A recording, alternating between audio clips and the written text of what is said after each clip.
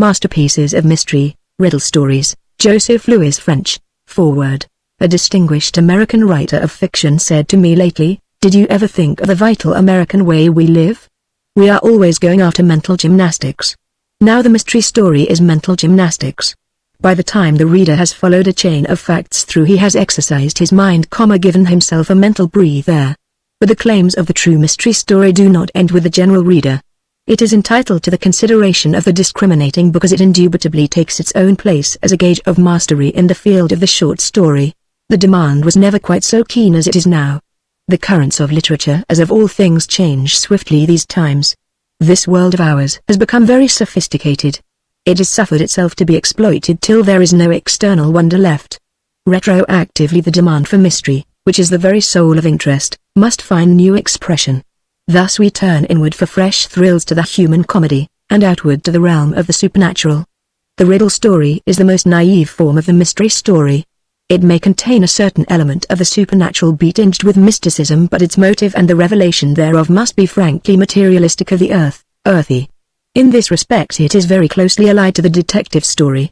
The model riddle story should be utterly mundane in motive, told in direct terms. Here again the genius of that great modern master asserts itself, and in the oblong box we have an early model of its kind. The stories of this collection cover a wide range and are the choice of reading in several literatures. Joseph Louis French, Chapter 1, The Mysterious Card, Cleveland Moffett, courtesy of the author. Feedbooks note. According to Uncertain Endings, the world's greatest unsolved mystery stories by Otto Penzler, MagneonBooks, 2006. This two-part story is one of the two most famous riddle stories of all time. The other being The Lady, or the Tiger? By Frank R. Stockton. The mysterious card stories were published in a magazine called The Black Cat, the first part in 1895 and the conclusion in 1896. The magazine publisher in 1912 put the two parts together in one volume, with the second part sealed, and offered a refund to purchasers if they could return the book with the seal still unbroken. We don't know if anyone actually returned the book without reading the second part. The two parts are available as individual ebooks in the public domain collection at feedbooks.com, along with a biographical sketch of the author, Cleveland Moffett. Stanley M. Socolow, volunteer contributor of this ebook to Feedbooks, March 2013. The Mysterious Card. Richard Burwell, of New York, will never cease to regret that the French language was not made a part of his education. This is why. On the second evening after Burwell arrived in Paris, feeling lonely without his wife and daughter, who was still visiting a friend in London, his mind naturally turned to the theatre. So, after consulting the daily amusement calendar, he decided to visit the Folies Bergère, which he had heard of as one of the notable sights. During an intermission he went into the beautiful garden, where gay crowds were strolling among the flowers, and lights, and fountains. He had just seated himself at a little three-legged table, with a view to enjoying the novel scene, when his attention was attracted by a lovely woman, gowned strikingly, though in perfect taste, who passed near him, leaning on the arm of a gentleman.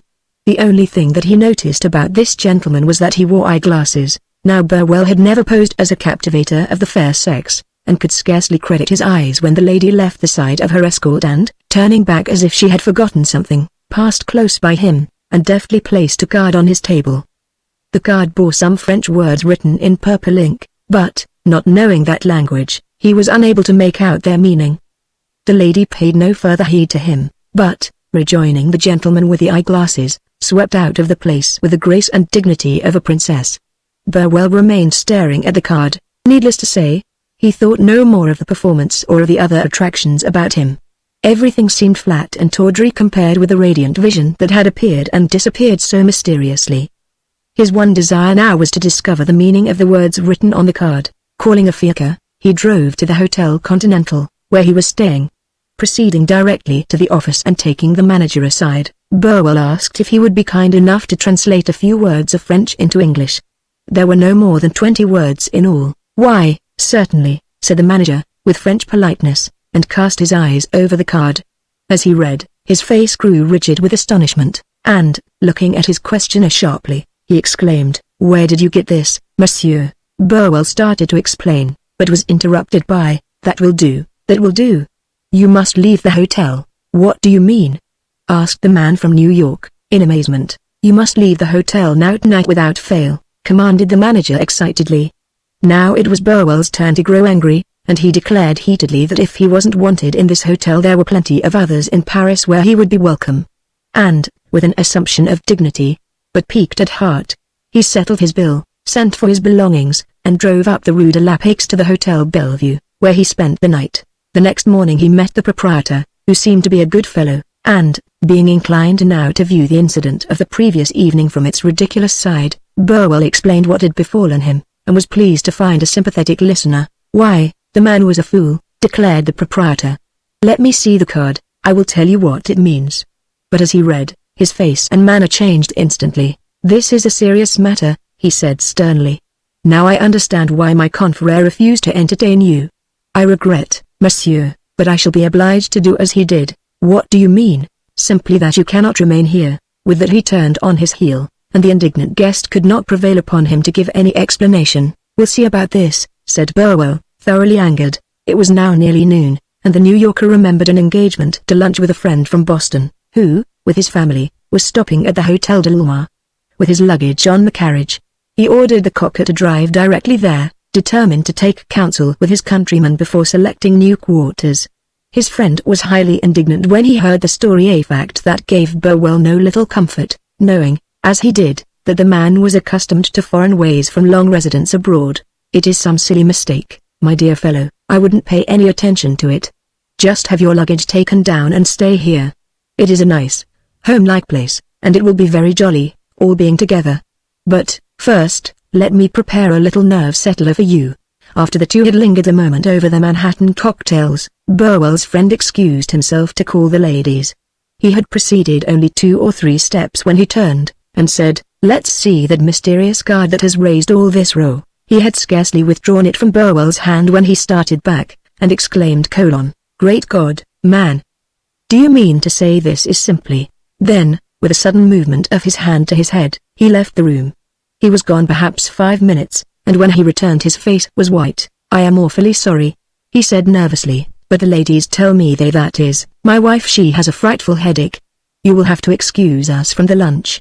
Instantly realizing that this was only a flimsy pretense, and deeply hurt by his friend's behavior, the mystified man arose at once and left without another word. He was now determined to solve this mystery at any cost. What could be the meaning of the words on that infernal piece of pasteboard? Profiting by his humiliating experiences, he took good care not to show the card to anyone at the hotel where he now established himself, a comfortable little place near the Grand Opera House. All through the afternoon he thought of nothing but the card, and turned over in his mind various ways of learning its meaning without getting himself into further trouble. That evening he went again to the Follies Bergère in the hope of finding the mysterious woman, for he was now more than ever anxious to discover who she was. It even occurred to him that she might be one of those beautiful nihilist conspirators, or, perhaps, a Russian spy, such as he had read of in novels. But he failed to find her, either then or on the 3 subsequent evenings which he passed in the same place. Meanwhile the card was burning in his pocket like a hot coal. He dreaded the thought of meeting anyone that he knew, while this horrible cloud hung over him. He bought a French-English dictionary and tried to pick out the meaning word by word, but failed. It was all Greek to him. For the first time in his life, Burwell regretted that he had not studied French at college.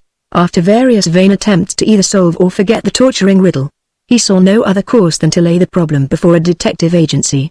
He accordingly put his case in the hands of an agent de la Gite who was recommended as a competent and trustworthy man.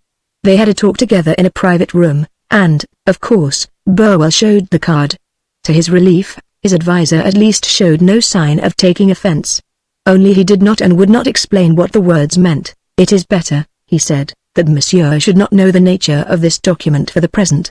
I will do myself the honor to call upon monsieur tomorrow at his hotel, and then monsieur shall know everything." "Then it is really serious?" asked the unfortunate man. "Very serious," was the answer. The next 24 hours Burwell passed in a fever of anxiety. As his mind conjured up one fearful possibility after another, he deeply regretted that he had not torn up the miserable card at the start. He even seized it, prepared to strip it into fragments, and so end the whole affair. And then his Yankee stubbornness again asserted itself, and he determined to see the thing out, come what might. After all, he reasoned, it is no crime for a man to pick up a card that a lady drops on his table. Crime or no crime, however, it looked very much as if he had committed some grave offense when, the next day, his detective drove up in a carriage, accompanied by a uniformed official, and requested the astounded American to accompany them to the police headquarters. "What for?" he asked. "It is only a formality," said the detective. And when Burwell still protested, the man in uniform remarked, "You'd better come quietly, monsieur, you will have to come, anyway." An hour later, after severe cross-examination by another official, who demanded many facts about the New Yorker's age, place of birth, residence, occupation, etc., the bewildered man found himself in the consigliere prison. Why he was there or what was about to befall him Burwell had no means of knowing, but before the day was over he succeeded in having a message sent to the American legation, where he demanded immediate protection as a citizen of the United States. It was not until evening, however, that the Secretary of Legation, a consequential person, called at the prison. There followed a stormy interview, in which the prisoner used some strong language, the French officers gesticulated violently and talked very fast, and the secretary calmly listened to both sides, said little, and smoked a good cigar. "I will lay your case before the American minister," he said as he rose to go, "and let you know the result tomorrow. But this is an outrage." "Do you mean to say?" Before he could finish, however, the secretary, with a strangely suspicious glance, turned and left the room. That night Burwell slept in a cell. The next morning he received another visit from the non-committal secretary, who informed him that matters had been arranged, and that he would be set at liberty forthwith. "I must tell you, though," he said, "that I have had great difficulty in accomplishing this, and your liberty is granted only on condition that you leave the country within 24 hours, and never under any conditions return." Burwell stormed, raged, and pleaded, but it availed nothing. The secretary was inexorable, and yet he positively refused to throw any light upon the causes of this monstrous injustice. "Here is your card," he said, handing him a large envelope closed with the seal of legation. "I advise you to burn it and never refer to the matter again." That night the ill-fated man took the train for London, his heart consumed by hatred for the whole French nation, together with a burning desire for vengeance. He wired his wife to meet him at the station, and for a long time debated with himself whether he should at once tell her the sickening truth. In the end he decided that it was better to keep silent. No sooner, however, had she seen him than her woman's instinct told her that he was laboring under some mental strain. And he saw in a moment that to withhold from her his burning secret was impossible, especially when she began to talk of the trip they had planned through France. Of course no trivial reason would satisfy her for his refusal to make this trip, since they had been looking forward to it for years, and yet it was impossible now for him to set foot on French soil, so he finally told her the whole story, she laughing and weeping in turn. To her, as to him, it seemed incredible that such overwhelming disasters could have grown out of so small a cause, and, being a fluent French scholar, she demanded a sight of the fatal piece of pasteboard. In vain her husband tried to divert her by proposing a trip through Italy. She would consent to nothing until she had seen the mysterious card which Burwell was now convinced he ought long ago to have destroyed. After refusing for a while to let her see it, he finally yielded.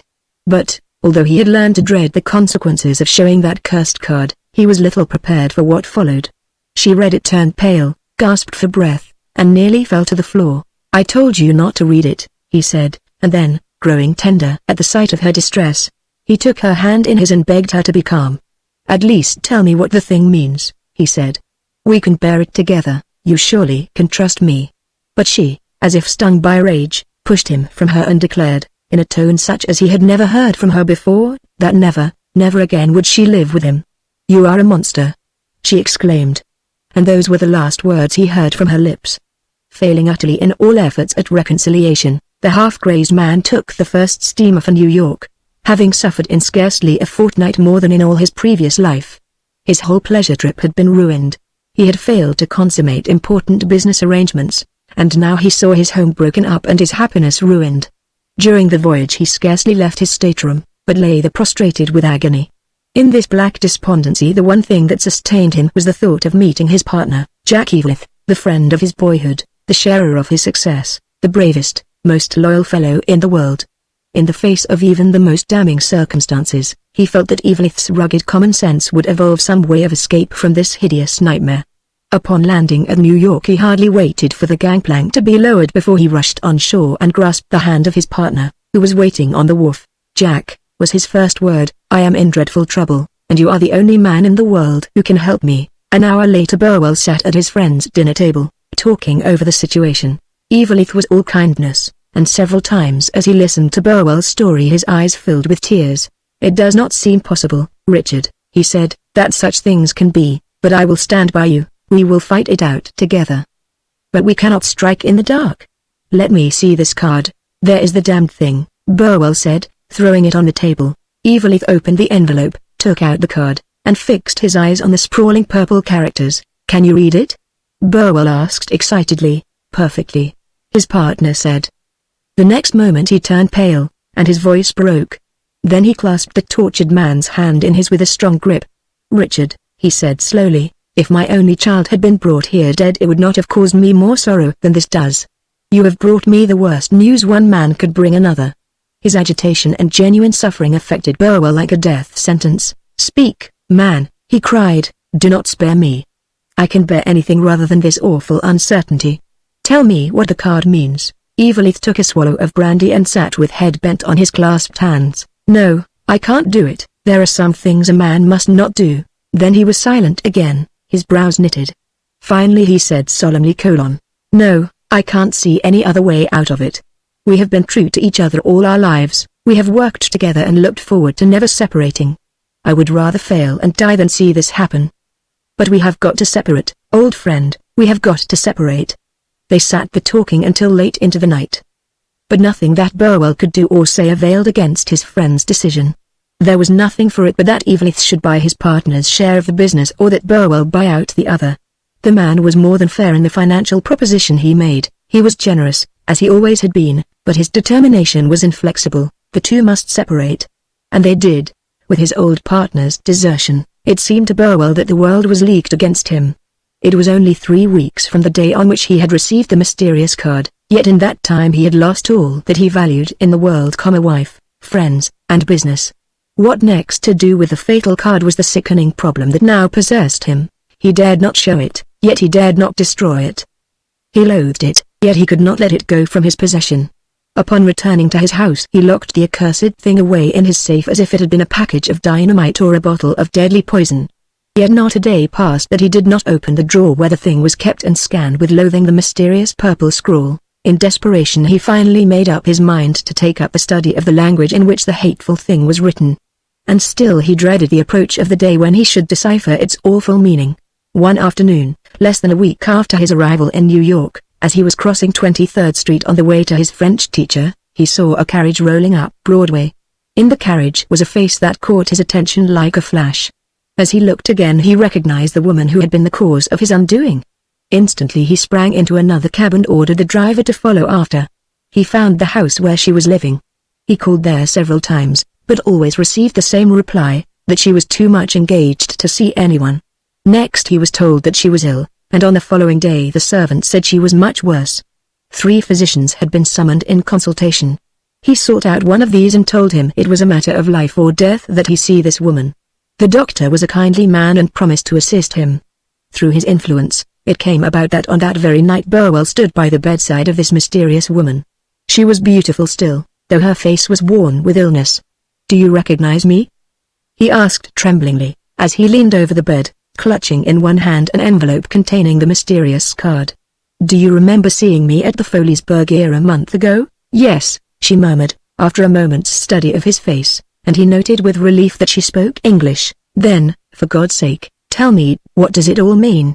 he gasped, quivering with excitement. "I gave you the card because I wanted you to." Here a terrible spasm of coughing shook her whole body, and she fell back exhausted. An agonizing despair tugged at Burwell's heart.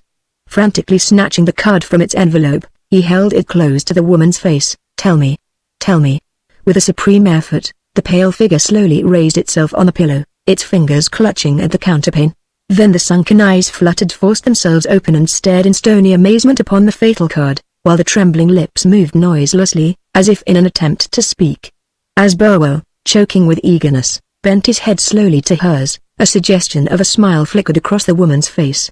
Again the mouth quivered, the man's head bent nearer and nearer to hers, his eyes riveted upon the lips. Then, as if to aid her in deciphering the mystery, he turned his eyes to the card. With a cry of horror he sprang to his feet, his eyeballs starting from their sockets. Almost at the same moment the woman fell heavily upon the pillow. Every vestige of the writing had faded. The card was blank, the woman lay dead, the mysterious card unveiled.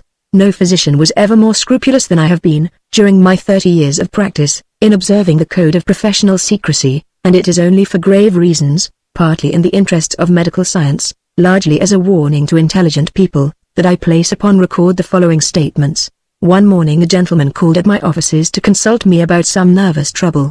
From the moment I saw him, the man made a deep impression on me, not so much by the pallor and worn look of his face as by a certain intense sadness in his eyes, as if all hope had gone out of his life. I wrote a prescription for him, and advised him to try the benefits of an ocean voyage. He seemed to shiver at the idea, and said that he had been abroad too much, already.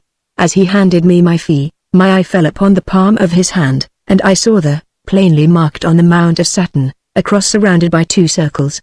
I should explain that for the greater part of my life I have been a constant and enthusiastic student of palmistry. During my travels in the Orient, after taking my degree, I spent months studying this fascinating art at the best sources of information in the world. I have read everything published on palmistry in every known language, and my library on the subject is perhaps the most complete in existence. In my time I have examined at least 14,000 palms, and taken casts of many of the more interesting of them.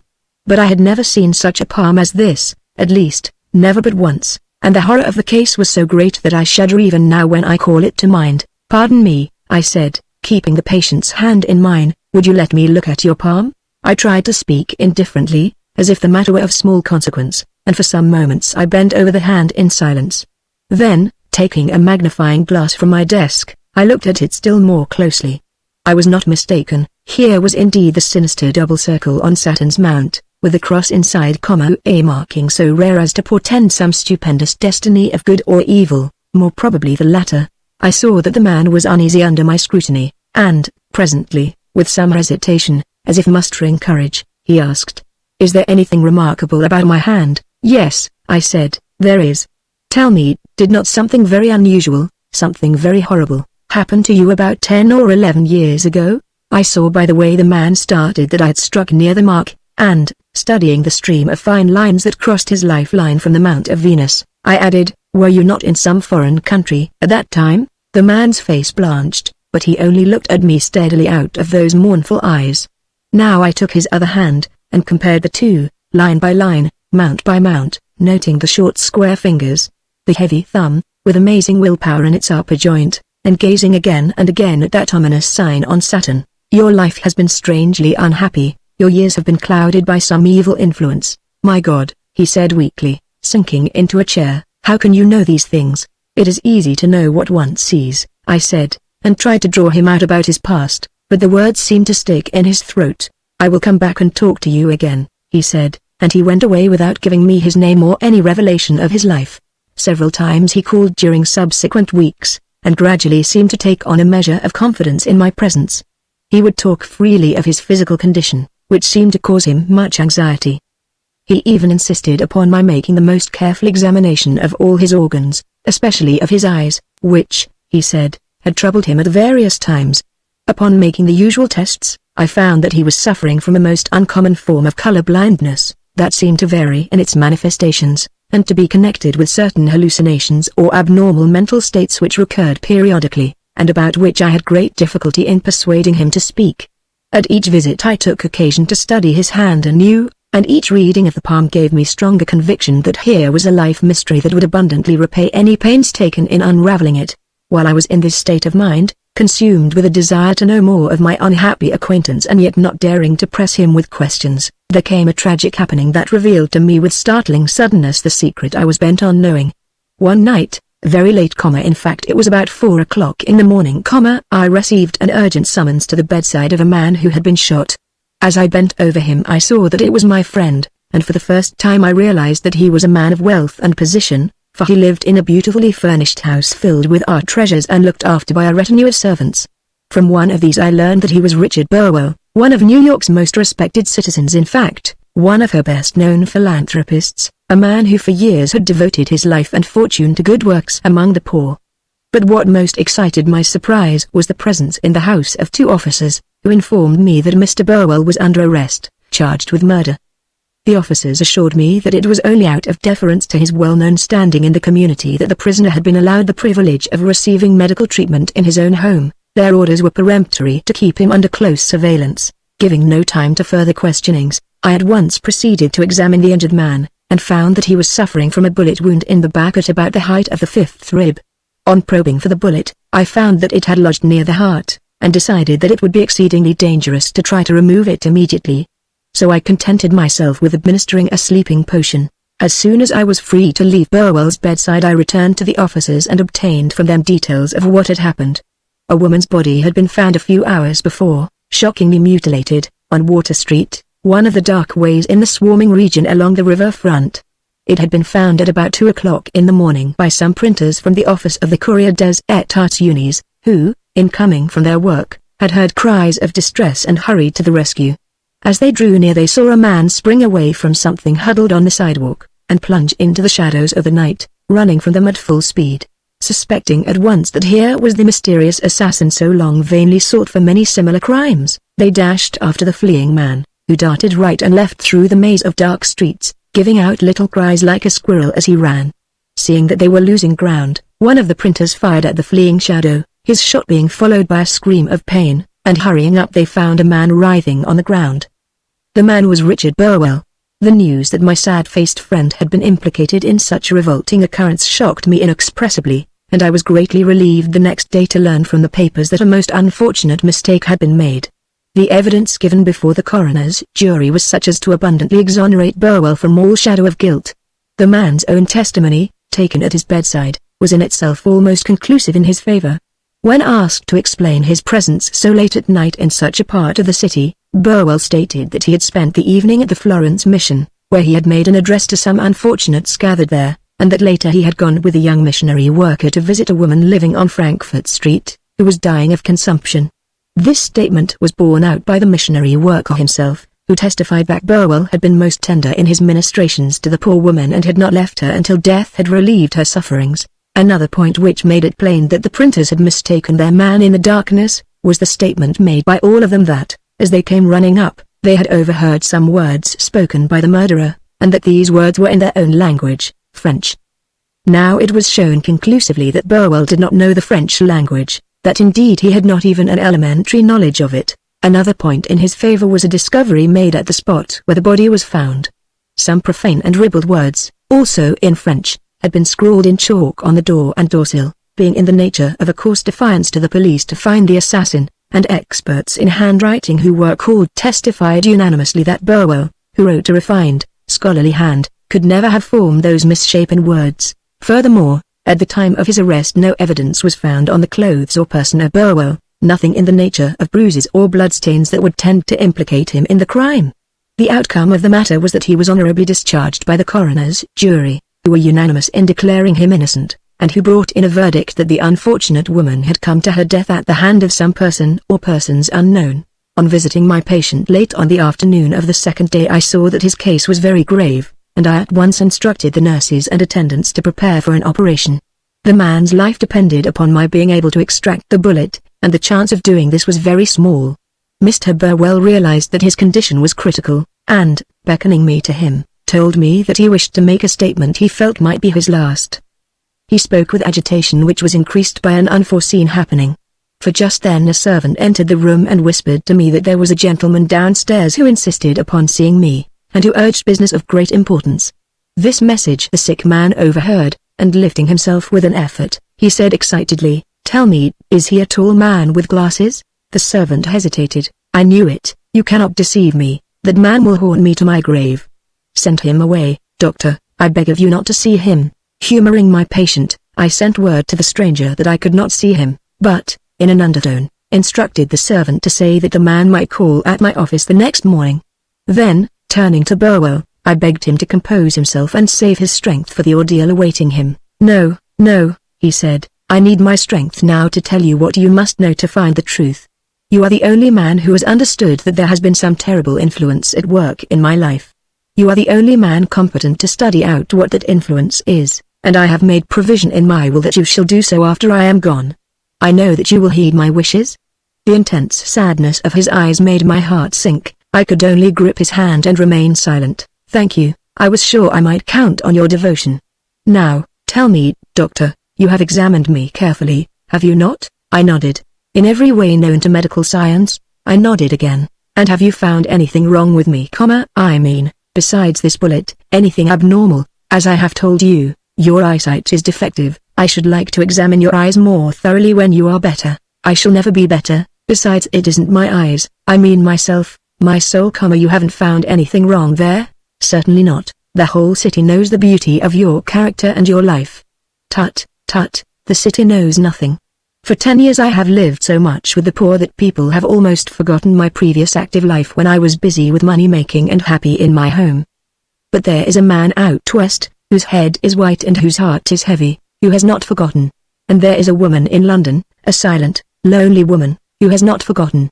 The man was my partner, poor Jack Heathcliff. The woman was my wife.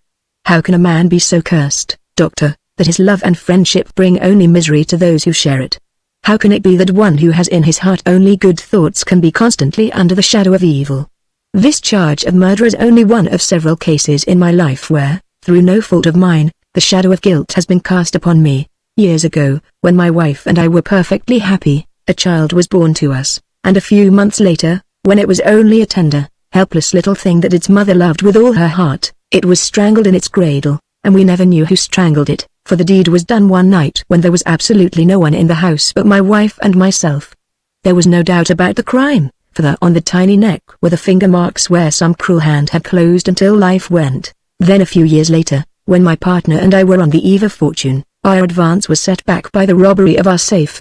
Someone opened it in the night, someone who knew the combination, for it was the work of no burglar, and yet there were only 2 persons in the world who knew that combination, my partner and myself. I tried to be brave when these things happened, but as my life went on it seemed more and more as if some curse were on me. 11 years ago I went abroad with my wife and daughter. Business took me to Paris, and I left the ladies in London, expecting to have them join me in a few days.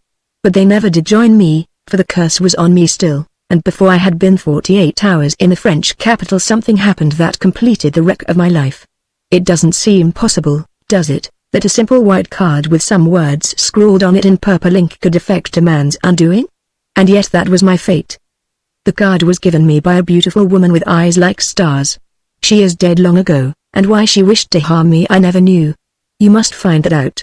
You see, I did not know the language of the country, and, wishing to have the words translated, surely that was natural enough, I showed the card to others. But no one would tell me what it meant. And, worse than that, wherever I showed it, and to whatever person, the evil came upon me quickly. I was driven from one hotel after another, an old acquaintance turned his back on me, I was arrested and thrown into prison, I was ordered to leave the country. The sick man paused for a moment in his weakness, but with an effort forced himself to continue. When I went back to London, sure of comfort in the love of my wife, she too, on seeing the card, drove me from her with cruel words.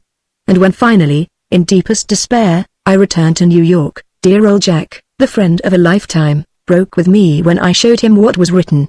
What the words were I do not know, and suppose no one will ever know, for the ink has faded these many years. You will find the card in my safe with other papers. But I want you, when I am gone, to find out the mystery of my life, and about my fortune, that must be held until you have decided. There is no one who needs my money as much as the poor in this city, and I have bequeathed it to them unless, in an agony of mind, Mr. Burwell struggled to go on, I soothing and encouraging him, unless you find what I am afraid to think, but yes, I must say it, that I have not been a good man, as the world thinks, but have, oh doctor, if you find that I have unknowingly harmed any human being, I want that person, or these persons, to have my fortune. Promise that. Seeing the wild light in Burwell's eyes, and the fever that was burning him, I gave the promise asked of me, and the sick man sank back calmer. A little later, the nurse and attendants came for the operation. As they were about to administer the ether, Burwell pushed them from him, and insisted on having brought to his bedside an iron box from the safe. The card is here, he said, laying his trembling hand upon the box. You will remember your promise. Those were his last words, for he did not survive the operation. Early the next morning I received this message: the stranger of yesterday begs to see you, and presently a gentleman of fine presence and strength of face, a tall, dark-complexioned man wearing glasses, was shown into the room. Mr. Burwell is dead, is he not? Were his first words. Who told you? No one told me, but I know it, and I thank God for it. There was something in the stranger's intense earnestness that convinced me of his right to speak thus, and I listened attentively. That you may have confidence in the statement I am about to make, I will first tell you who I am, and he handed me a card that caused me to lift my eyes in wonder, for it bore a very great name, that of one of Europe's most famous savants. You have done me much honor, sir, I said with respectful inclination. On the contrary, you will oblige me by considering me in your debt, and by never revealing my connection with this wretched man. I am moved to speak partly from considerations of human justice, largely in the interest of medical science. It is right for me to tell you, doctor, that your patient was beyond question the Water Street assassin. Impossible. I cried. You will not say so when I have finished my story, which takes me back to Paris, to the time, 11 years ago, when this man was making his first visit to the French capital. The mysterious card, I exclaimed. He has told you of his experience, but not of what befell the night before, when he first met my sister. Your sister? Yes, it was she who gave him the card, and, in trying to befriend him, made him suffer. She was in ill health at the time, so much so that we had left our native India for extended journeyings. Alas! We delayed too long, for my sister died in New York, only a few weeks later, and I honestly believe her taking off was hastened by anxiety inspired by this man. Strange, I murmured, how the life of a simple New York merchant could become entangled with that of a great lady of the East. Yet so it was. You must know that my sister's condition was due mainly to an over-fondness for certain occult investigations, from which I had vainly tried to dissuade her. She had once befriended some adepts, who, in return, had taught her things about the soul she had better have left unlearned. At various times while with her I had seen strange things happen, but I never realized what unearthly powers were in her until that night in Paris. We were returning from a drive in the Bois. It was about 10 o'clock, and the city lay beautiful around us as Paris looks on a perfect summer's night. Suddenly my sister gave a cry of pain and put her hand to her heart. Then, changing from French to the language of our country, she explained to me quickly that something frightful was taking place there, where she pointed her finger across the river, that we must go to the place at once. The driver must lash his horses, every second was precious. So affected was I by her intense conviction, and such confidence had I in my sister's wisdom, that I did not oppose her, but told the man to drive as she directed. The carriage fairly flew across the bridge, down the boulevard Street Germain, then to the left, threading its way through the narrow streets that lie along the Seine. This way and that, straight ahead here, a turn there, she directing our course, never hesitating, as if drawn by some unseen power, and always urging the driver on to greater speed. Finally, we came to a black-mouthed, evil-looking alley, so narrow and roughly paved that the carriage could scarcely advance. Come on! My sister cried, springing to the ground. We will go on foot, we are nearly there. Thank God, we may yet be in time. No one was in sight as we hurried along the dark alley, and scarcely a light was visible, but presently a smothered scream broke the silence, and, touching my arm, my sister exclaimed: There, draw your weapon, quick, and take the man at any cost. So swiftly did everything happen after that I hardly know my actions, but a few minutes later I held pinioned in my arms a man whose blows and writhings had been all in vain, for you must know that much exercise in the jungle had made me strong of limb. As soon as I had made the fellow fast I looked down and found moaning on the ground a poor woman, who explained with tears and broken words that the man had been in the very act of strangling her. Searching him I found a long-bladed knife of curious shape, and keen as a razor, which had been brought for what horrible purpose you may perhaps divine. Imagine my surprise, on dragging the man back to the carriage, to find, instead of the ruffianly assassin I expected, a gentleman as far as could be judged from face and manner. Fine eyes, white hands, careful speech, all the signs of refinement and the dress of a man of means. How can this be? I said to my sister in our own tongue as we drove away, I holding my prisoner on the opposite seat where he sat silent. It is a Culot's man, she said, shivering. It is a fiend soul. There are a few such in the whole world, perhaps 2 or 3 in all, but he has a good face. You have not seen his real face yet. I will show it to you, presently. In the strangeness of these happenings and the still greater strangeness of my sister's words, I had all but lost the power of wonder. So we sat without further word until the carriage stopped at the little chateau we had taken near the Parc Mont. I could never properly describe what happened that night, my knowledge of these things is too limited. I simply obeyed my sister in all that she directed, and kept my eyes on this man as no hawk ever watched its prey. She began by questioning him, speaking in a kindly tone which I could ill understand. He seemed embarrassed, dazed, and professed to have no knowledge of what had occurred. or how he had come where we found him. To all my inquiries as to the woman or the crime he shook his head blankly, and thus aroused my wrath. "Be not angry with him, brother, he is not lying, it is the other soul." She asked him about his name and country, and he replied without hesitation that he was Richard Burwell, a merchant from New York, just arrived in Paris, traveling for pleasure in Europe with his wife and daughter. This seemed reasonable, for the man spoke English, and, strangely enough, seemed to have no knowledge of French, although we both remember hearing him speak French to the woman. "There is no doubt," my sister said, "it is indeed a Culo's man. It knows that I am here, that I am its master. Look, look!" she cried sharply, at the same time putting her eyes so close to the man's face that their fierce light seemed to burn into him. What power she exercised I do not know, nor whether some words she spoke, unintelligible to me, had to do with what followed, but instantly there came over this man, this pleasant-looking, respectable American citizen, such a change as is not made by death worms gnawing in a grave. Now there was a fiend groveling at her feet, a foul, sin-stained fiend. "Now you see the demon soul," said my sister. "Watch it writhe and struggle, it has served me well, brother, sayest thou not so? The law I gained from our wise men? The horror of what followed chilled my blood, nor would I trust my memory were it not that there remained and still remains plain proof of all that I affirm. This hideous creature, dwarfed, crouching, devoid of all resemblance to the man we had but now beheld, chattering to us in curious old-time French, poured out such horrid blasphemy as would have blanched the cheek of Satan, and made recital of such evil deeds as never mortal ear gave heed to. And as she willed, my sister checked it or allowed it to go on. What it all meant was more than I could tell.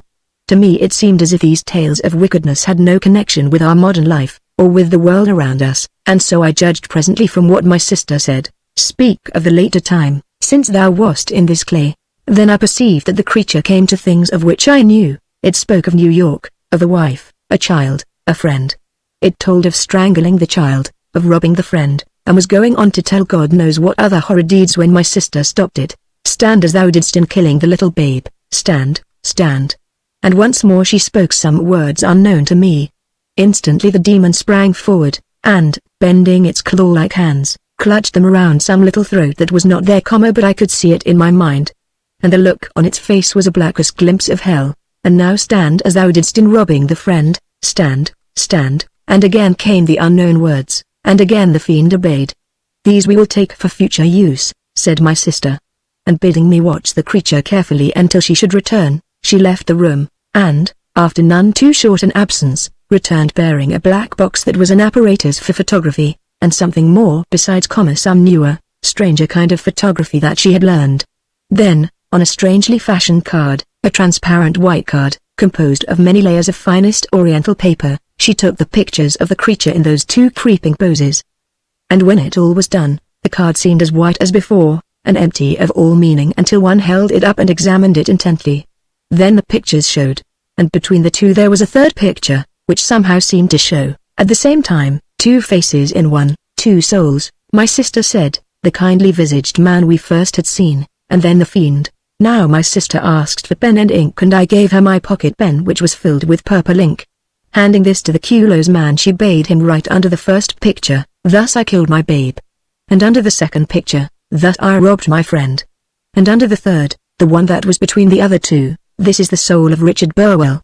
An odd thing about this writing was that it was in the same old French the creature had used in speech, and yet Burwell knew no French. My sister was about to finish with the creature when a new idea took her, and she said, looking at it as before, "Of all thy crimes which one is the worst? Speak, I command thee." Then the fiend told how once it had killed every soul in a house of holy women and buried the bodies in a cellar under a heavy door. Where was the house? At number 19 Rue Picpus, next to the old graveyard. And when was this? Here the fiend seemed to break into fierce rebellion, writhing on the floor with hideous contortions, and pouring forth words that meant nothing to me, but seemed to reach my sister's understanding, for she interrupted from time to time, with quick, stern words that finally brought it to subjection. "Enough," she said, "I know all," and then she spoke some words again, her eyes fixed as before, and the reverse change came. Before us stood once more the honest-looking, fine-appearing gentleman, Richard Burwell, of New York. "Excuse me, madame," he said, awkwardly, but with deference, "I must have dosed a little. I am not myself tonight." "No," said my sister, "you have not been yourself tonight. A little later I accompanied the man to the Continental Hotel, where he was stopping, and, returning to my sister, I talked with her until late into the night. I was alarmed to see that she was wrought to a nervous tension that augured ill for her health.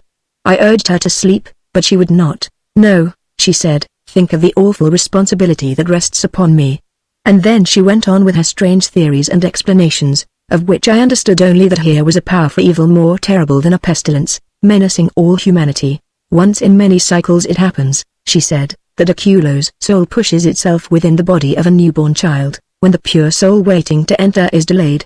Then the two live together through that life, and this hideous principle of evil has a chance upon the earth. It is my will, as I feel it my duty, to see this poor man again. The chances are that he will never know us, for the shock of this night to his normal soul is so great as to wipe out memory."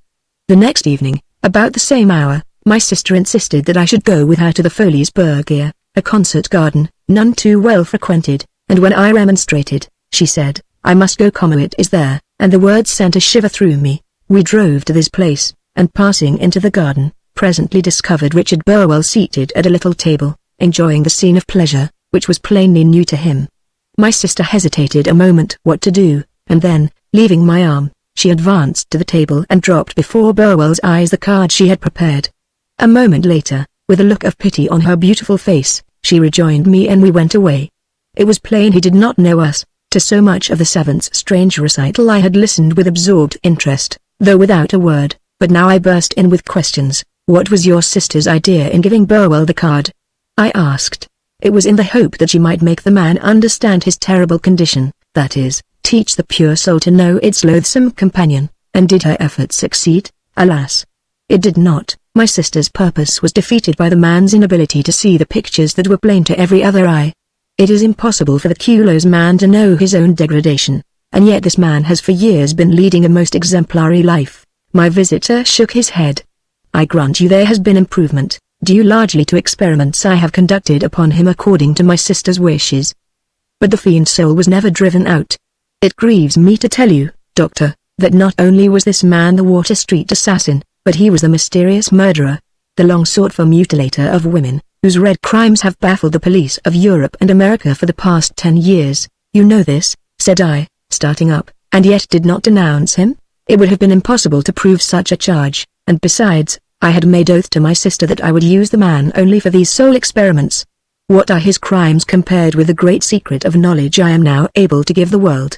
"A secret of knowledge?" "Yes," said the savant, with intense earnestness. "I may tell you now, Doctor, what the whole world will know, ere long, that it is possible to compel every living person to reveal the innermost secrets of his or her life, so long as memory remains, for memory is only the power of producing in the brain material pictures that may be projected externally by the thought rays and made to impress themselves upon the photographic plate, precisely as ordinary pictures do." "You mean," I exclaimed, "that you can photograph the two principles of good and evil that exist in us?" "Exactly that. The great truth of a dual soul existence, that was dimly apprehended by one of your Western novelists, has been demonstrated by me in a laboratory with my camera. It is my purpose, at the proper time, to entrust this precious knowledge to a chosen few who will perpetuate it and use it worthily." "Wonderful, wonderful!"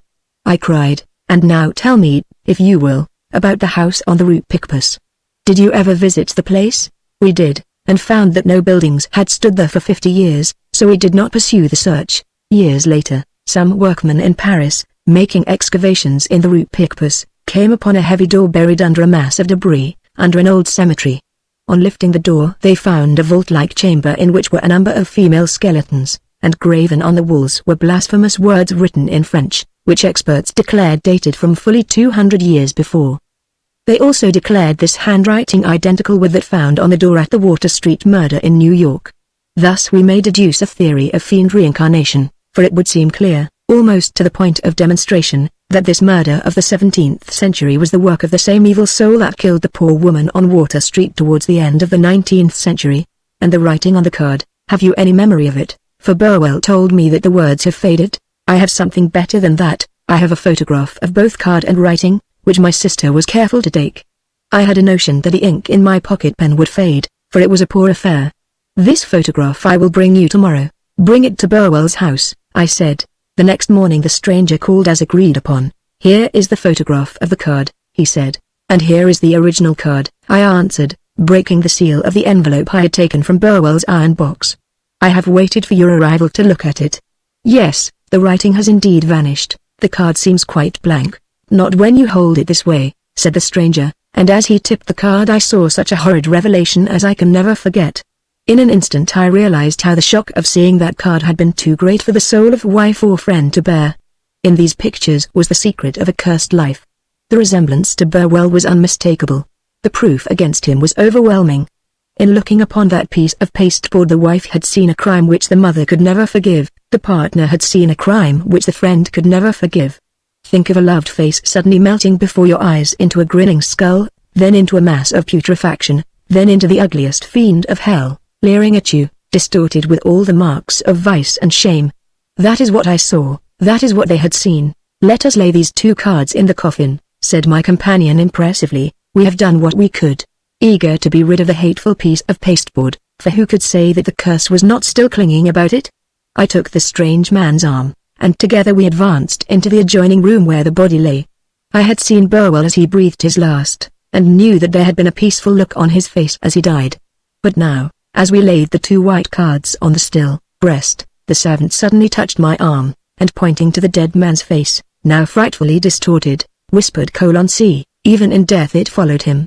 Let us close the coffin quickly. Chapter 2: The Great Valdez Sapphire, Anonymous. Feedbooks Note: this story was published anonymously in the Milwaukee Daily Journal in February 1892 with the title The Valdez Sapphire. Where else it may have been published or how it acquired the current title, we have not discovered. I know more about it than anyone else in the world, its present owner not excepted.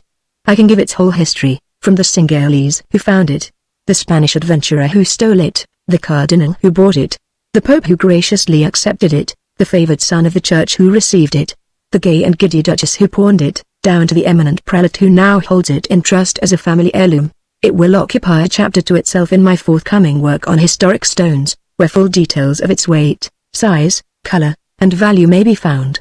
At present I am going to relate an incident in its history which, for obvious reasons, will not be published, which, in fact, I trust the reader will consider related in strict confidence. I had never seen the stone itself when I began to write about it, and it was not till one evening last spring, while staying with my nephew, Sir Thomas Acton, that I came within measurable distance of it.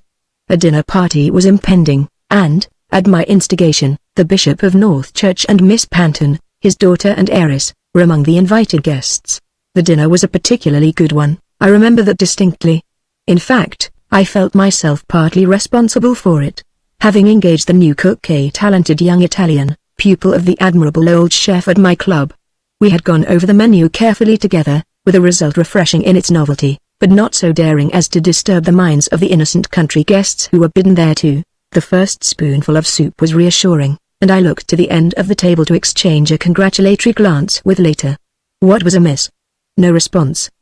Her pretty face was flushed, her smile constrained. She was talking with quite unnecessary empressement to her neighbor, Sir Harry Lander, though Leta is one of those few women who understand the importance of letting a man settle down tranquilly and with an undisturbed mind to the business of dining, allowing no tropic of serious interest to come on before the relieves, and reserving mere conversational brilliancy for the entremets. Guests all right? No disappointments? I had gone through the list with her, selecting just the right people to be asked to meet the Landors, our new neighbors.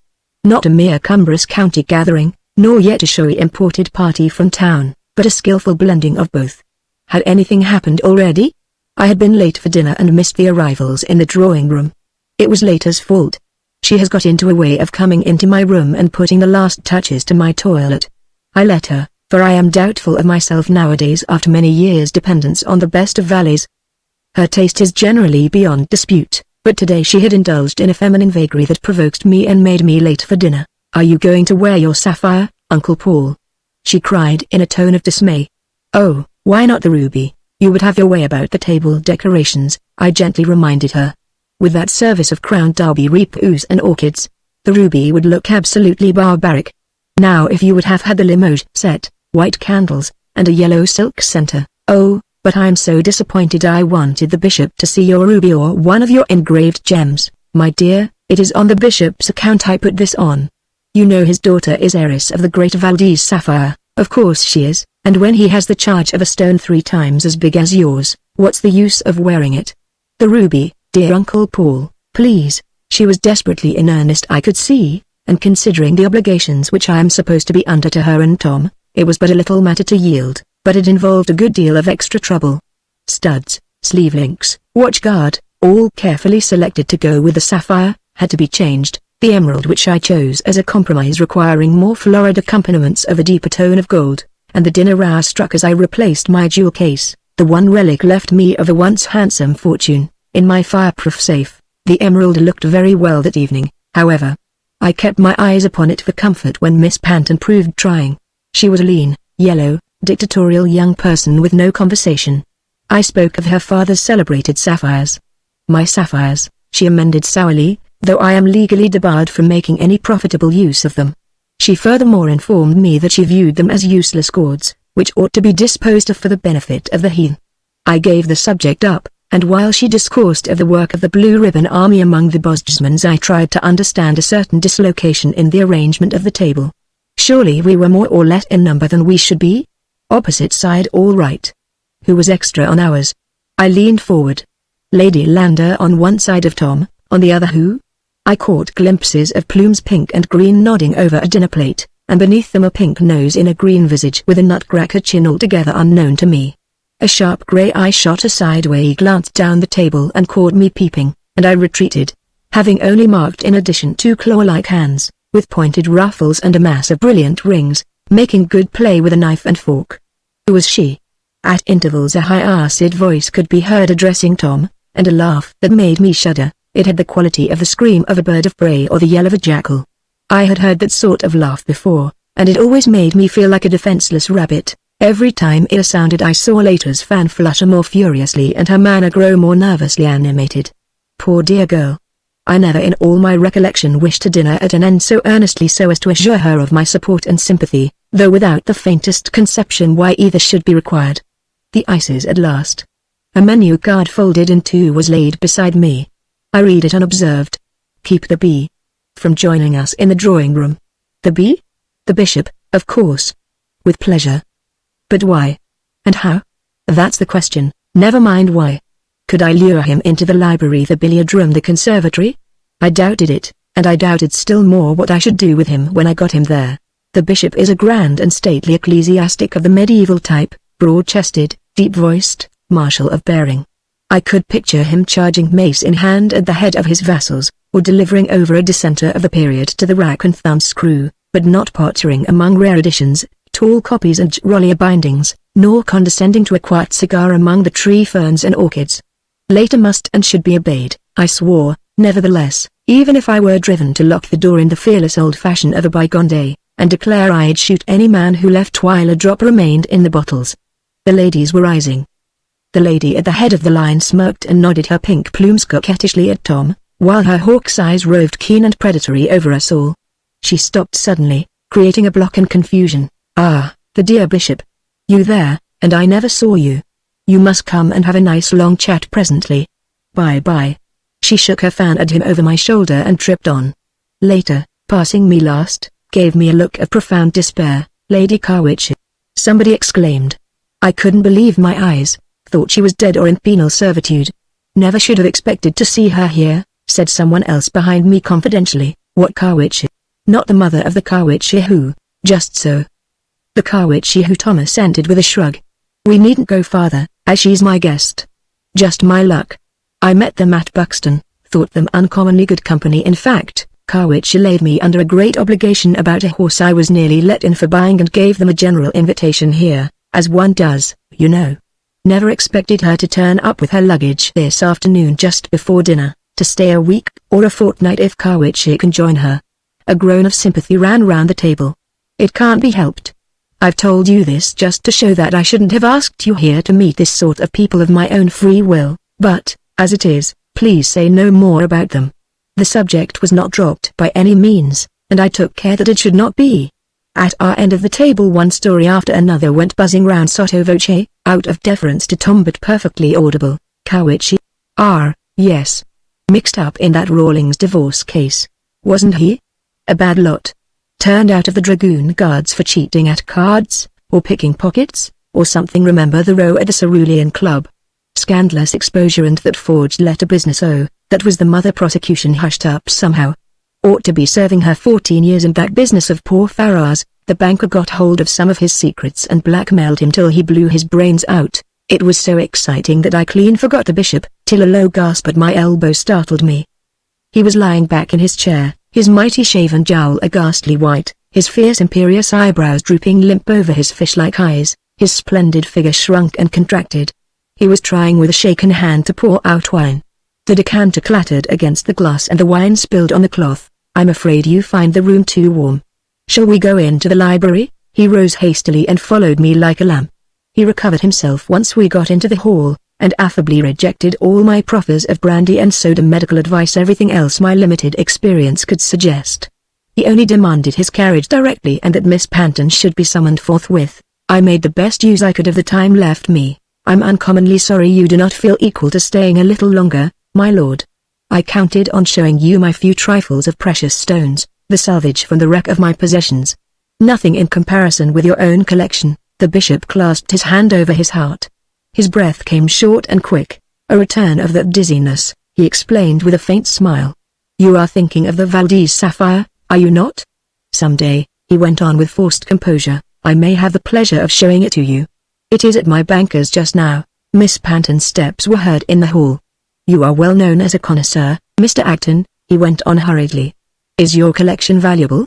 If so, keep it safe, don't trust a ring off your hand, or the key of your jewel case out of your pocket till the house is clear again.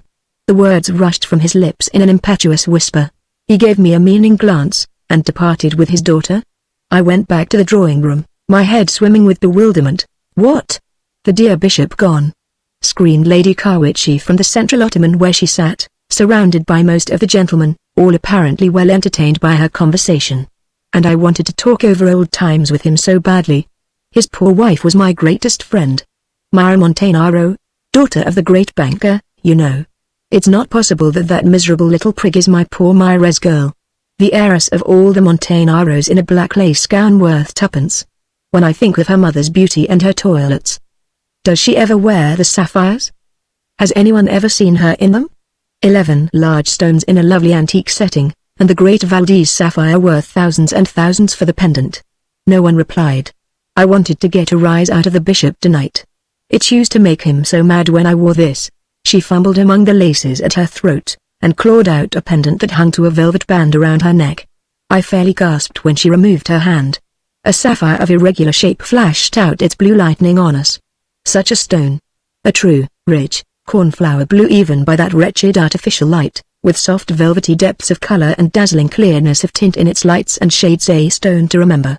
I stretched out my hand involuntarily, but Lady Carwitchy drew back with a coquettish squeal. No. No. You mustn't look any closer.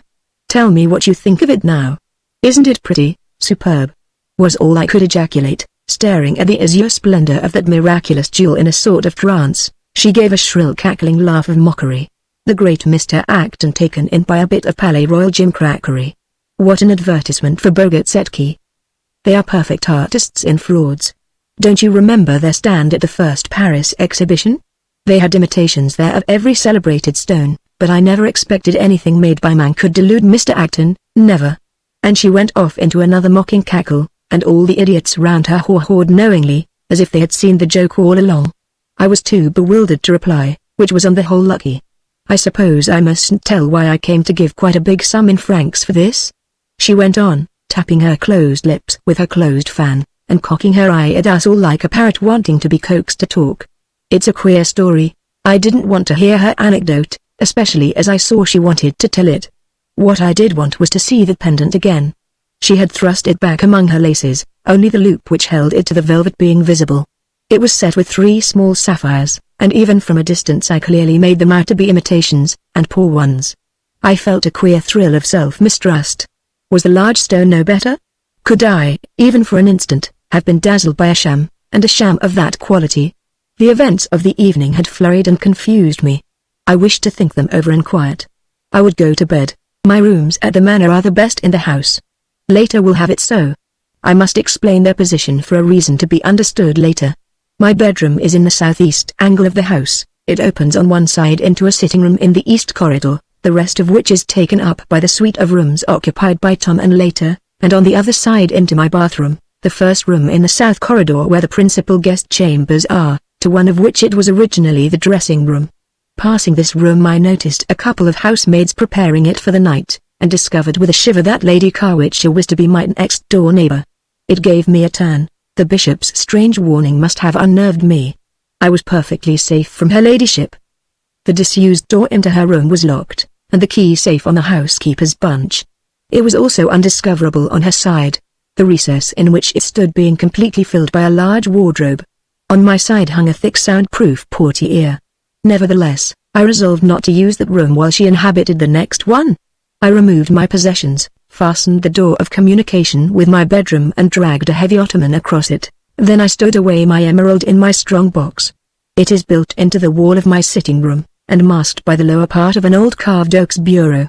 I put away even the rings I wore habitually, keeping out only an inferior cat's eye for workaday wear. I had just made all safe when Leta tapped at the door and came in to wish me good night. She looked flushed and harassed and ready to cry. "Uncle Paul," she began, "I want you to go up to town at once, and stay away till I send for you, my dear." I was too amazed to expostulate. "We've got a pestilence among us," she declared, her foot tapping the ground angrily, "and the least we can do is to go into quarantine." "Oh, I'm so sorry and so ashamed. The poor bishop. I'll take good care that no one else shall meet that woman here. You did your best for me, Uncle Paul, and managed admirably, but it was all no use. I hoped against hope that what between the dusk of the drawing-room before dinner, and being put at opposite ends of the table, we might get through without a meeting. But, my dear, explain. Why shouldn't the bishop and Lady Carwitcher meet? Why is it worse for him than anyone else? Why? I thought everybody had heard of that dreadful wife of his who nearly broke his heart. If he married her for her money it served him right, but Lady Lander says she was very handsome and really in love with him at first. Then Lady Carwitcher got hold of her and led her into all sorts of mischief. She left her husband, he was only a rector with a country living in those days, and went to live in town, got into a horrid fast set, and made herself notorious. You must have heard of her. I heard of her sapphires, my dear. But I was in Brazil at the time. I wish you had been at home. You might have found her out. She was furious because her husband refused to let her wear the great Valdez sapphire. It had been in the Montanaro family for some generations, and her father settled it first on her and then on her little girl, the bishop being trustee. He felt obliged to take away the little girl, and send her off to be brought up by some old aunts in the country, and he locked up the sapphire. Lady Carwitcher tells us a splendid joke how they got the copy made in Paris, and it did just as well for the people to stare at. No wonder the bishop hates the very name of the stone. How long will she stay here? I asked dismally. Till Lord Carwitcher can come and escort her to Paris to visit some American friends. Goodness knows when that will be. Do go up to town, Uncle Paul. I refused indignantly. The very least I could do was to stand by my poor young relatives in their troubles and help them through. I did so. I wore that inferior cat's eye for 6 weeks. It is a time I cannot think of even now without a shudder. The more I saw of that terrible old woman the more I detested her, and we saw a very great deal of her. Later kept her word, and neither accepted nor gave invitations all that time. We were cut off from all society but that of old General Fairford, who would go anywhere and meet anyone to get a rub after dinner, the doctor, a sporting widower, and the Duberlys, a giddy, rather rackety young couple who had taken the dower house for a year. Lady Carwitcher seemed perfectly content. She revelled in the soft living and good fare of the manor house, the drives in Leta's big barouche, and Domenico's dinners, as one to whom short commons were not unknown. She had a hungry way of grabbing and grasping at everything she could. The shillings she won at whist, the best fruit to dessert, the postage stamps in the library inkstand that was infinitely suggestive. Sometimes I could have pitied her, she was so greedy, so spiteful, so friendless. She always made me think of some wicked old pirate putting into a peaceful port to provision and repair his battered old hulk, obliged to live on friendly terms with the natives, but his piratical old nostrils a snuff for plunder and his piratical old soul longing to be off marauding once more. When would that be? Not till the arrival in Paris of her distinguished American friends, of whom we heard a great deal. Charming people, the Bockhams of Chicago, the American branch of the English champs, you know. They seemed to be taking an unconscionable time to get there. She would have insisted on being driven over to North Church to call at the palace, but that the bishop was understood to be holding confirmations at the other end of the diocese. I was alone in the house one afternoon sitting by my window, toying with the key of my safe, and wondering whether I dare treat myself to a peep at my treasures, when a suspicious movement in the park below caught my attention. A black figure certainly dodged from behind one tree to the next, and then into the shadow of the park paling instead of keeping to the footpath. It looked queer. I caught up my field glass and marked him at one point where he was bound to come into the open for a few steps. He crossed the strip of turf with giant strides and got into cover again, but not quick enough to prevent me recognizing him. It was Great Heavens! The bishop.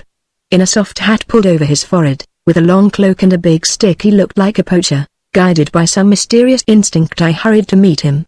I opened the conservatory door, and in he rushed like a hunted rabbit. Without explanation I led him up the wide staircase to my room, where he dropped into a chair and wiped his face. "You're astonished, Mr. Acton," he panted. "I will explain directly." "Thanks." He tossed off the glass of brandy I had poured out without waiting for the qualifying soda, and looked better. "I am in serious trouble. You can help me. I've had a shock today, a grievous shock." He stopped and tried to pull himself together. "I must trust you implicitly, Mr. Acton. I have no choice. Tell me what you think of this." He drew a case from his breast pocket and opened it. "I promised you should see the Valdez sapphire. Look there, the Valdez sapphire. A great big shining lump of blue crystal, flawless and of perfect color, that was all." I took it up, breathed on it, drew out my magnifier, looked at it in one light and another. What was wrong with it? I could not say.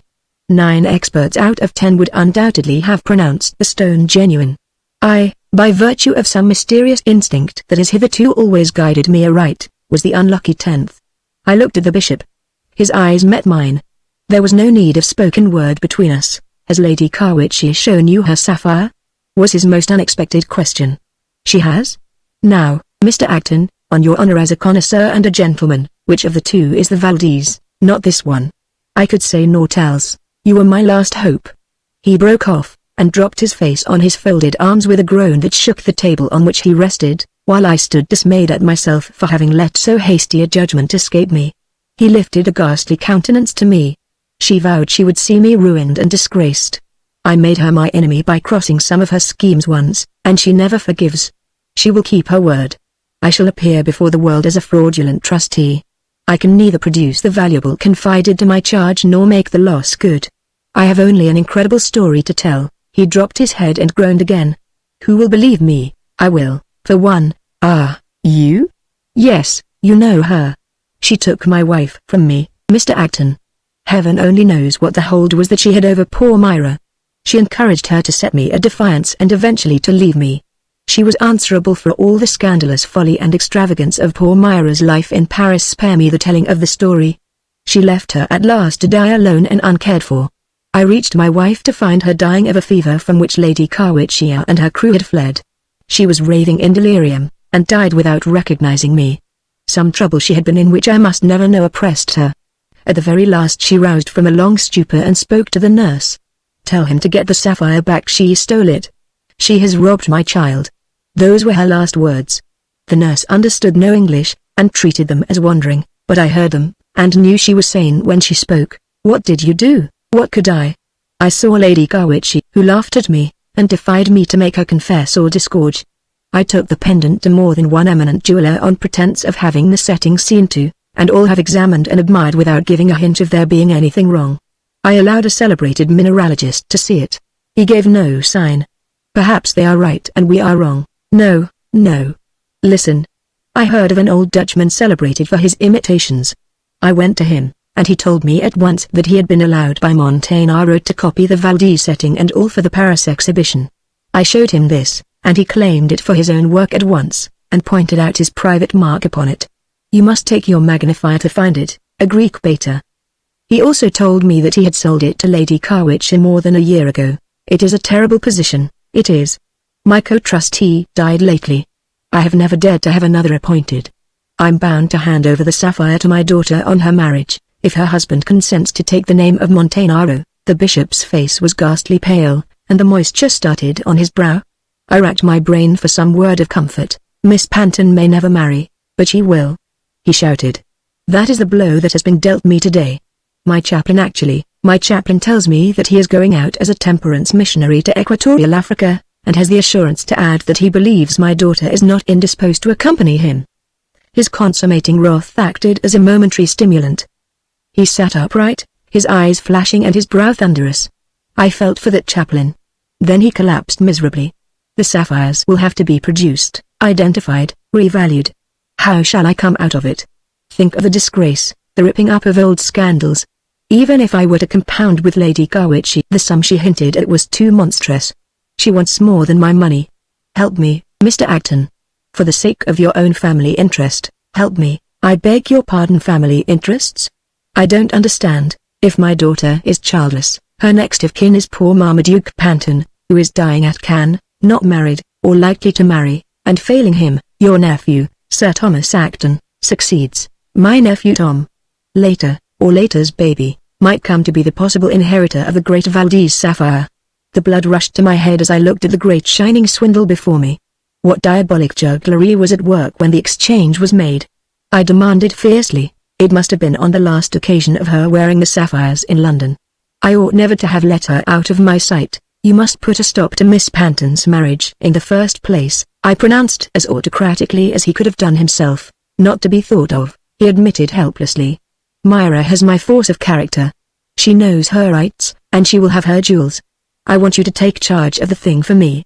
If it's in the house, she'll make me produce it. She'll inquire at the bankers. If you have it, we can gain time, if but for a day or two. He broke off. Carriage wheels were crashing on the gravel outside. We looked at one another in consternation. Flight was imperative. I hurried him downstairs and out of the conservatory just as the doorbell rang. I think we both lost our heads in the confusion. He shoved the case into my hands, and I pocketed it, without a thought of the awful responsibility I was incurring, and saw him disappear into the shelter of the friendly night. When I think of what my feelings were that evening, of my murderous hatred of that smirking, jesting Jezebel who sat opposite me at dinner, my wrathful indignation at the thought of the poor little expected heir defrauded ere his birth, of the crushing contempt I felt for myself and the bishop as a pair of witless idiots unable to see our way out of the dilemma, all this boiling and surging through my soul, I can only wonder Domenico having given himself a holiday, and the kitchen maid doing her worst and wickedest, that gout or jaundice did not put an end to this story at once. Uncle Paul later was looking her sweetest when she tripped into my room next morning. I've news for you. She, pointing a delicate forefinger in the direction of the corridor, is going. Her Bockums have reached Paris at last, and sent for her to join them at the Grand Hotel. I was thunderstruck. The longed-for deliverance had but come to remove hopelessly and forever out of my reach Lady Carwitchia and the great Valdez sapphire. Why, aren't you overjoyed? I am. We are going to celebrate the event by a dinner party. Tom's hospitable soul is vexed by the lack of entertainment we had provided for her. We must ask the Brownleys some day or other, and they will be delighted to meet anything in the way of a ladyship, or such smart folks as the Duberry Parkers. Then we may as well have the Blomfields, and air that awful modern Sevres dessert service she gave us when we were married. I had no objection to make, and she went on, rubbing her soft cheek against my shoulder like the purring little cat she was. Now I want you to do something to please me and Mrs. Blomfield. She has set her heart on seeing your rubies, and though I know you hate her about as much as you do that Sevres china. What? Wear my rubies with that? I won't. I'll tell you what I will do, though. I've got some carbuncles as big as prize gooseberries, a whole set. Then you have only to put those bohemian glass vases and candelabra on the table, and let your gardener do his worst with his great forced, scentless, vulgar blooms, and we shall all be in keeping. Later pouted. An idea struck me. Or I'll do as you wish, on one condition. You get Lady Carwitchy to wear her big sapphire, and don't tell her I wish it. I lived through the next few days as one in some evil dream. The sapphires, like twin spectres, haunted me day and night. Was ever man so tantalized? To hold the shadow and see the substance dangled temptingly within reach.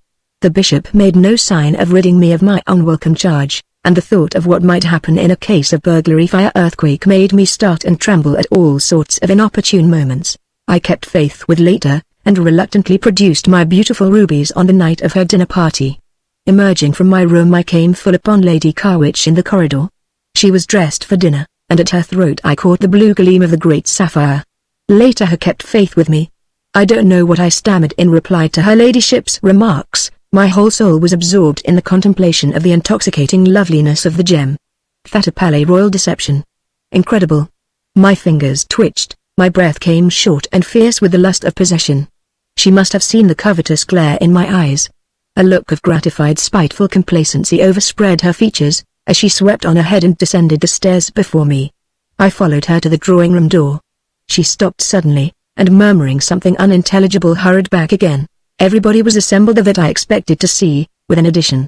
Not a welcome one by the look on Tom's face.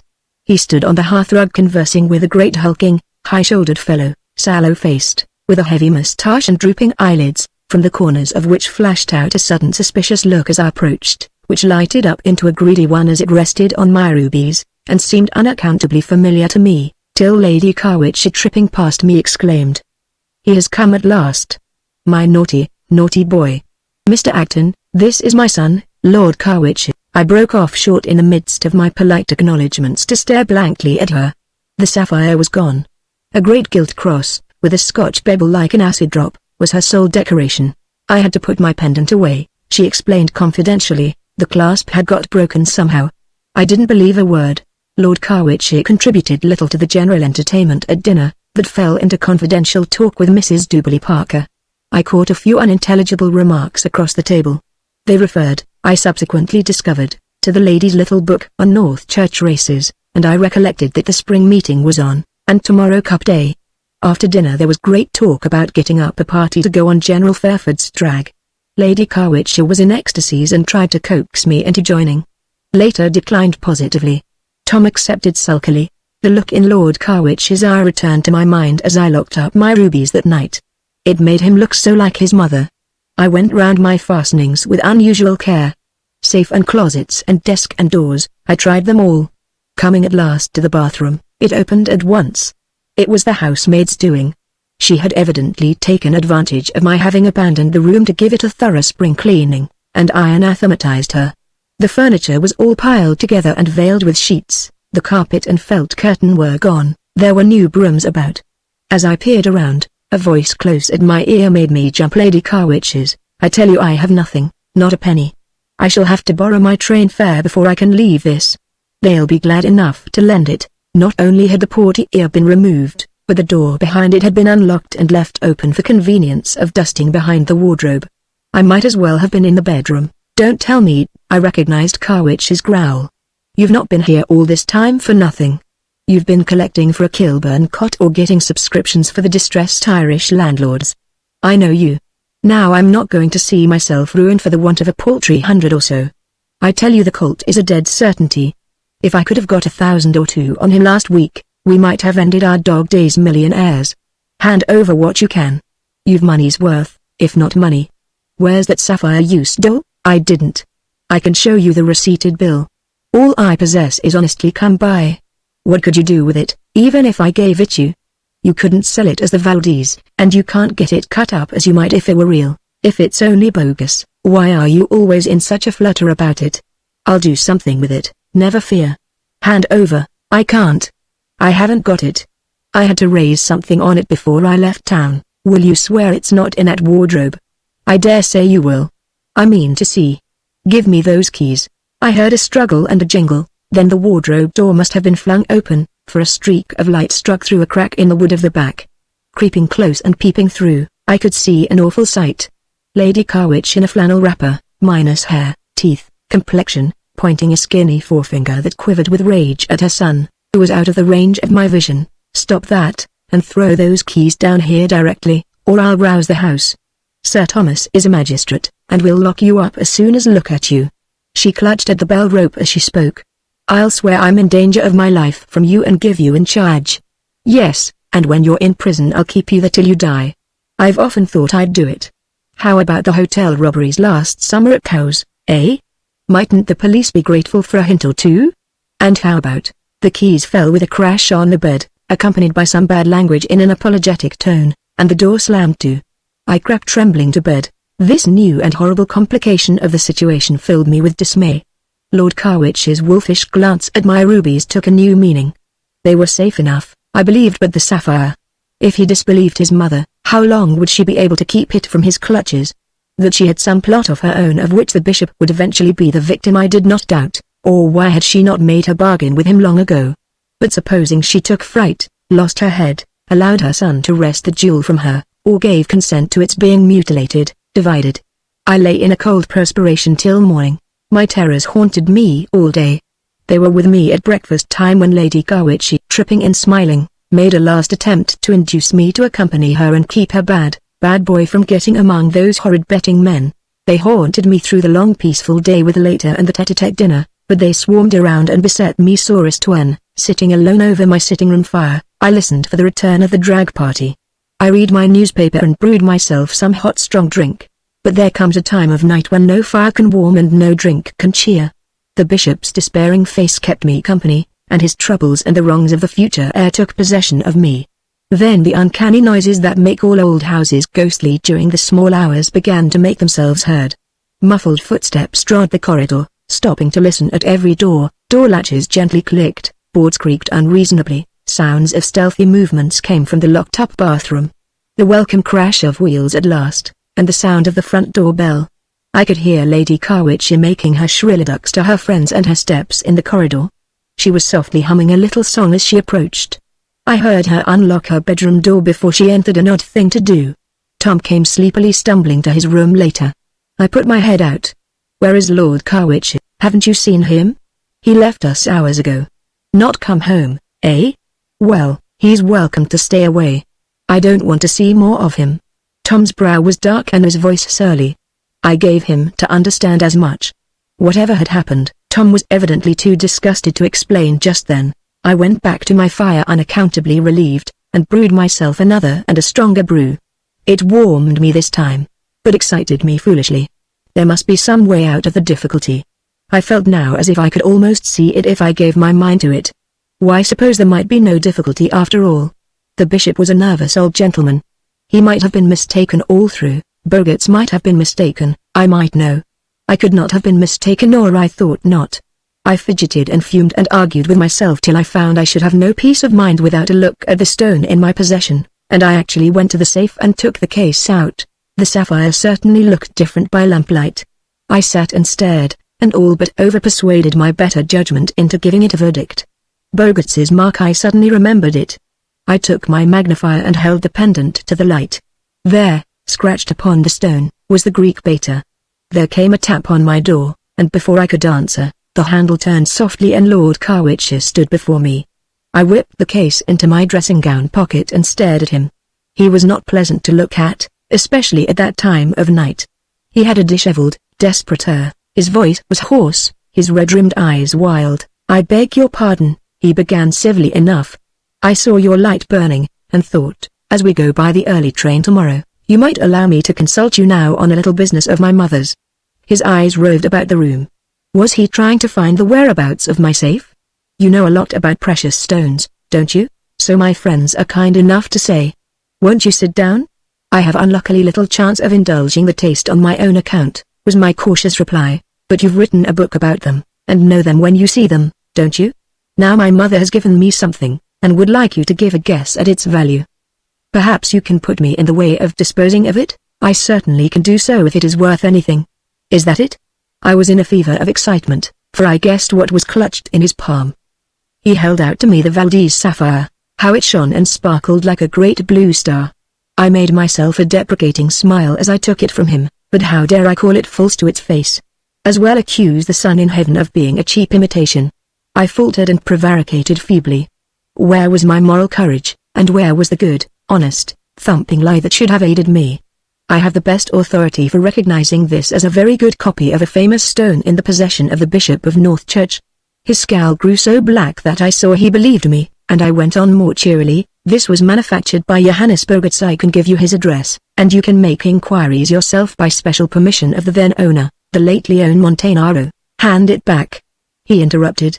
His other remarks were outrageous, but satisfactory to hear, but I waved him off. I couldn't give it up. It fascinated me. I toyed with it, I caressed it. I made it display its different tones of color. I must see the two stones together. I must see it outshine its paltry rival. It was a whimsical frenzy that seized me. I can call it by no other name. Would you like to see the original? Curiously enough, I have it here. The bishop has left it in my charge. The wolfish light flamed up in Carwitch's eyes as I drew forth the case. He laid the Valdez down on a sheet of paper, and I placed the other, still in its case, beside it. In that moment they looked identical, except for the little loop of sham stones, replaced by a plain gold band in the bishop's jewel. Carwitch leaned across the table eagerly. The table gave a lurch. The lamp tottered, crashed over, and we were left in semi-darkness. "Don't stir!" Carwitch shouted. "The paraffin is all over the place." He seized my sofa blanket, and flung it over the table while I stood helpless. "There, that's safe now. Have you candles on the chimney-piece?" "I've got matches." He looked very white and excited as he lit up. "Might have been an awkward job with all that burning paraffin running about," he said quite pleasantly. "I hope no real harm is done." I was lifting the rug with shaking hands. The 2 stones lay as I had placed them. No. I nearly dropped it back again. It was the stone in the case that had the loop with the 3 sham sapphires. Carwitch picked the other up hastily. "So you say this is rubbish?"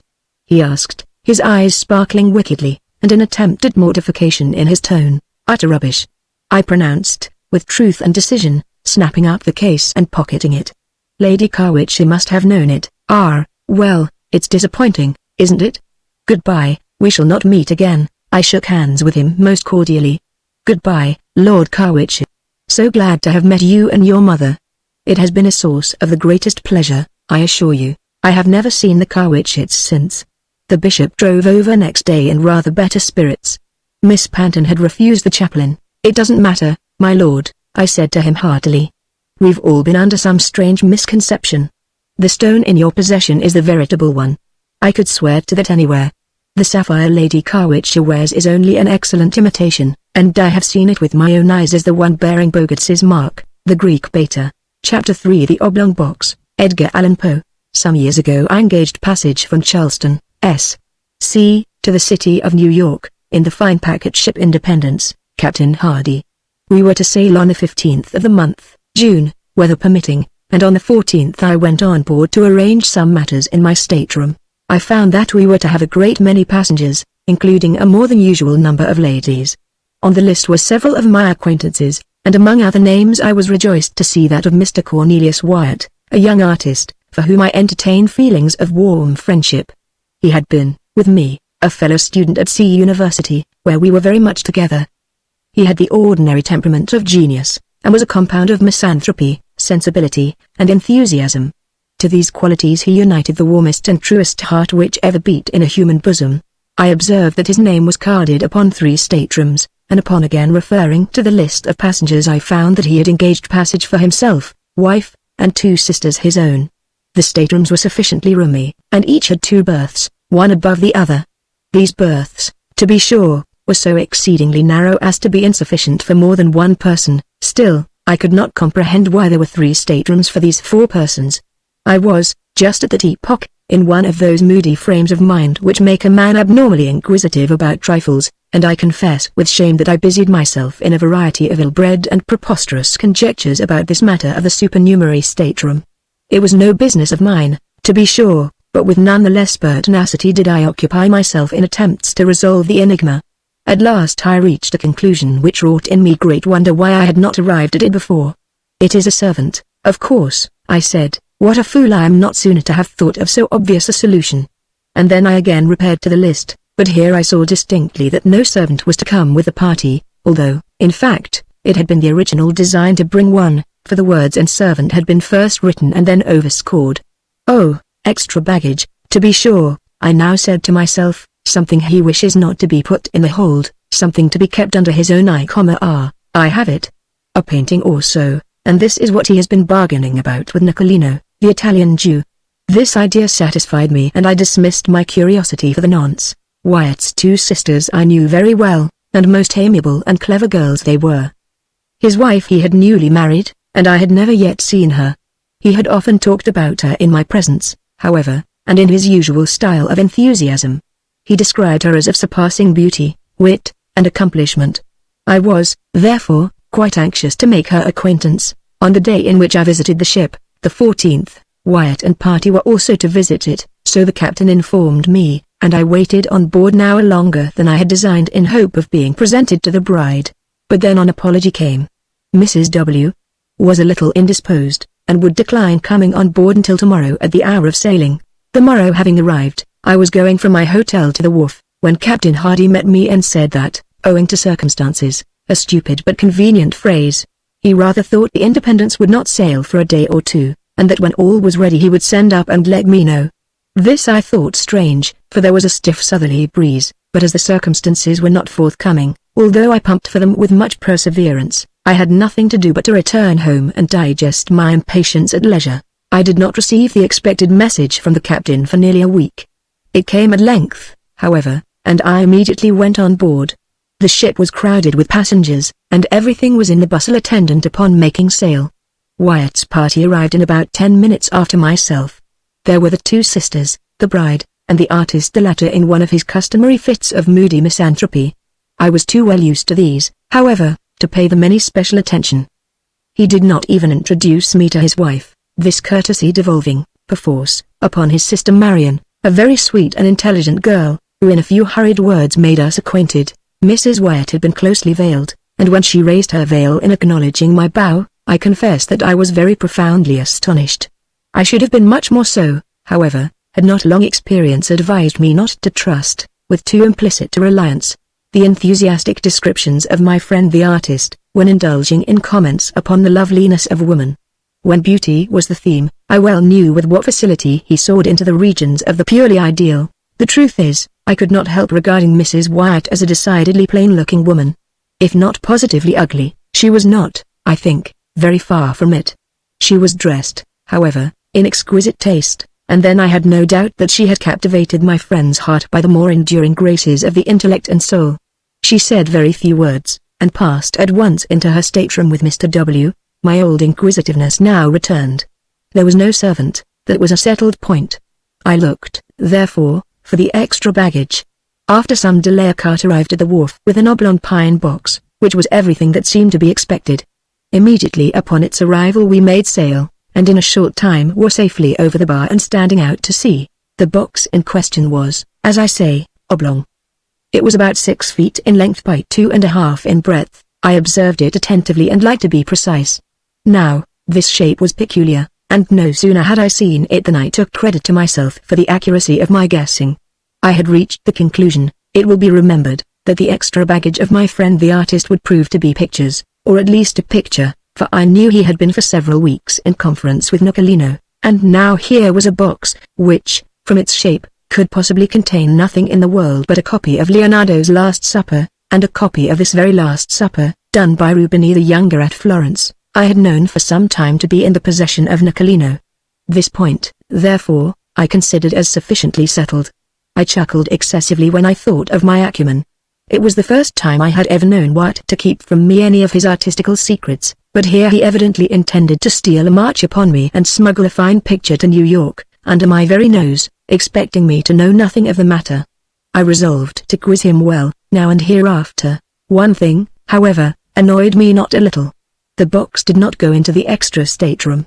It was deposited in Wyatt's own, and there, too, it remained, occupying very nearly the whole of the floor, no doubt to the exceeding discomfort of the artist and his wife, this the more especially as the tar or paint with which it was lettered in sprawling capitals emitted a strong, disagreeable, and, to my fancy, a peculiarly disgusting odor. On the lid were painted the words, Mrs. Adelaide Curtis, Albany, New York. Charge of Cornelius Wyatt, Esquire. This side up. To be handled with care. Now, I was aware that Mrs. Adelaide Curtis of Albany was the artist's wife's mother, but then I looked upon the whole address as a mystification, intended especially for myself. I made up my mind, of course, that the box and contents would never get farther north than the studio of my misanthropic friend in Chambers Street, New York. For the first 3 or 4 days we had fine weather, although the wind was dead ahead, having chopped round to the northward immediately upon our losing sight of the coast. The passengers were, consequently, in high spirits and disposed to be social. I must except, however, Wyatt and his sisters, who behaved stiffly, and, I could not help thinking, uncourteously, to the rest of the party. Wyatt's conduct I did not so much regard. He was gloomy, even beyond his usual habit, in fact, he was morose, but in him I was prepared for eccentricity. For the sisters, however, I could make no excuse. They secluded themselves in their staterooms during the greater part of the passage, and absolutely refused, although I repeatedly urged them, to hold communication with any person on board. Mrs. Wyatt herself was far more agreeable. That is to say, she was chatty, and to be chatty is no slight recommendation at sea. She became excessively intimate with most of the ladies, and, to my profound astonishment, evinced no equivocal disposition to coquet with the men. She amused us all very much. I say amused, and scarcely know how to explain myself. The truth is, I soon found that Mrs. W. was far oftener laughed at than with. The gentlemen said little about her, but the ladies in a little while pronounced her a good-hearted thing, rather indifferent-looking, totally uneducated, and decidedly vulgar. The great wonder was, how Wyatt had been entrapped into such a match. Wealth was the general solution, but this I knew to be no solution at all, for Wyatt had told me that she neither brought him a dollar nor had any expectations from any source whatever. He had married, he said, for love, and for love only, and his bride was far more than worthy of his love. When I thought of these expressions on the part of my friend, I confess that I felt indescribably puzzled. Could it be possible that he was taking leave of his senses? What else could I think? He, so refined, so intellectual, so fastidious, with so exquisite a perception of the faulty, and so keen an appreciation of the beautiful. To be sure, the lady seemed especially fond of him, particularly so in his absence, when she made herself ridiculous by frequent quotations of what had been said by her beloved husband, Mr. Wyatt. The word husband seemed forever, to use one of her own delicate expressions, forever on the tip of her tongue. In the meantime it was observed by all on board that he avoided her in the most pointed manner, and, for the most part, shut himself up alone in his stateroom, where, in fact, he might have been said to live altogether, leaving his wife at full liberty to amuse herself as she thought best in the public society of the main cabin. My conclusion, from what I saw and heard, was that the artist, by some unaccountable freak of fate, or perhaps in some fit of enthusiastic and fanciful passion, had been induced to unite himself with a person altogether beneath him, and that the natural result, entire and speedy disgust, had ensued. I pitied him from the bottom of my heart, but could not, for that reason, quite forgive his incommunicativeness in the matter of the Last Supper. For this I resolved to have my revenge. One day he came up on deck, and, taking his arm as had been my wont, I sauntered with him backward and forward. His gloom, however, which I considered quite natural under the circumstances, seemed entirely unabated. He said little, and that moodily, and with evident effort. I ventured a jest or two, and he made a sickening attempt at a smile. Poor fellow! As I thought of his wife I wondered that he could have heart to put on even the semblance of mirth. At last I ventured a home thrust. I determined to commence a series of covert insinuations, or innuendos, about the oblong box, just to let him perceive, gradually, that I was not altogether the butt, or victim, of his little bit of pleasant mystification. My first observation was by way of opening a masked battery. I said something about the peculiar shape of that box, and, as I spoke the words I smiled knowingly, winked, and touched him gently with my forefinger in the ribs. The manner in which Wyatt received this harmless pleasantry convinced me at once that he was mad. At first he stared at me as if he found it impossible to comprehend the witticism of my remark, but as its point seemed slowly to make its way into his brain, his eyes, in the same proportion, seemed protruding from their sockets. Then he grew very red, then hideously pale, then, as if highly amused with what I had insinuated, he began a loud and boisterous laugh, which, to my astonishment, he kept up, with gradually increasing vigor, for 10 minutes or more. In conclusion, he fell flat and heavily upon the deck. When I ran to uplift him, to all appearance he was dead. I called assistance, and, with much difficulty, we brought him to himself. Upon reviving he spoke incoherently for some time. At length we bled him and put him to bed. The next morning he was quite recovered, so far as regarded his mere bodily health. Of his mind I say nothing, of course. I avoided him during the rest of the passage, by advice of the captain, who seemed to coincide with me altogether in my views of his insanity, but cautioned me to say nothing on this head to any person on board.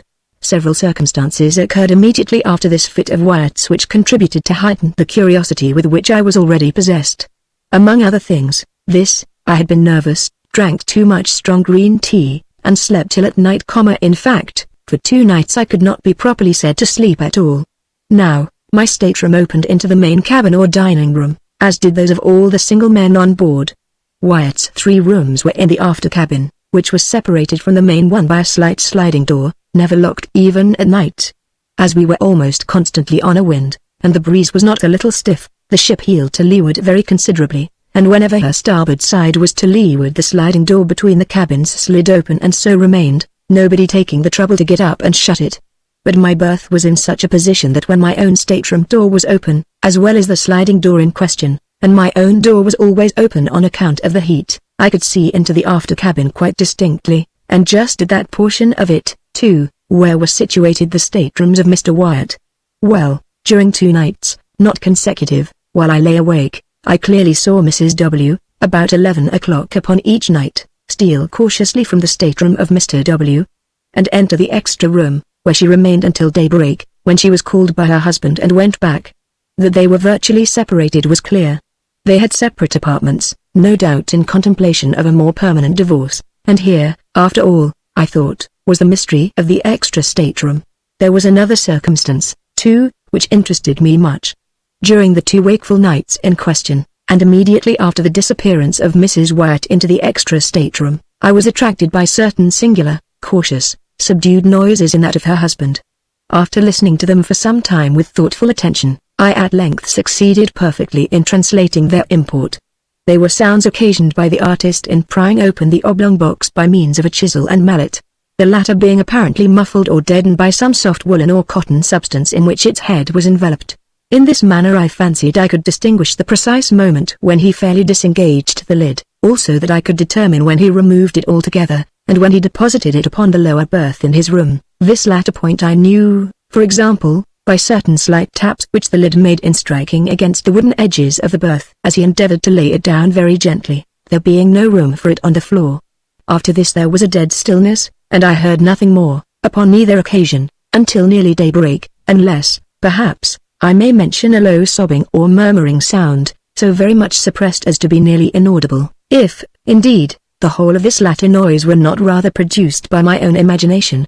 I say it seemed to resemble sobbing or sighing, but, of course, it could not have been neither. I rather think it was a ringing in my own ears. Mr. Wyatt, no doubt, according to custom, was merely giving the rein to one of his hobbies, indulging in one of his fits of artistic enthusiasm. He had opened his oblong box in order to feast his eyes on the pictorial treasure within. There was nothing in this, however, to make him sob. I repeat, therefore, that it must have been simply a freak of my own fancy, distempered by good Captain Hardy's green tea. Just before dawn, on each of the 2 nights of which I speak, I distinctly heard Mr. Wyatt replace the lid upon the oblong box, and force the nails into their old places by means of the muffled mallet. Having done this, he issued from his stateroom, fully dressed, and proceeded to call Mrs. W. From hers, we had been at sea 7 days, and were now off Cape Hatteras, when there came a tremendously heavy blow from the southwest. We were, in a measure, prepared for it, however, as the weather had been holding out threats for some time. Everything was made snug, alow and aloft, and, as the wind steadily freshened, we lay to, at length, under spanker and foretopsail, both double-reefed. In this trim we rode safely enough for 48 hours, the ship proving herself an excellent sea-boat in many respects, and shipping no water of any consequence. At the end of this period, however, the gale had freshened into a hurricane, and our raft sail split into ribbons, bringing us so much in the trough of the water that we shipped several prodigious seas, one immediately after the other. By this accident we lost 3 men overboard with the caboose, and nearly the whole of the larboard bulwarks. Scarcely had we recovered our senses before the foretopsail went into shreds, when we got up a storm staysail, and with this did pretty well for some hours, the ship heading the sea much more steadily than before. The gale still held on, however, and we saw no signs of its abating. The rigging was found to be ill-fitted and greatly strained, and on the 3rd day of the blow, about 5 in the afternoon, our mizzen-mast, in a heavy lurch to windward, went by the board. For an hour or more we tried in vain to get rid of it, on account of the prodigious rolling of the ship, and, before we had succeeded, the carpenter came aft and announced 4 feet water in the hold. To add to our dilemma, we found the pumps choked and nearly useless. All was now confusion and despair, but an effort was made to lighten the ship by throwing overboard as much of her cargo as could be reached, and by cutting away the 2 masts that remained. This we at last accomplished, but we were still unable to do anything at the pumps, and, in the meantime, the leak gained on us very fast. At sundown the gale had sensibly diminished in violence, and, as the sea went down with it, we still entertained faint hopes of saving ourselves in the boats. At 8 p.m., the clouds broke away to windward, and we had the advantage of a full moon, a piece of good fortune which served wonderfully to cheer our drooping spirits. After incredible labor we succeeded, at length, in getting the long boat over the side without material accident, and into this we crowded the whole of the crew and most of the passengers. This party made off immediately, and, after undergoing much suffering, finally arrived in safety at Ocracoke Inlet. On the third day after the wreck, 14 passengers, with the captain, remained on board, resolving to trust their fortunes to the jolly boat at the stern. We lowered it without difficulty, although it was only by a miracle that we prevented it from swamping as it touched the water.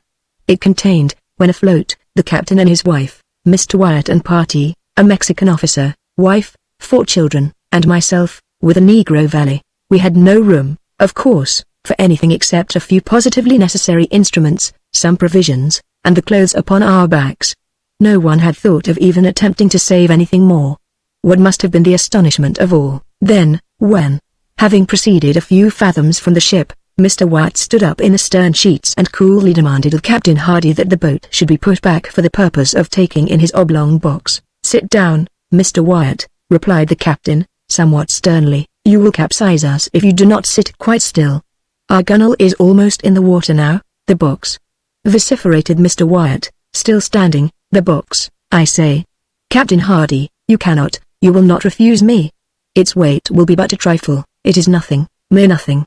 By the mother who bore you for the love of heaven, by your hope of salvation, I implore you to put back for the box." The captain for a moment seemed touched by the earnest appeal of the artist, but he regained his stern composure, and merely said, "Mr. Wyatt, you are mad. I cannot listen to you. Sit down, I say, or you will swamp the boat. Stay. Hold him, seize him. He is about to spring overboard." There, I knew it. He is over.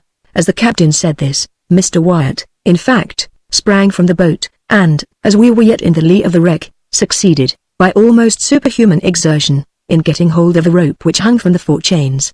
In another moment he was on board, and rushing frantically down into the cabin.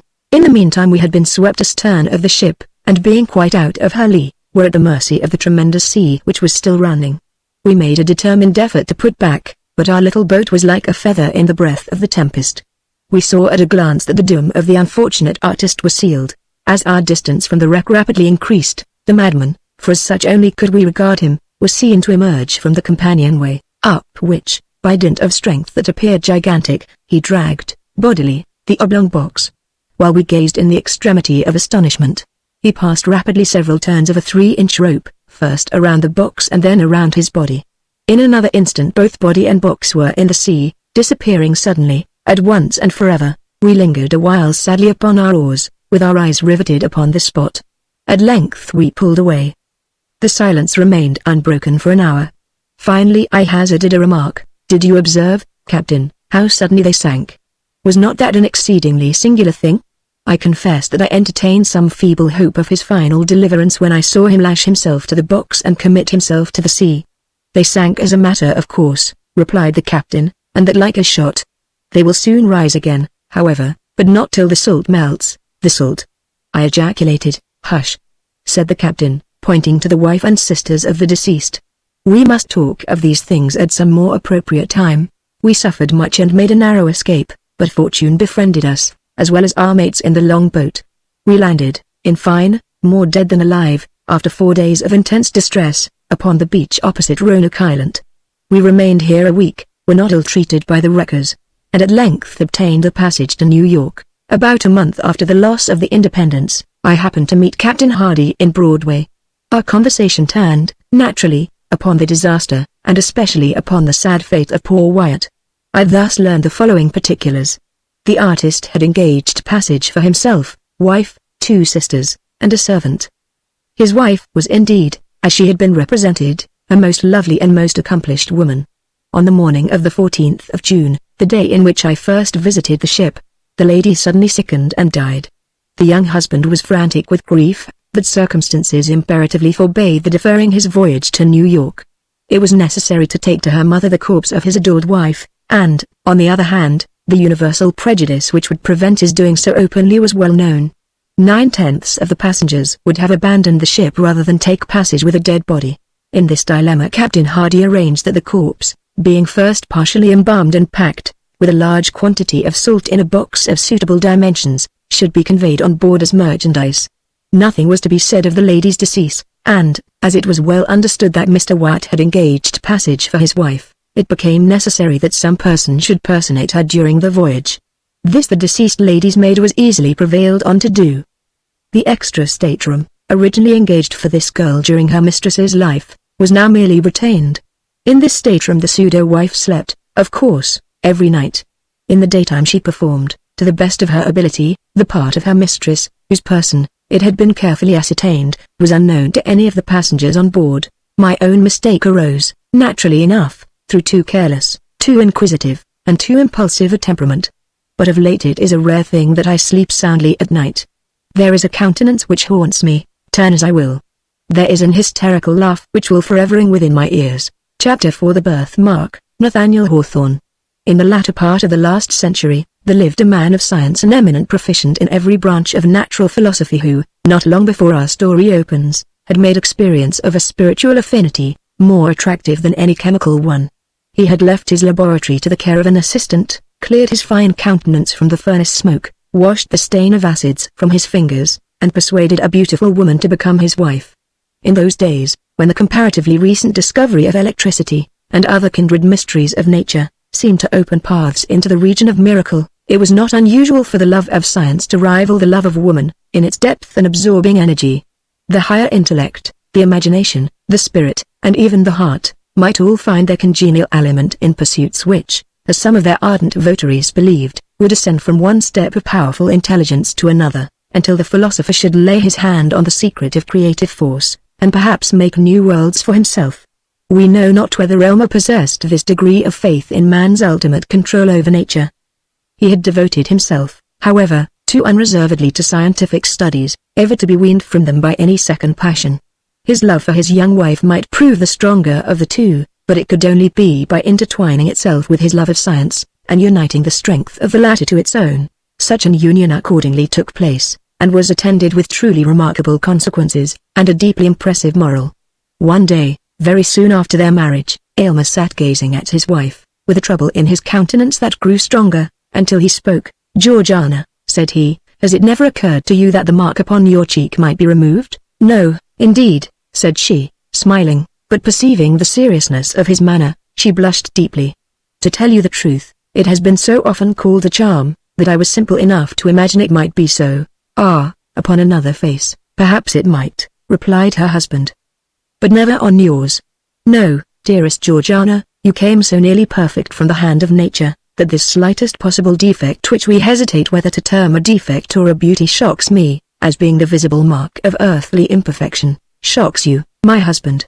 cried Georgiana, deeply hurt, at first reddening with momentary anger, but then bursting into tears. "Then why did you take me from my mother's side? You cannot love what shocks you." To explain this conversation, it must be mentioned, that, in the center of Georgiana's left cheek, there was a singular mark, deeply interwoven, as it were, with the texture and substance of her face. In the usual state of her complexion, a healthy, though delicate bloom, the mark wore a tint of deeper crimson, which imperfectly defined its shape amid the surrounding rosiness. When she blushed, it gradually became more indistinct, and finally vanished amid the triumphant rush of blood, that bathed the whole cheek with its brilliant glow. But, if any shifting emotion caused her to turn pale, there was the mark again, a crimson stain upon the snow, in what Aylmer sometimes deemed an almost fearful distinctness. Its shape bore not a little similarity to the human hand, though of the smallest pygmy size. Georgiana's lovers were wont to say, that some fairy, at her birth hour, had laid her tiny hand upon the infant's cheek, and left this impress there, in token of the magic endowments that were to give her such sway over all hearts. Many a desperate swain would have risked life for the privilege of pressing his lips to the mysterious hand. It must not be concealed, however, that the impression wrought by this fairy sign manual varied exceedingly, according to the difference of temperament in the beholders. Some fastidious persons, but they were exclusively of her own sex, affirmed that the bloody hand, as they chose to call it, quite destroyed the effect of Georgiana's beauty, and rendered her countenance even hideous. But it would be as reasonable to say, that one of those small blue stains, which sometimes occur in the purest statuary marble, would convert the Eve of Powers to a monster. Masculine observers, if the birthmark did not heighten their admiration, contented themselves with wishing it away, that the world might possess one living specimen of ideal loveliness, without the semblance of a flaw. After his marriage he thought little or nothing of the matter before Elmer discovered that this was the case with himself. Had she been less beautiful, if envy's self could have found aught else to sneer at, he might have felt his affection heightened by the prettiness of this mimic hand, now vaguely portrayed, now lost, now stealing forth again, and glimmering to and fro with every pulse of emotion that throbbed within her heart. But, seeing her otherwise so perfect, he found this one defect grow more and more intolerable, with every moment of their united lives. It was the fatal flaw of humanity, which nature, in one shape or another, stamps ineffaceably on all her productions, either to imply that they are temporary and finite, or that their perfection must be wrought by toil and pain.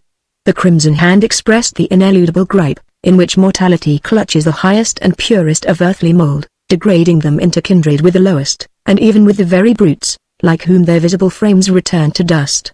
In this manner, selecting it as the symbol of his wife's liability to sin, sorrow, decay, and death, Aylmer's somber imagination was not long in rendering the birthmark a frightful object, causing him more trouble and horror than ever. Georgiana's beauty, whether of soul or sense, had given him delight.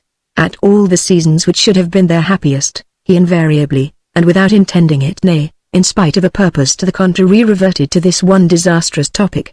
Trifling as it at first appeared, it so connected itself with innumerable trains of thought, and modes of feeling, that it became the central point of all. With the morning twilight, Aylmer opened his eyes upon his wife's face, and recognized the symbol of imperfection, and when they sat together at the evening hearth, his eyes wandered stealthily to her cheek, and beheld, flickering with the blaze of the wood fire, the spectral hand that wrote mortality where he would fain have worshipped. Georgiana soon learned to shudder at his gaze. It needed but a glance, with the peculiar expression that his face often wore, to change the roses of her cheek into a death-like paleness, amid which the crimson hand was brought strongly out, like a bas-relief of ruby on the whitest marble. Late, one night, when the lights were growing dim, so as hardly to betray the stain on the poor wife's cheek, she herself, for the first time, voluntarily took up the subject. "Do you remember, my dear Aylmer," said she, with a feeble attempt at a smile, "have you any recollection of a dream, last night, about this odious hand?" "None!" "None whatever," replied Aylmer, starting, but then he added in a dry, cold tone, affected for the sake of concealing the real depth of his emotion: "I might well dream of it, for, before I fell asleep, it had taken a pretty firm hold of my fancy." "And you did dream of it," continued Georgiana hastily, for she dreaded lest a gush of tears should interrupt what she had to say. "A terrible dream. I wonder that you can forget it. Is it possible to forget this one expression? It is in her heart now. We must have it out! Reflect, my husband, for by all means I would have you recall the dream. The mind is in a sad state, when sleep, the all-involving, cannot confine her spectres within the dim region of her sway, but suffers them to break forth, affrighting this actual life with secrets that perchance belong to a deeper one." Aylmer now remembered his dream. He had fancied himself, with his servant Aminadab, attempting an operation for the removal of the birthmark.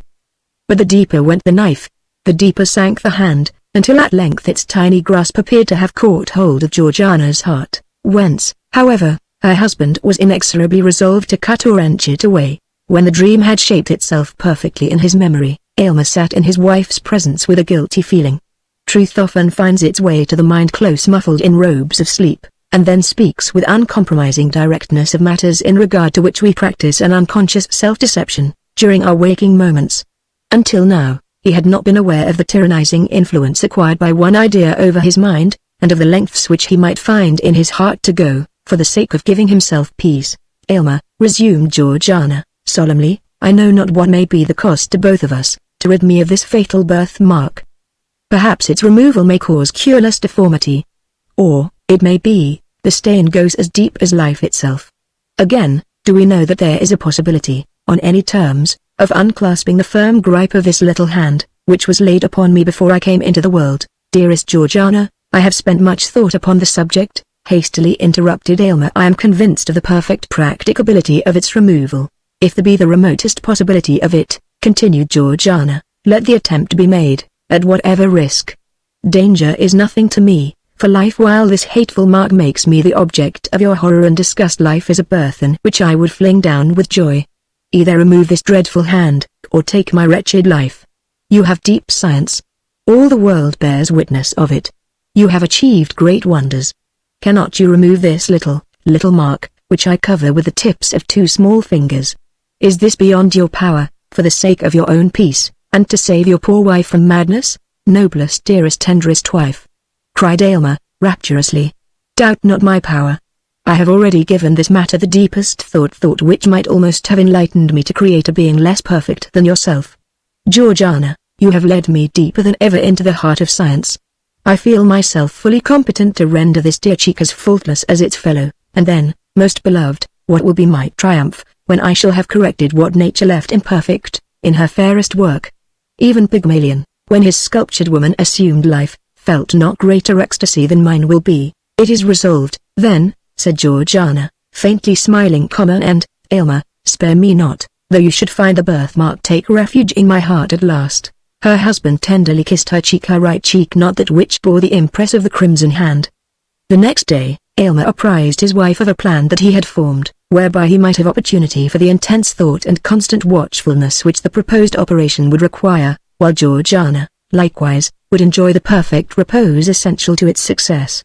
They were to seclude themselves in the extensive apartments occupied by Aylmer as a laboratory, and where, during his toilsome youth, he had made discoveries in the elemental powers of nature, that had roused the admiration of all the learned societies in Europe. Seated calmly in this laboratory, the pale philosopher had investigated the secrets of the highest cloud region, and of the profoundest mines. He had satisfied himself of the causes that kindled and kept alive the fires of the volcano, and had explained the mystery of fountains, and how it is that they gush forth, some so bright and pure, and others with such rich medicinal virtues, from the dark bosom of the earth.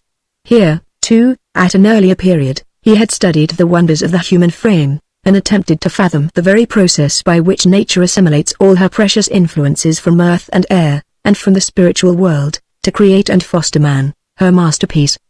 The latter pursuit, however, Aylmer had long laid aside, in unwilling recognition of the truth, against which all seekers sooner or later stumble, that our great creative mother, while she amuses us with apparently working in the broadest sunshine, is yet severely careful to keep her own secrets, and, in spite of her pretended openness, shows us nothing but results. She permits us indeed to mar, but seldom to mend, and, like a jealous patentee, on no account to make.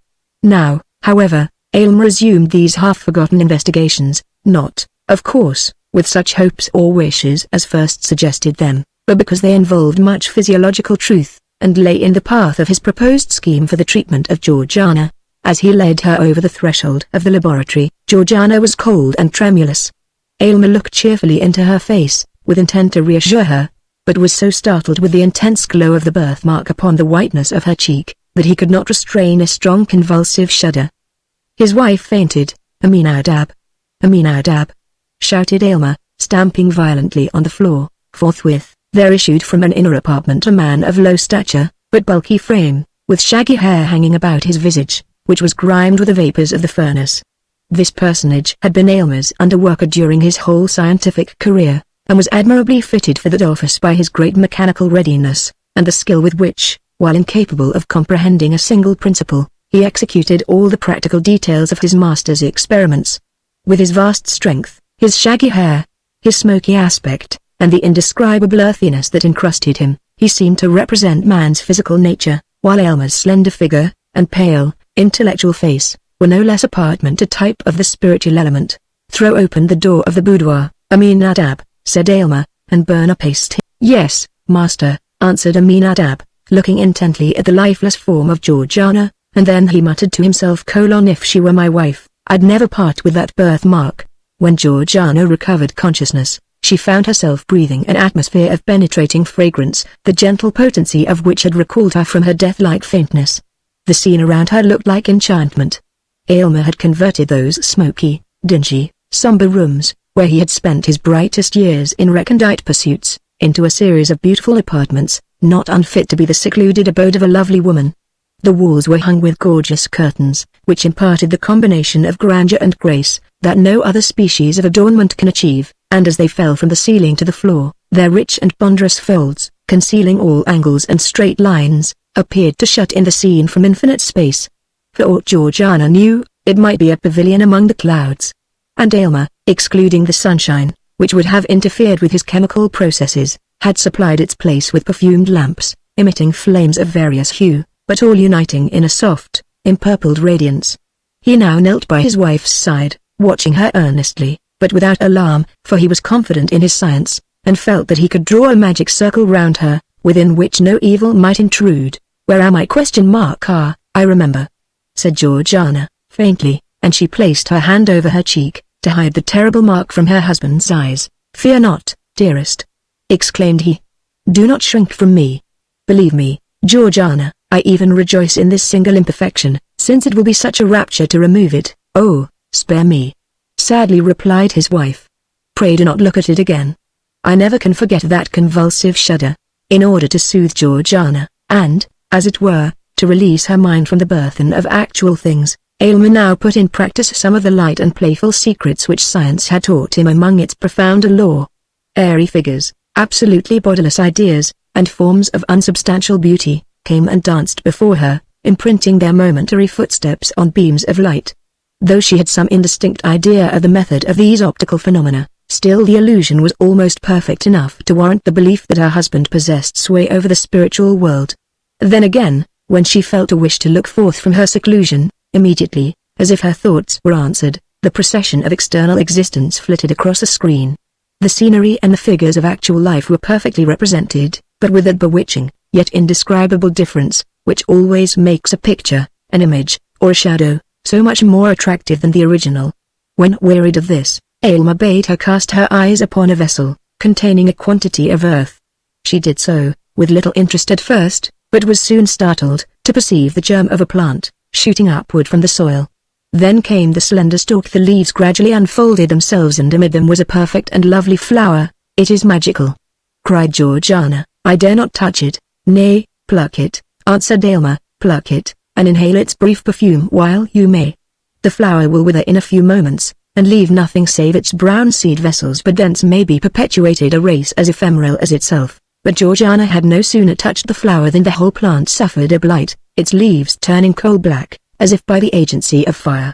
"There was too powerful a stimulus," said Aylmer thoughtfully. To make up for this abortive experiment, he proposed to take her portrait by a scientific process of his own invention. It was to be effected by rays of light striking upon a polished plate of metal. Georgiana assented, but, on looking at the result, was affrighted to find the features of the portrait blurred and indefinable, while the minute figure of a hand appeared where the cheek should have been. Aylmer snatched the metallic plate, and threw it into a jar of corrosive acid. Soon, however, he forgot these mortifying failures. In the intervals of study and chemical experiment, he came to her, flushed and exhausted, but seemed invigorated by her presence, and spoke in glowing language of the resources of his art. He gave a history of the long dynasty of the alchemists, who spent so many ages in quest of the universal solvent, by which the golden principle might be elicited from all things vile and base. Aylmer appeared to believe, that, by the plainest scientific logic, it was altogether within the limits of possibility to discover this long-sought medium, but, he added, a philosopher who should go deep enough to acquire the power, would attain too lofty a wisdom to stoop to the exercise of it. Not less singular were his opinions in regard to the elixir vitae. He more than intimated, that it was at his option to concoct a liquid that should prolong life for years, perhaps interminably, but that it would produce a discord in nature, which all the world, and chiefly the quaffer of the immortal nostrum, would find cause to curse. "Aylmer, are you in earnest?" asked Georgiana, looking at him with amazement and fear. "It is terrible to possess such power, or even to dream of possessing it." "Oh, do not tremble, my love," said her husband. "I would not wrong either you or myself, by working such inharmonious effects upon our lives. But I would have you consider how trifling, in comparison, is the skill requisite to remove this little hand." At the mention of the birthmark, Georgiana, as usual, shrank, as if a red-hot iron had touched her cheek. Again Aylmer applied himself to his labors. She could hear his voice in the distant furnace room, giving directions to Aminadab, whose harsh, uncouth, misshapen tones were audible in response, more like the grunt or growl of a brute than human speech. After hours of absence, Aylmer reappeared, and proposed that she should now examine his cabinet of chemical products, and natural treasures of the earth. Among the former he showed her a small vial, in which, he remarked, was contained a gentle yet most powerful fragrance, capable of impregnating all the breezes that blow across a kingdom.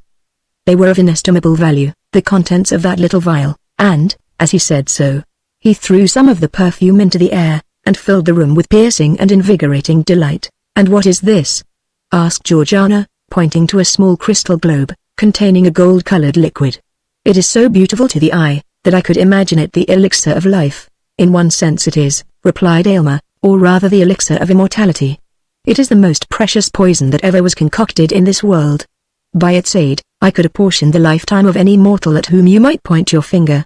The strength of the dose would determine whether he were to linger out years, or drop dead in the midst of a breath. No king, on his guarded throne, could keep his life, if I, in my private station, should deem that the welfare of millions justified me in depriving him of it." "Why do you keep such a terrible drug?" inquired Georgiana in horror. "Do not mistrust me, dearest," said her husband, smiling. "Its virtuous potency is yet greater than its harmful one. But, see. Here is a powerful cosmetic. With a few drops of this, in a vase of water, freckles may be washed away as easily as the hands are cleansed.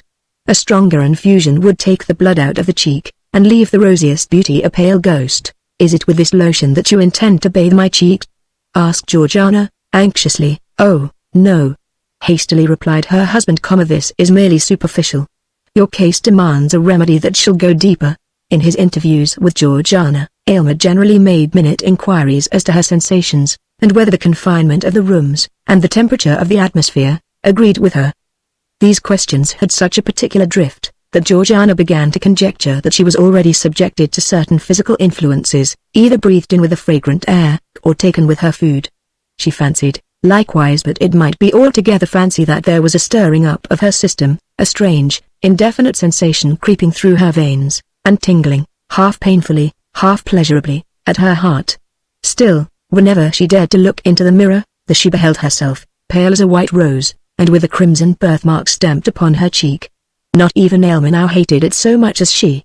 To dispel the tedium of the hours which her husband found it necessary to devote to the processes of combination and analysis, Georgiana turned over the volumes of his scientific library. In many dark old tomes, she met with chapters full of romance and poetry. They were the works of the philosophers of the Middle Ages, such as Albertus, Magnus, Cornelius Agrippa, Paracelsus, and the famous friar who created the prophetic brazen head. All these antique naturalists stood in advance of their centuries, yet were imbued with some of their credulity, and therefore were believed, and perhaps imagined themselves, to have acquired from the investigation of nature a power above nature, and from physics a sway over the spiritual world. Hardly less curious and imaginative were the early volumes of the Transactions of the Royal Society, in which the members, knowing little of the limits of natural possibility, were continually recording wonders, or proposing methods whereby wonders might be wrought. But, to Georgiana, the most engrossing volume was a large folio from her husband's own hand, in which he had recorded every experiment of his scientific career, with its original aim, the methods adopted for its development, and its final success or failure, with the circumstances to which either event was attributable. The book, in truth, was both the history and emblem of his ardent, ambitious, imaginative, yet practical and laborious, life. He handled physical details, as if there were nothing beyond them, yet spiritualized them all, and redeemed himself from materialism, by his strong and eager aspiration towards the infinite. In his grasp, the veriest clod of earth assumed a soul. Georgiana, as she read, reverenced Aylmer, and loved him more profoundly than ever, but with a less entire dependence on his judgment than heretofore. Much as he had accomplished, she could not but observe that his most splendid successes were almost invariably failures, if compared with the ideal at which he aimed. His brightest diamonds were the merest pebbles, and felt to be so by himself, in comparison with the inestimable gems which lay hidden beyond his reach. The volume, rich with achievements that had won renown for its author, was yet as melancholy a record as ever mortal hand had penned. It was the sad confession, and continual exemplification, of the shortcomings of the composite man, the spirit burthened with clay and working in matter, and of the despair that assails the higher nature, at finding itself so miserably thwarted by the earthly part. Perhaps every man of genius, in whatever sphere, might recognize the image of his own experience in Aylmer's journal. So deeply did these reflections affect Georgiana, that she laid her face upon the open volume, and burst into tears. In this situation she was found by her husband. "It is dangerous to read in a sorcerer's books," said he, with a smile, though his countenance was uneasy and displeased. "Georgiana, there are pages in that volume, which I can scarcely glance over and keep my senses. Take heed lest it prove as detrimental to you, It has made me worship you more than ever, said she. Ah. Wait for this one success, rejoined he, then worship me if you will. I shall deem myself hardly unworthy of it. But, come. I have sought you for the luxury of your voice. Sing to me, dearest. So she poured out the liquid music of her voice to quench the thirst of his spirit. He then took his leave, with a boyish exuberance of gaiety, assuring her that her seclusion would endure but a little longer, and that the result was already certain. Scarcely had he departed, when Georgiana felt irresistibly impelled to follow him. She had forgotten to inform Aylmer of a symptom, which, for 2 or 3 hours past, had begun to excite her attention. It was a sensation in the fatal birthmark, not painful, but which induced a restlessness throughout her system. Hastening after her husband, she intruded, for the first time, into the laboratory. The first thing that struck her eyes was the furnace, that hot and feverish worker, with the intense glow of its fire, which, by the quantities of soot clustered above it, seemed to have been burning for ages. There was a distilling apparatus in full operation. Around the room were retorts, tubes, cylinders, crucibles, and other apparatus of chemical research. An electrical machine stood ready for immediate use. The atmosphere felt oppressively close, and was tainted with gaseous odors, which had been tormented forth by the processes of science. The severe and homely simplicity of the apartment, with its naked walls and brick pavement, looked strange, accustomed as Georgiana had become to the fantastic elegance of her boudoir. But what chiefly, indeed almost solely, drew her attention, was the aspect of Aylmer himself. He was pale as death, anxious, and absorbed, and hung over the furnace as if it depended upon his utmost watchfulness whether the liquid, which it was distilling, should be the draught of immortal happiness or misery. How different from the sanguine and joyous mien that he had assumed for Georgiana's encouragement. Carefully now, Aminadab. Carefully, thou human machine. Carefully, thou man of clay.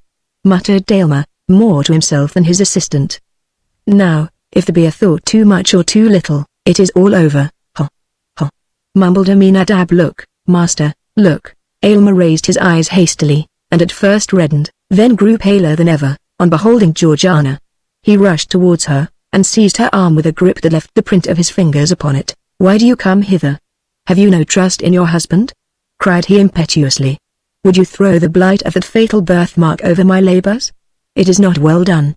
Go, prying woman, go. Nay, Aylmer, said Georgiana, with the firmness of which she possessed no stinted endowment, it is not you that have a right to complain. You mistrust your wife.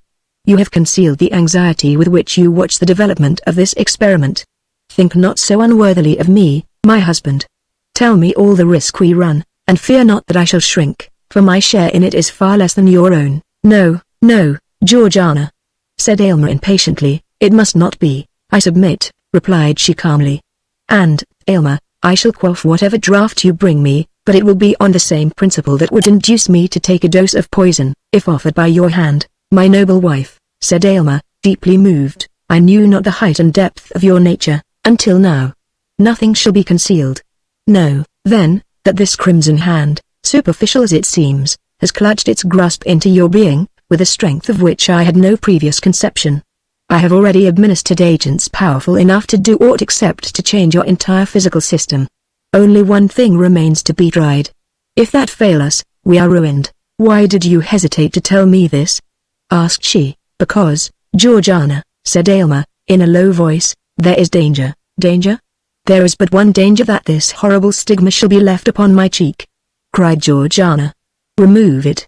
Remove it! Whatever be the cost, or we shall both go mad. Heaven knows, your words are too true, said Aylmer, sadly.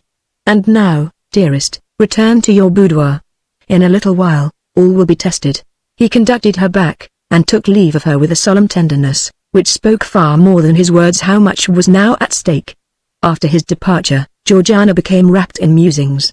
She considered the character of Aylmer, and did it completer justice than at any previous moment. Her heart exulted, while it trembled, at his honorable love, so pure and lofty that it would accept nothing less than perfection, nor miserably make itself contented with an earthlier nature than he had dreamed of. She felt how much more precious was such a sentiment, than that meaner kind which would have borne with the imperfection for her sake, and have been guilty of treason to holy love, by degrading its perfect idea to the level of the actual.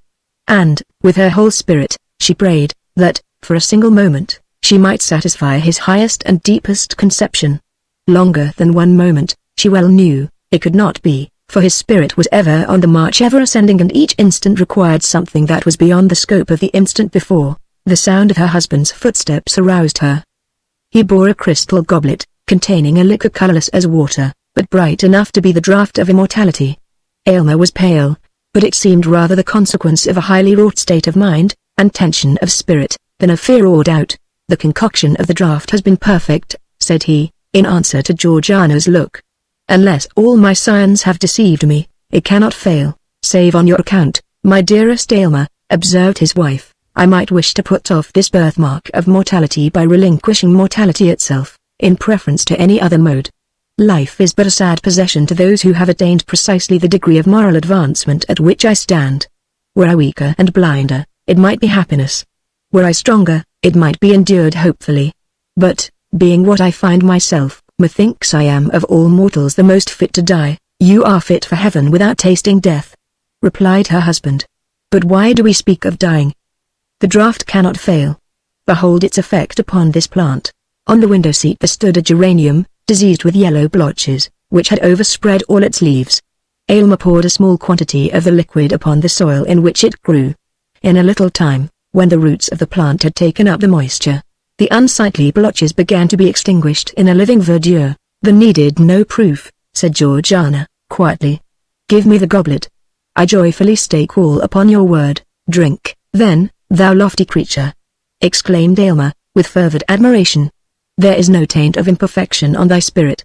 Thy sensible frame, too, shall soon be all perfect." She quaffed the liquid, and returned the goblet to his hand. "It is grateful," said she, with a placid smile.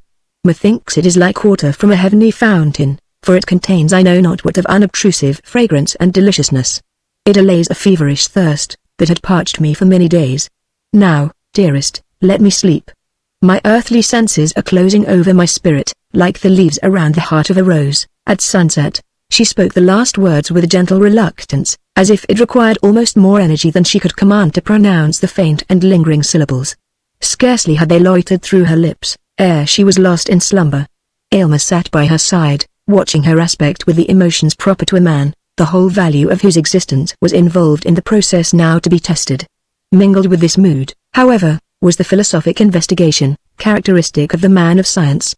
Not the minutest symptom escaped him. A heightened flush of the cheek, a slight irregularity of breath, a quiver of the eyelid, a hardly perceptible tremor through the frame, such were the details which, as the moments passed, he wrote down in his folio volume. Intense thought had set its stamp upon every previous page of that volume, but the thoughts of years were all concentrated upon the last.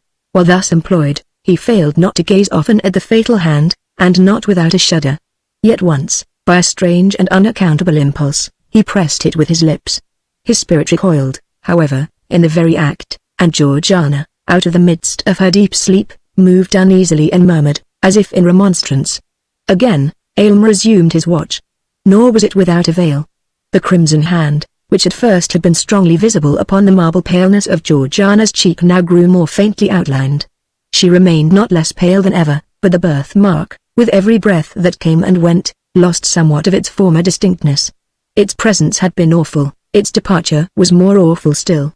Watch the stain of the rainbow fading out of the sky, and you will know how that mysterious symbol passed away. By heaven, it is well nigh gone, said Aylmer to himself, in almost irrepressible ecstasy.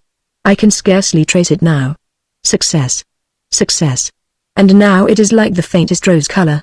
The slightest flush of blood across her cheek would overcome it. But she is so pale. He drew aside the window curtain, and suffered the light of natural day to fall into the room, and rest upon her cheek. At the same time, he heard a gross, hoarse chuckle, which he had long known as his servant Aminadab's expression of delight. "Ah, clod! Ah, earthly mass!" cried Aylmer, laughing in a sort of frenzy. "You have served me well. Matter and spirit, earth and heaven, have both done their part in this. Laugh, thing of the senses. You have earned the right to laugh." These exclamations broke Georgiana's sleep. She slowly unclosed her eyes, and gazed into the mirror, which her husband had arranged for that purpose. A faint smile flitted over her lips, when she recognized how barely perceptible was now that crimson hand, which had once blazed forth with such disastrous brilliancy as to scare away all their happiness. But then her eyes sought Aylmer's face, with a trouble and anxiety that he could by no means account for. "My poor Aylmer," murmured she. Poor?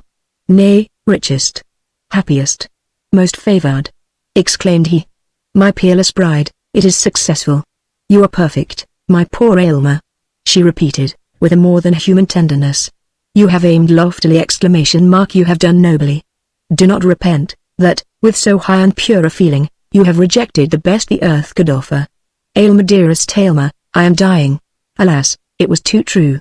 The fatal hand had grappled with the mystery of life, and was the bond by which an angelic spirit kept itself in union with a mortal frame. As the last crimson tint of the birthmark, that sole token of human imperfection, faded from her cheek, the parting breath of the now perfect woman passed into the atmosphere, and her soul, lingering a moment near her husband, took its heavenward flight. Then a hoarse, chuckling laugh was heard again. Thus ever does the gross fatality of earth exult in its invariable triumph over the immortal essence, which, in this dim sphere of half-development, demands the completeness of a higher state. Yet, had Aylmer reached a profounder wisdom, he need not thus have flung away the happiness, which would have woven his mortal life of the self-same texture with the celestial. The momentary circumstance was too strong for him. He failed to look beyond the shadowy scope of time, and living once for all in eternity, to find the perfect future in the present. Chapter 5. A terribly strange bed. Wilkie Collins. Shortly after my education at college was finished, I happened to be staying at Paris with an English friend. We were both young men then, and lived, I am afraid, rather a wild life, in the delightful city of our sojourn. One night we were idling about the neighborhood of the Palais Royal, doubtful to what amusement we should next betake ourselves. My friend proposed a visit to Frascati's, but his suggestion was not to my taste.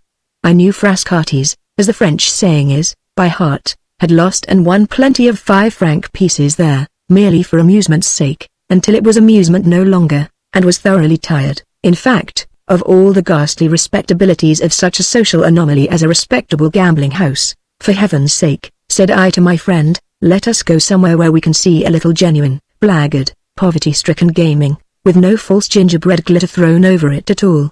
Let us get away from fashionable Frascati's, to a house where they don't mind letting in a man with a ragged coat, or a man with no coat, ragged or otherwise. Very well, said my friend, we needn't go out of the Palais Royal to find the sort of company you want.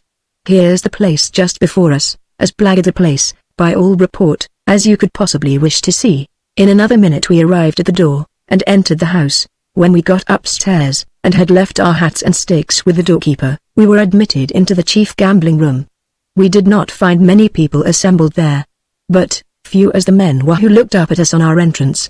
They were all types, lamentably true types of their respective classes. We had come to see blackguards, but these men were something worse. There is a comic side, more or less appreciable, in all blackguardism. Here there was nothing but tragedy, mute, weird tragedy. The quiet in the room was horrible. The thin, haggard, long-haired young man, whose sunken eyes fiercely watched the turning up of the cards, never spoke. The flabby, fat-faced, pimply player, who pricked his piece of pasteboard perseveringly, to register how often black won, and how often red, never spoke. The dirty, wrinkled old man, with the vulture eyes and the darned greatcoat, who had lost his last sou, and still looked on desperately after he could play no longer, never spoke. Even the voice of the croupier sounded as if it were strangely dulled and thickened in the atmosphere of the room. I had entered the place to laugh, but the spectacle before me was something to weep over. I soon found it necessary to take refuge in excitement from the depression of spirits which was fast stealing on me. Unfortunately I sought the nearest excitement, by going to the table and beginning to play. Still more unfortunately, as the event will show, I won prodigiously, won incredibly, won at such a rate that the regular players at the table crowded round me, and staring at my stakes with hungry, superstitious eyes, whispered to one another that the English stranger was going to break the bank. The game was rouge et noir. I had played at it in every city in Europe, without, however, the care or the wish to study the theory of chances, that philosopher's stone of all gamblers. And a gambler, in the strict sense of the word, I had never been. I was heart-whole from the corroding passion for play. My gaming was a mere idle amusement. I never resorted to it by necessity, because I never knew what it was to want money. I never practiced it so incessantly as to lose more than I could afford, or to gain more than I could coolly pocket without being thrown off my balance by my good luck. In short, I had hitherto frequented gambling tables just as I frequented ballrooms and opera houses because they amused me, and because I had nothing better to do with my leisure hours. But on this occasion it was very different now, For the first time in my life, I felt what a passion for play really was. My successes first bewildered, and then, in the most literal meaning of the word, intoxicated me. Incredible as it may appear, it is nevertheless true, that I only lost when I attempted to estimate chances, and played according to previous calculation. If I left everything to luck, and staked without any care or consideration, I was sure to win in the face of every recognized probability in favor of the bank. At first some of the men present ventured their money safely enough on my color, but I speedily increased my stakes to sums which they dared not risk. One after another they left off playing, and breathlessly looked on at my game. Still, time after time, I staked higher and higher, and still won. The excitement in the room rose to fever pitch. The silence was interrupted by a deep muttered chorus of oaths and exclamations in different languages. Every time the gold was shoveled across to my side of the table, even the imperturbable croupier dashed his rake on the floor in a French fury of astonishment at my success. But one man present preserved his self-possession, and that man was my friend. He came to my side, and whispering in English, begged me to leave the place, satisfied with what I had already gained. I must do him the justice to say that he repeated his warnings and entreaties several times, and only left me and went away, after I had rejected his advice. I was to all intents and purposes gambling drunk, in terms which rendered it impossible for him to address me again that night. Shortly after he had gone, a hoarse voice behind me cried, "Permit me, my dear sir, permit me to restore to their proper place 2 Napoleons which you have dropped." "Wonderful luck, sir. I pledge you my word of honor, as an old soldier, in the course of my long experience in this sort of thing, I never saw such luck as yours, never. Go on, Sir Sacamel Bombs. Go on boldly, and break the bank." I turned round and saw, nodding and smiling at me with inveterate civility, a tall man, dressed in a frogged and braided surtout. If I had been in my senses, I should have considered him, personally, as being rather a suspicious specimen of an old soldier. He had goggling, bloodshot eyes, mangy moustaches, and a broken nose. His voice betrayed a barrack-room intonation of the worst order, and he had the dirtiest pair of hands I ever saw even in France. These little personal peculiarities exercised, however, no repelling influence on me. In the mad excitement, the reckless triumph of that moment, I was ready to fraternize with anybody who encouraged me in my game. I accepted the old soldier's offered pinch of snuff, clapped him on the back, and swore he was the honestest fellow in the world, the most glorious relic of the Grand Army that I had ever met with. "Go on," cried my military friend, snapping his fingers in ecstasy. "Go on, and win. Break the bank, Miltanaires. My gallant English comrade. Break the bank." And I did go on, went on at such a rate, that in another quarter of an hour the croupier called out, "Gentlemen, the bank has discontinued for tonight. All the notes, and all the gold in that bank, now lay in a heap under my hands. The whole floating capital of the gambling house was waiting to pour into my pockets. Tie up the money in your pocket handkerchief, my worthy sir," said the old soldier, as I wildly plunged my hands into my heap of gold. "Tie it up, as we used to tie up a bit of dinner in the Grand Army. Your winnings are too heavy for any breeches pockets that ever were sewed. There. That's it, shovel them in, notes and all. Creedy. What luck. Stop. Another Napoleon on the floor. Ah. Sacre Petit Polis and a Napoleon. Have I found thee at last? Now then, sir, 2 tight double knots each way with your honorable permission, and the money's safe. Feel it. Feel it, fortunate sir. Hardened round as a cannonball, bars. If they had only fired such cannonballs at us at Austerlitz Nom Pipe. If they only had. And now, as an ancient grenadier, as an ex-brave of the French army, what remains for me to do? I ask what? Simply this, to entreat my valued English friend to drink a bottle of champagne with me, and toast the goddess Fortune in foaming goblets before we part. Excellent ex-brave. Convivial ancient grenadier. Champagne by all means. An English cheer for an old soldier. Hurrah! Hurrah! Another English cheer for the goddess Fortune. Hurrah! Hurrah! Hurrah! Bravo! The Englishman, the amiable, gracious Englishman, in whose veins circulates the vivacious blood of France. Another glass? A bar's exclamation mark. The bottle is empty. Never mind. Vive les vins. I, the old soldier, order another bottle, and half a pound of bonbons with it. No, no, ex-brave, never ancient grenadier. Your bottle last time, my bottle this. Behold it. Toast away. The French army. The great Napoleon. The present company. The croupier. The honest croupier's wife and daughters if he has any. the ladies generally. Everybody in the world. By the time the second bottle of champagne was emptied, I felt as if I had been drinking liquid fire. My brain seemed all aflame.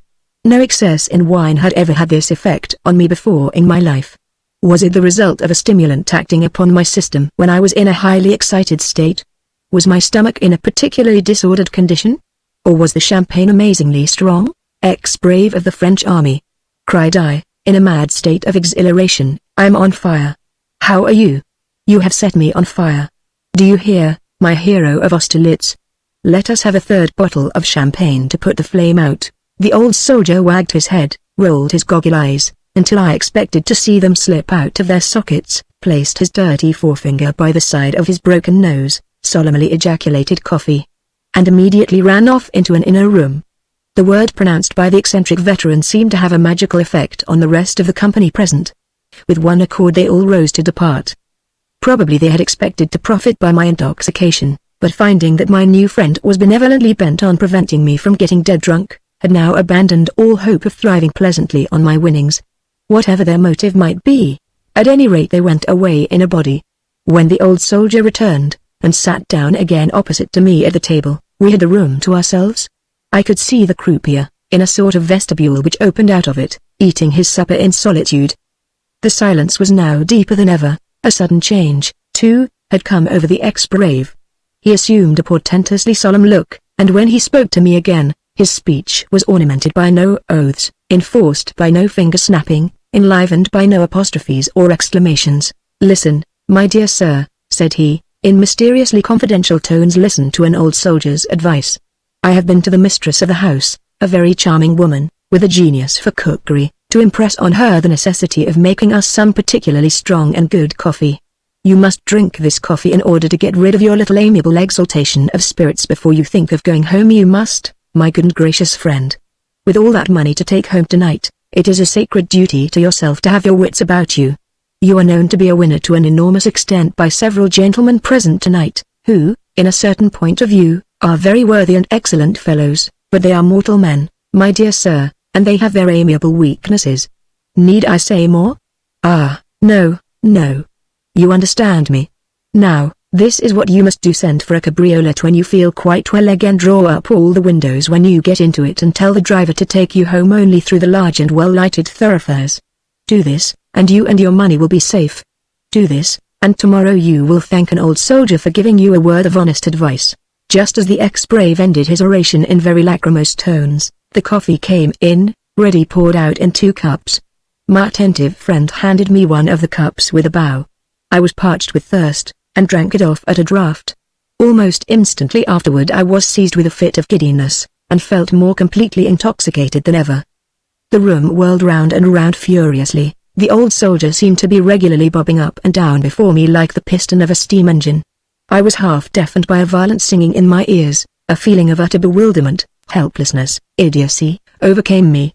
I rose from my chair, holding on by the table to keep my balance, and stammered out that I felt dreadfully unwell, so unwell that I did not know how I was to get home. "My dear friend," answered the old soldier, and even his voice seemed to be bobbing up and down as he spoke, "my dear friend, it would be madness to go home in your state. You would be sure to lose your money, you might be robbed and murdered with the greatest ease. I am going to sleep here. Do you sleep here, too? They make up capital beds in this house. Take one, sleep off the effects of the wine, and go home safely with your winnings tomorrow, in broad daylight." I had but 2 ideas left: one, that I must never let go hold of my handkerchief full of money; the other, that I must lie down somewhere immediately, and fall off into a comfortable sleep. So I agreed to the proposal about the bed, and took the offered arm of the old soldier, carrying my money with my disengaged hand. Preceded by the croupier, we passed along some passages and up a flight of stairs into the bedroom which I was to occupy. The ex-brave shook me warmly by the hand, proposed that we should breakfast together, and then, followed by the croupier, left me for the night. I ran to the wash-hand stand, drank some of the water in my jug, poured the rest out, and plunged my face into it, then sat down in a chair and tried to compose myself. I soon felt better. The change for my lungs, from the fetid atmosphere of the gambling room to the cool air of the apartment I now occupied, the almost equally refreshing change for my eyes, from the glaring gaslights of the salon to the dim, quiet flicker of one bedroom candle, aided wonderfully the restorative effects of cold water. The giddiness left me, and I began to feel a little like a reasonable being again. My first thought was of the risk of sleeping all that night in a gambling house, my second, of the still greater risk of trying to get out after the house was closed, and of going home alone at night through the streets of Paris with a large sum of money about me. I had slept in worse places than this on my travels, so I determined to lock, bolt, and barricade my door, and take my chance till the next morning. Accordingly, I secured myself against all intrusion, looked under the bed, and into the cupboard, tried the fastening of the window, and then, satisfied that I had taken every proper precaution, pulled off my upper clothing, put my light, which was a dim one, on the hearth among a feathery litter of wood ashes, and got into bed, with the handkerchief full of money under my pillow. I soon felt not only that I could not go to sleep, but that I could not even close my eyes. I was wide awake, and in a high fever. Every nerve in my body trembled, every one of my senses seemed to be preternaturally sharpened. I tossed and rolled, and tried every kind of position, and perseveringly sought out the cold corners of the bed, and all to no purpose. Now I thrust my arms over the clothes, now I poked them under the clothes, now I violently shot my legs straight out down to the bottom of the bed, now I convulsively coiled them up as near my chin as they would go, now I shook out my crumpled pillow, changed it to the cool side, patted it flat, and lay down quietly on my back, now I fiercely doubled it in two, set it up on end, thrust it against the board of the bed, and tried a sitting posture. Every effort was in vain. I groaned with vexation as I felt that I was in for a sleepless night. What could I do? I had no book to read. And yet, unless I found out some method of diverting my mind, I felt certain that I was in the condition to imagine all sorts of horrors, to rack my brain with forebodings of every possible and impossible danger, in short, to pass the night in suffering all conceivable varieties of nervous terror. I raised myself on my elbow, and looked about the room, which was brightened by a lovely moonlight pouring straight through the window, to see if it contained any pictures or ornaments that I could at all clearly distinguish. While my eyes wandered from wall to wall, a remembrance of Le Maister's delightful little book, Voyage Auto de Ma Chamber, occurred to me.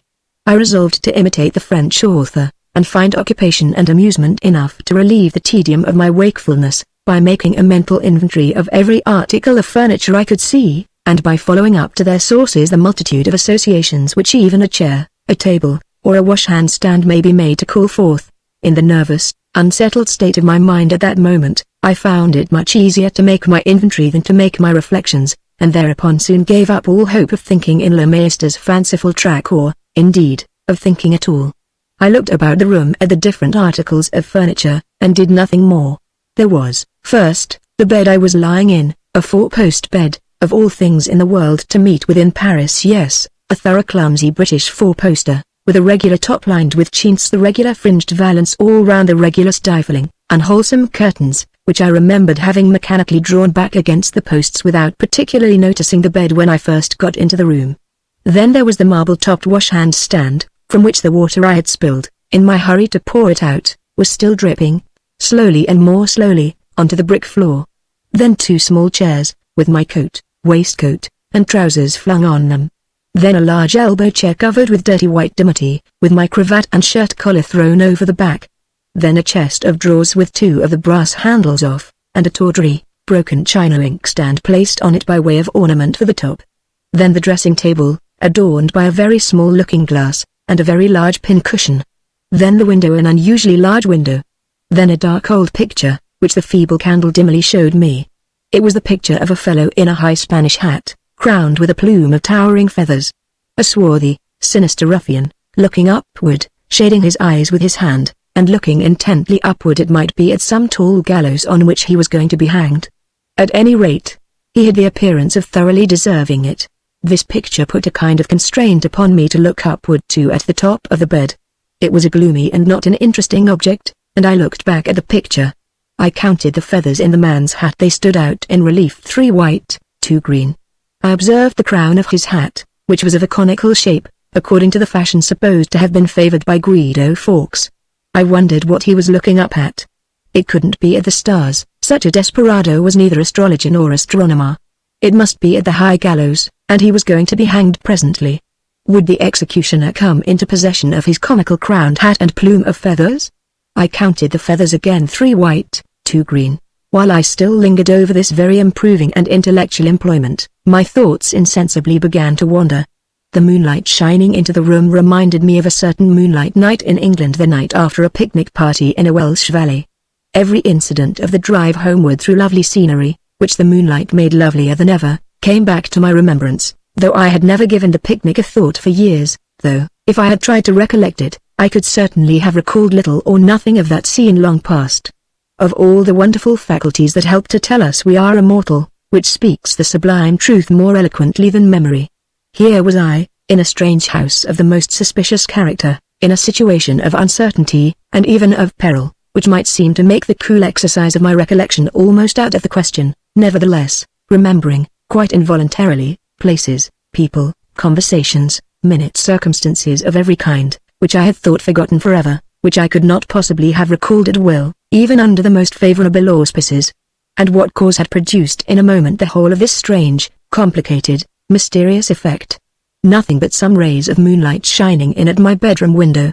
I was still thinking of the picnic of our merriment on the drive home, of the sentimental young lady who would quote Childe Harold because it was moonlight. I was absorbed by these past scenes and past amusements, when, in an instant, the thread on which my memories hung snapped asunder. My attention immediately came back to present things more vividly than ever, and I found myself, I neither knew why nor wherefore, looking hard at the picture again. Looking for what? Good God! The man had pulled his hat down on his brows. No. The hat itself was gone. Where was the conical crown? Were the feathers 3 white, 2 green? Not there.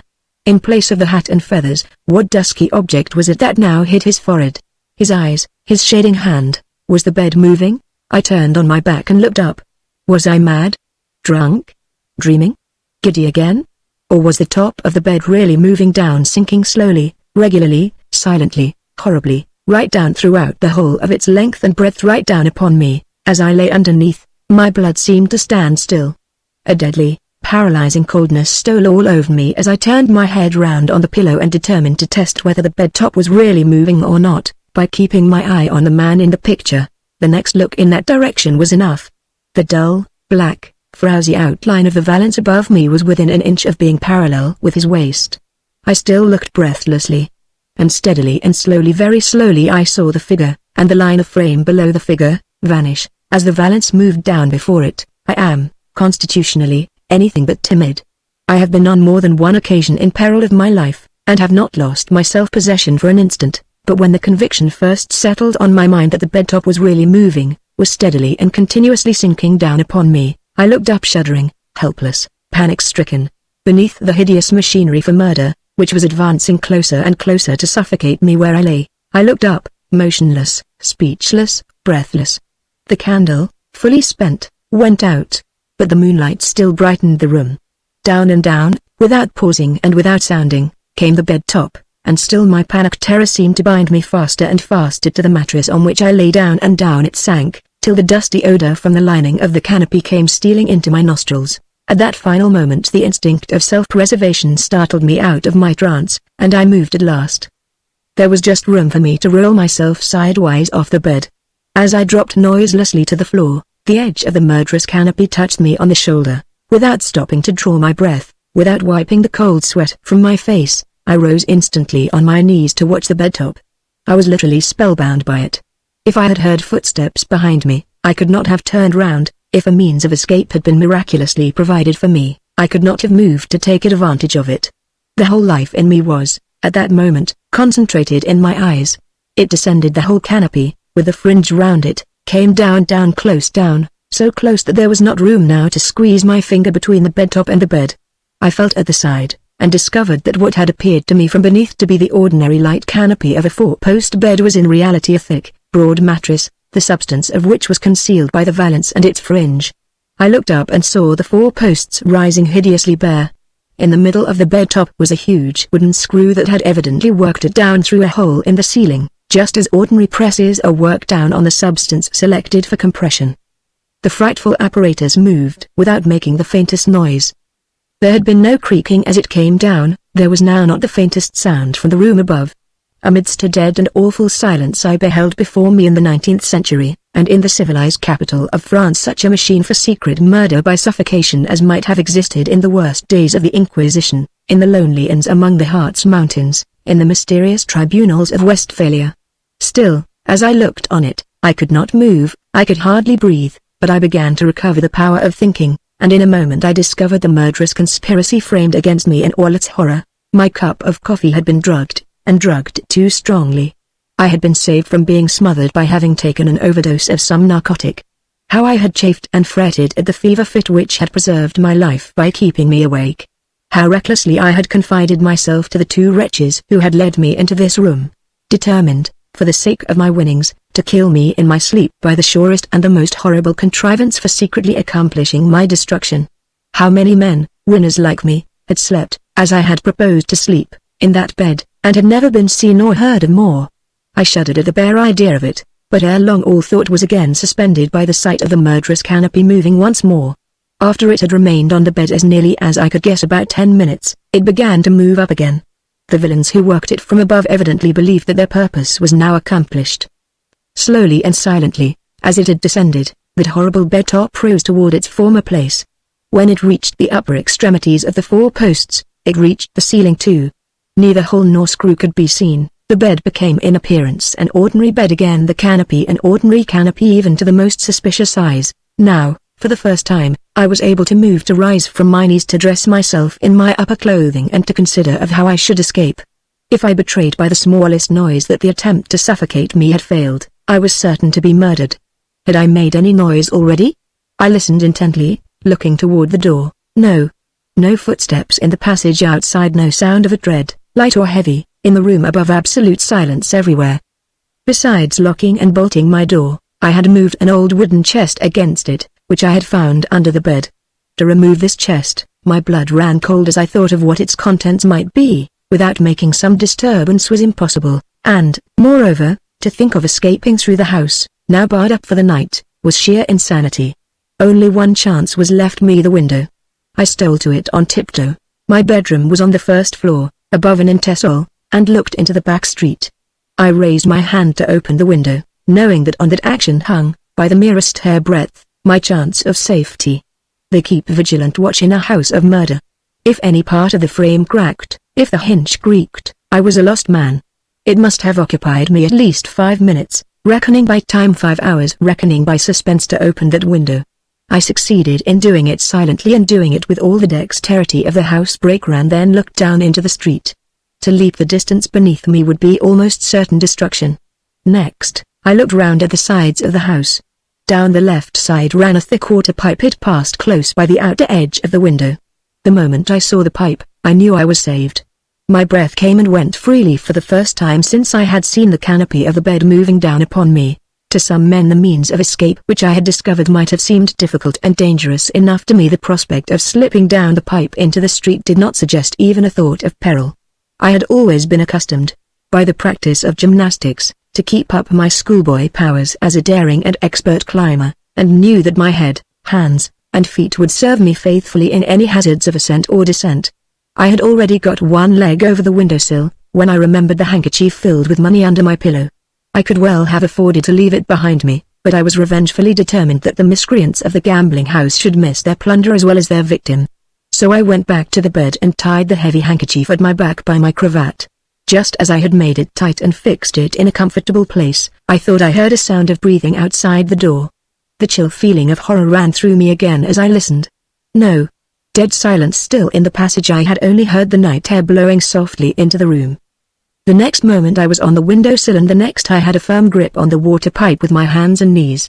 I slid down into the street easily and quietly, as I thought I should, and immediately set off at the top of my speed to a branch prefecture of police, which I knew was situated in the immediate neighborhood. A sub-prefect, and several picked men among his subordinates, happened to be up, maturing, I believe, some scheme for discovering the perpetrator of a mysterious murder which all Paris was talking of just then. When I began my story, in a breathless hurry and in very bad French, I could see that the sub-prefect suspected me of being a drunken Englishman who had robbed somebody, but he soon altered his opinion as I went on, and before I had anything like concluded, he shoved all the papers before him into a drawer, put on his hat, supplied me with another, for I was bareheaded, ordered a file of soldiers, desired his expert followers to get ready all sorts of tools for breaking open doors and ripping up brick flooring, and took my arm, in the most friendly and familiar manner possible, to lead me with him out of the house. I will venture to say that when the sub-prefect was a little boy, and was taken for the first time to the play, he was not half as much pleased as he was now at the job in prospect for him at the gambling house. Away we went through the streets, the sub-prefect cross-examining and congratulating me in the same breath as we marched at the head of our formidable piscomitators. Sentinels were placed at the back and front of the house the moment we got to it. A tremendous battery of knocks was directed against the door. A light appeared at a window. I was told to conceal myself behind the police. Then came more knocks, and a cry of "Open in the name of the law." At that terrible summons, bolts and locks gave way before an invisible hand, and the moment after the sub-prefect was in the passage, confronting a waiter half-dressed and ghastly pale. This was the short dialogue which immediately took place. "We want to see the Englishman who is sleeping in this house. He went away hours ago. He did no such thing. His friend went away, he remained. Show us to his bedroom. I swear to you, Monsieur le sous-prefect, he is not here. I swear to you, Monsieur le garçon, he is. He slept here. He didn't find your bed comfortable. He came to us to complain of it. Here he is among my men, and here am I ready to look for a flea or two in his bedstead." Renaudin, calling to one of the subordinates, and pointing to the waiter, "Collar that man, and tie his hands behind him.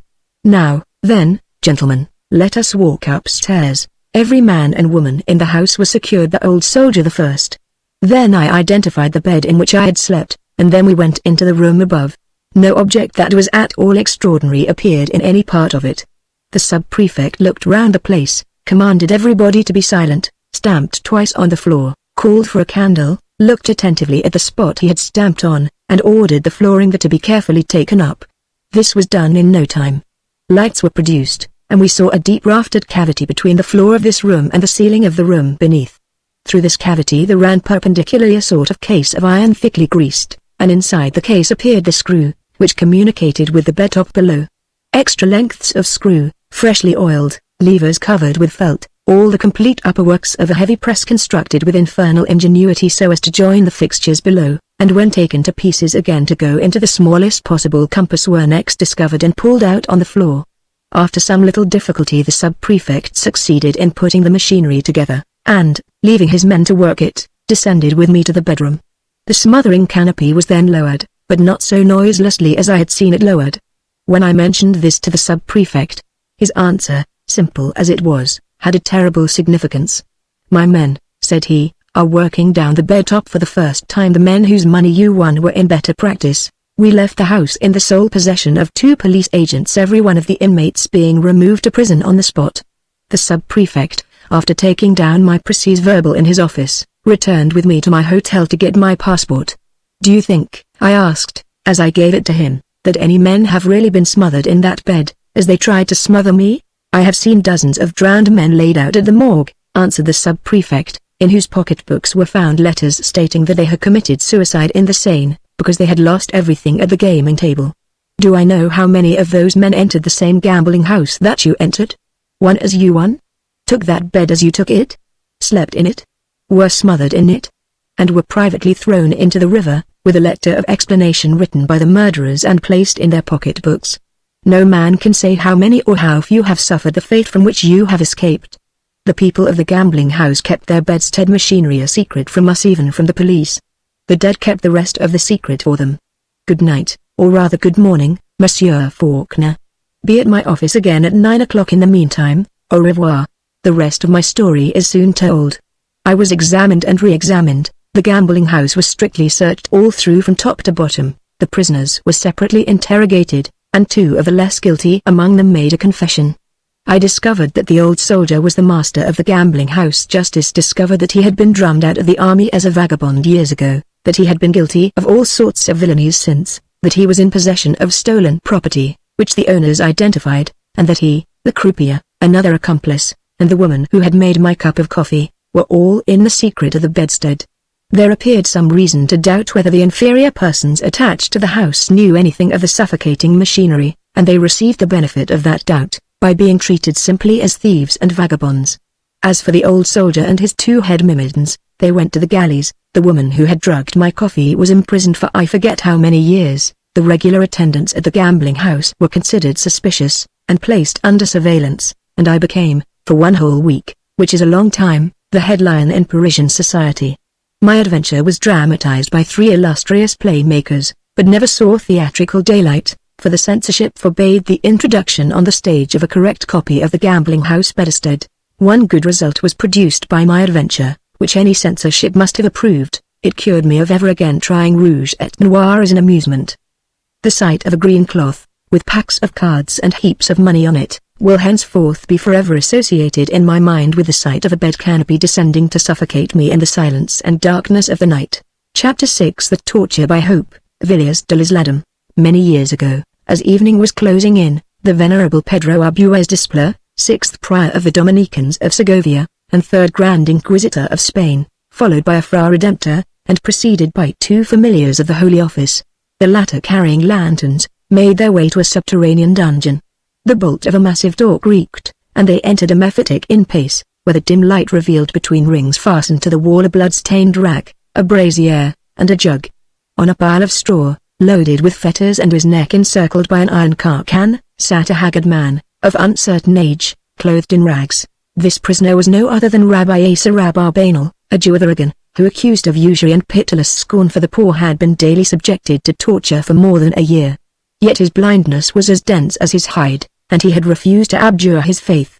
Proud of affiliation dating back thousands of years, proud of his ancestors, for all Jews worthy of the name are vain of their blood, he descended Talmudically from Otaniel and consequently from Ipsaboa, the wife of the last judge of Israel, a circumstance which had sustained his courage amid incessant torture. With tears in his eyes at the thought of this resolute soul rejecting salvation, the Venerable Pedro Arbues Displer, approaching the shuddering rabbi, addressed him as follows: "My son, rejoice, your trials here below are about to end. If in the presence of such obstinacy I was forced to permit, with deep regret, the use of great severity, my task of fraternal correction has its limits. You are the fig tree which, having failed so many times to bear fruit, at last withered, but God alone can judge your soul. Perhaps infinite mercy will shine upon you at the last moment. We must hope so. There are examples. So sleep in peace tonight. Tomorrow you will be included in the auto da fe, that is, you will be exposed to the quadero, the symbolical flames of the everlasting fire. It burns, as you know, only at a distance, my son, and death is at least 2 hours, often 3, in coming, on account of the wet, iced bandages, with which we protect the heads and hearts of the condemned. There will be 43 of you. Placed in the last row, you will have time to invoke God and offer to him this baptism of fire, which is of the Holy Spirit. Hope in the light, and rest." With these words, having signed to his companions to unchain the prisoner, the prior tenderly embraced him. Then came the turn of the Fra Redemptor, who, in a low tone, entreated the Jew's forgiveness for what he had made him suffer for the purpose of redeeming him. Then the 2 familiars silently kissed him. This ceremony over, the captive was left, solitary and bewildered, in the darkness. Rabbi Asa Rabbarbanel, with parched lips and visage worn by suffering, at first gazed at the closed door with vacant eyes. Closed? The word unconsciously roused a vague fancy in his mind, the fancy that he had seen for an instant the light of the lanterns through a chink between the door and the wall.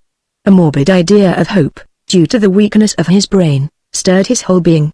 He dragged himself toward the strange appearance. Then, very gently and cautiously, slipping one finger into the crevice, he drew the door toward him. Marvelous! By an extraordinary accident the familiar who closed it had turned the huge key an instant before it struck the stone casing, so that the rusty bolt not having entered the hole, the door again rolled on its hinges. The rabbi ventured to glance outside. By the aid of a sort of luminous dusk he distinguished at first a semicircle of walls indented by winding stairs, and opposite to him, at the top of 5 or 6 stone steps, a sort of black portal, opening into an immense corridor, whose first arches only were visible from below. Stretching himself flat he crept to the threshold. Yes, it was really a corridor, but endless in length. A one light illumined it, lamps suspended from the vaulted ceiling lightened at intervals the dull hue of the atmosphere. The distance was veiled in shadow. Not a single door appeared in the whole extent. Only on one side, the left, heavily grated loopholes sunk in the walls, admitted a light which must be that of evening, for crimson bars at intervals rested on the flags of the pavement. What a terrible silence! Yet, yonder, at the far end of that passage there might be a doorway of escape. The Jew's vacillating hope was tenacious, for it was the last. Without hesitating, he ventured on the flags, keeping close under the loopholes, trying to make himself part of the blackness of the long walls. He advanced slowly, dragging himself along on his breast, forcing back the cry of pain when some raw wound sent a keen pang through his whole body. Suddenly the sound of a sandalfoot approaching reached his ears. He trembled violently, fear stifled him, his sight grew dim. Well, it was over, no doubt. He pressed himself into a niche and half lifeless with terror, waited. It was a familiar hurrying along. He passed swiftly by, holding in his clenched hand an instrument of torture, a frightful figure, and vanished. The suspense which the rabbi had endured seemed to have suspended the functions of life, and he lay nearly an hour unable to move. Fearing an increase of tortures if he were captured, he thought of returning to his dungeon. But the old hope whispered in his soul, that divine perhaps, which comforts us in our sorest trials. A miracle had happened. He could doubt no longer. He began to crawl toward the chance of escape. Exhausted by suffering and hunger, trembling with pain, he pressed onward. The sepulchral corridor seemed to lengthen mysteriously, while he, still advancing, gazed into the gloom where there must be some avenue of escape. Oh! Oh! He again heard footsteps, but this time they were slower, more heavy. The white and black forms of two inquisitors appeared, emerging from the obscurity beyond. They were conversing in low tones, and seemed to be discussing some important subject, for they were gesticulating vehemently. At this spectacle Rabbi Asa Abarbanel closed his eyes, his heart beat so violently that it almost suffocated him. His rags were damp with the cold sweat of agony. He lay motionless by the wall, his mouth wide open, under the rays of a lamp, praying to the God of David. Just opposite to him the two inquisitors paused under the light of the lamp, doubtless owing to some accident due to the course of their argument. One, while listening to his companion, gazed at the rabbi. And, beneath the look whose absence of expression the hapless man did not at first notice, he fancied he again felt the burning pincers scorch his flesh. He was to be once more a living wound. Fainting, breathless, with fluttering eyelids, he shivered at the touch of the monk's floating robe. But strange yet natural fact, the inquisitor's gaze was evidently that of a man deeply absorbed in his intended reply, engrossed by what he was hearing. His eyes were fixed and seemed to look at the Jew without seeing him. In fact, after the lapse of a few minutes, the two gloomy figures slowly pursued their way, still conversing in low tones, toward the place whence the prisoner had come. He had not been seen. Amid the horrible confusion of the rabbi's thoughts, the idea darted through his brain, can I be already dead that they did not see me? A hideous impression roused him from his lethargy, in looking at the wall against which his face was pressed. He imagined he beheld two fierce eyes watching him. He flung his head back in a sudden frenzy of fright, his hair fairly bristling. Yet, no. No. His hand groped over the stones. It was the reflection of the inquisitor's eyes, still retained in his own, which had been refracted from two spots on the wall. Forward. He must hasten toward that goal which he fancied, absurdly, no doubt, to be deliverance, toward the darkness from which he was now barely 30 paces distant. He pressed forward faster on his knees, his hands, at full length, dragging himself painfully along, and soon entered the dark portion of this terrible corridor. Suddenly the poor wretch felt a gust of cold air on the hands resting upon the flags. It came from under the little door to which the two walls led. Oh, heaven, if that door should open outward! Every nerve in the miserable fugitive's body thrilled with hope. He examined it from top to bottom, though scarcely able to distinguish its outlines in the surrounding darkness.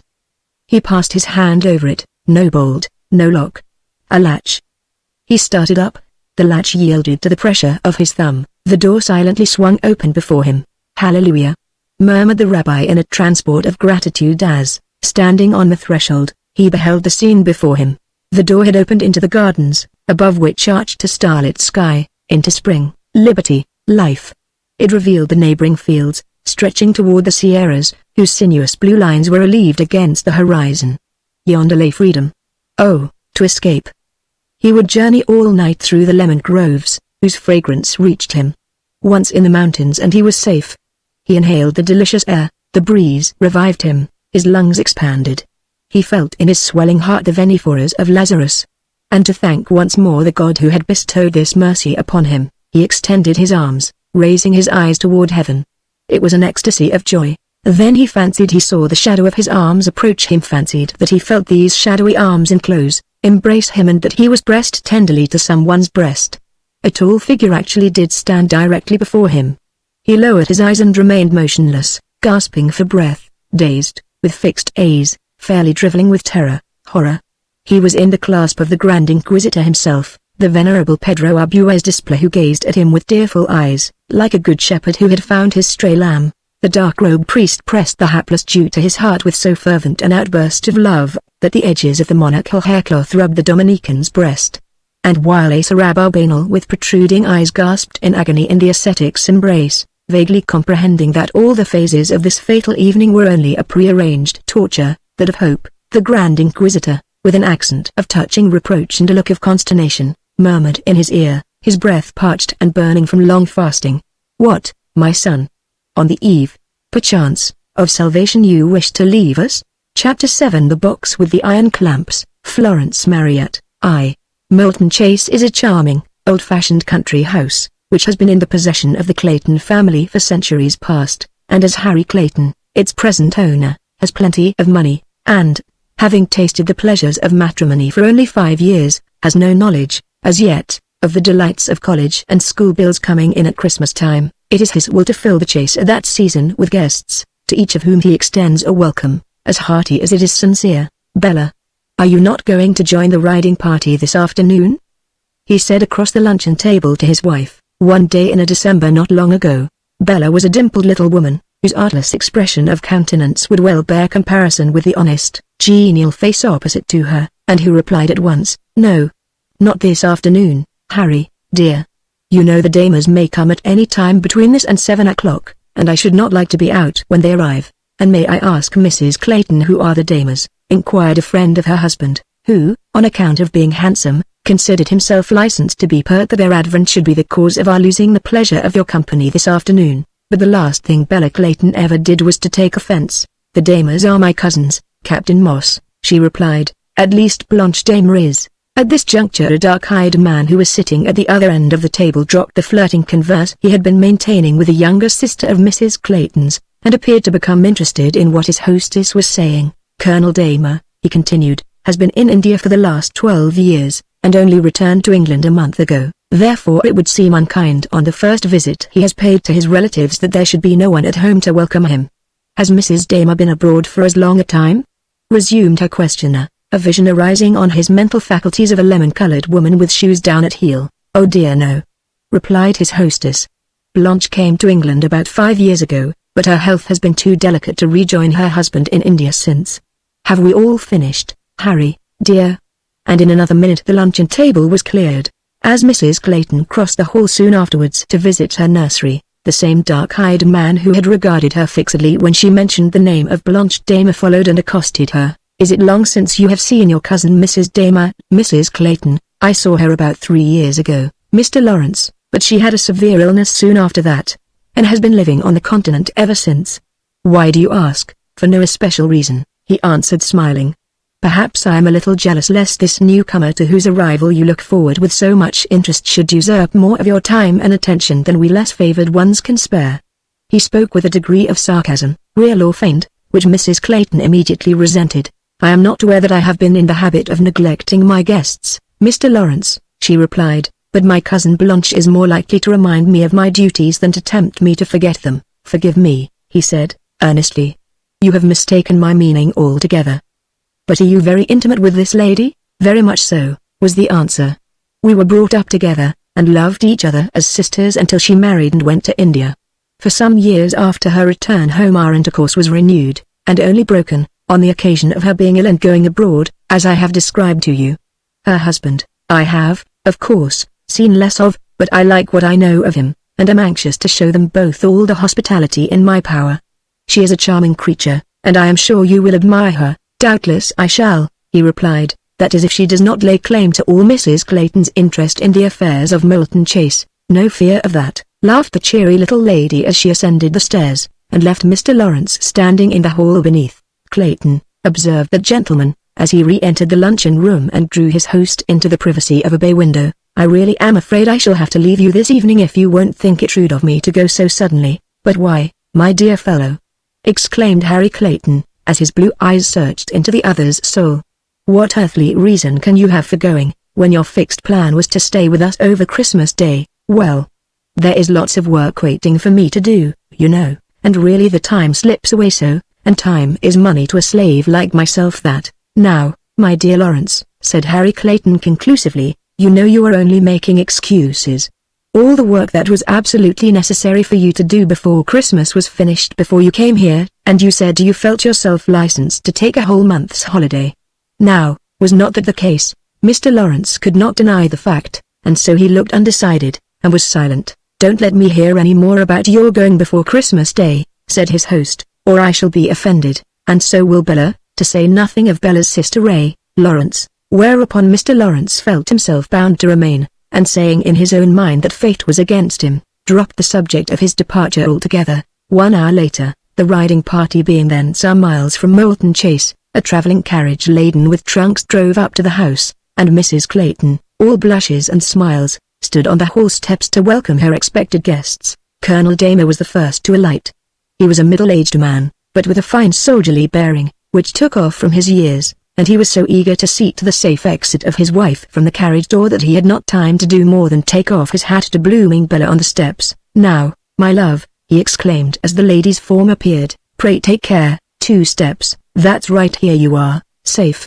And then Mrs. Damer, being securely landed, was permitted to fly into the cousinly arms which were open to receive her. My dear Bella, my dearest Blanche, I am so delighted to see you again. Why, you are positively frozen. Pray come in at once to the fire. Colonel Damer, my servants will see to the luggage, do leave it to them, and come and warm yourselves. A couple of men servants now came forward and offered to see to the unloading of the carriage, but Mrs. Damer did not move. Will you not go in, my love, as your cousin proposes? Said her husband. I can see to the boxes if you should wish me to do so. No, thank you, was the low reply, and there was such a ring of melancholy in the voice of Mrs. Damer that a stranger would have been attracted by it. I prefer waiting until the carriage is unpacked. Never mind the luggage, Blanche, whispered Mrs. Clayton, in her coaxing manner.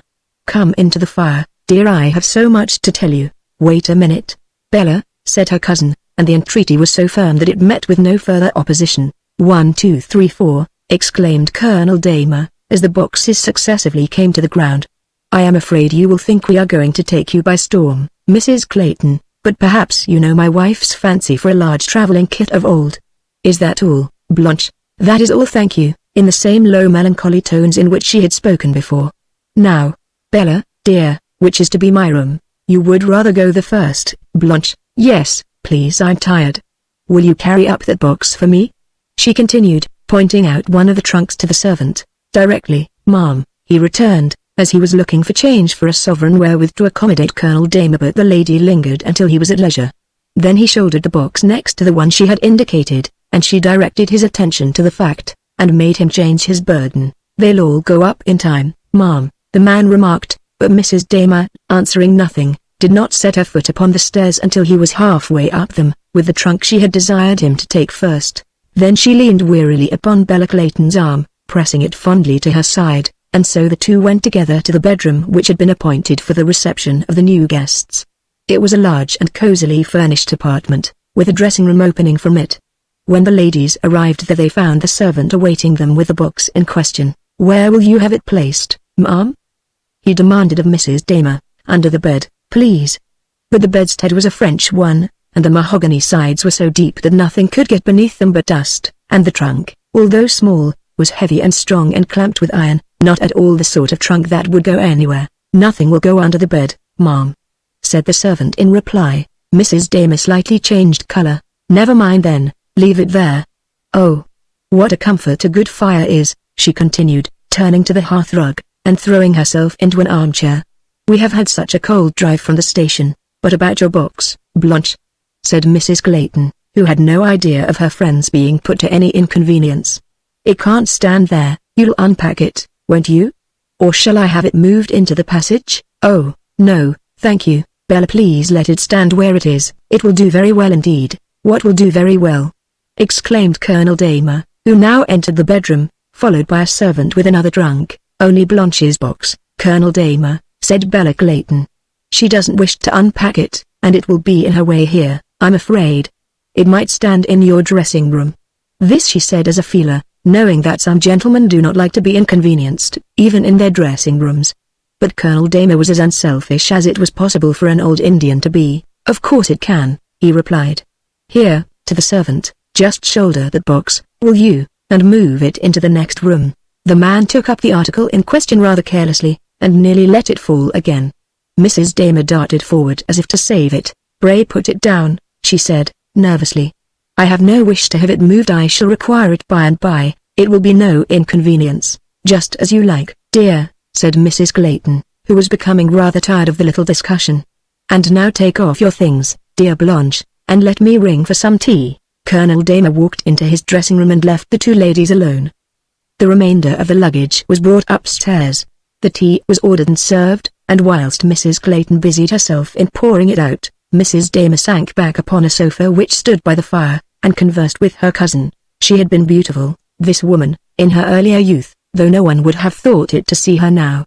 As Bella handed her the tea she glanced towards the thin hand stretched out to receive it, and from thence to the worn face and hollow eyes, and could scarcely believe she saw the same person she had parted from 3 years before, but she had not been so intimate with her of late, and she was almost afraid of commenting upon her cousin's altered appearance, for fear it might wound her. All she said was, "You look very delicate still, dear Blanche. I was in hopes the change to the continent would have set you up and made you stronger than you were when you left England." "Oh, no, I never shall be well again," was Mrs. Damer's careless reply. "It's an old story now, Bella, and it's no use talking about it.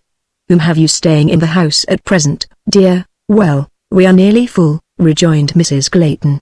"There is my old godfather, General Knox, you remember him, I know, and his son and daughter, and the Ainsleys and their family, ditto, the Baileys and the Armstrongs, and then, for single men, we have young Brooke, and Harry's old friend, Charlie Moss, and Herbert Lawrence, and are you ill, Blanchie?" An exclamation had burst from Mrs. Damer, hardly an exclamation, so much as a half-smothered cry, but whether of pain or fear, it was hard to determine. "Are you ill?" reiterated Mrs. Clayton, full of anxiety for her fragile-looking cousin. "No," replied Blanche Damer, pressing her hand to her side, but still deadly pale from the effect of whatever emotion she had gone through. "It is nothing. I feel faint after our long journey." Colonel Damer had also heard the sound, and now appeared upon the threshold of his dressing room. He was one of those well-meaning, but fussy men, who can never have two women alone for a quarter of an hour without intruding on their privacy. "Did you call, my dearest?" he asked of his wife. "Do you want anything?" "Nothing, thank you," replied Bella for her cousin. "Blanche is only a little tired and overcome by her traveling. I think, after all, that I will move that trunk away for you into my room," he said, advancing towards the box which had already been the subject of discussion. Mrs. Damer started from the sofa with a face of crimson. "I beg you will leave my boxes alone," she said, with an imploring tone in her voice which was quite unfitted to the occasion. "I have not brought one more than I need, and I wish them to remain under my own eye." "There must be something very valuable in that receptacle," said Colonel Damer, facetiously, as he beat a retreat to his own quarters. "Is it your linen box?" demanded Mrs. Clayton of her cousin.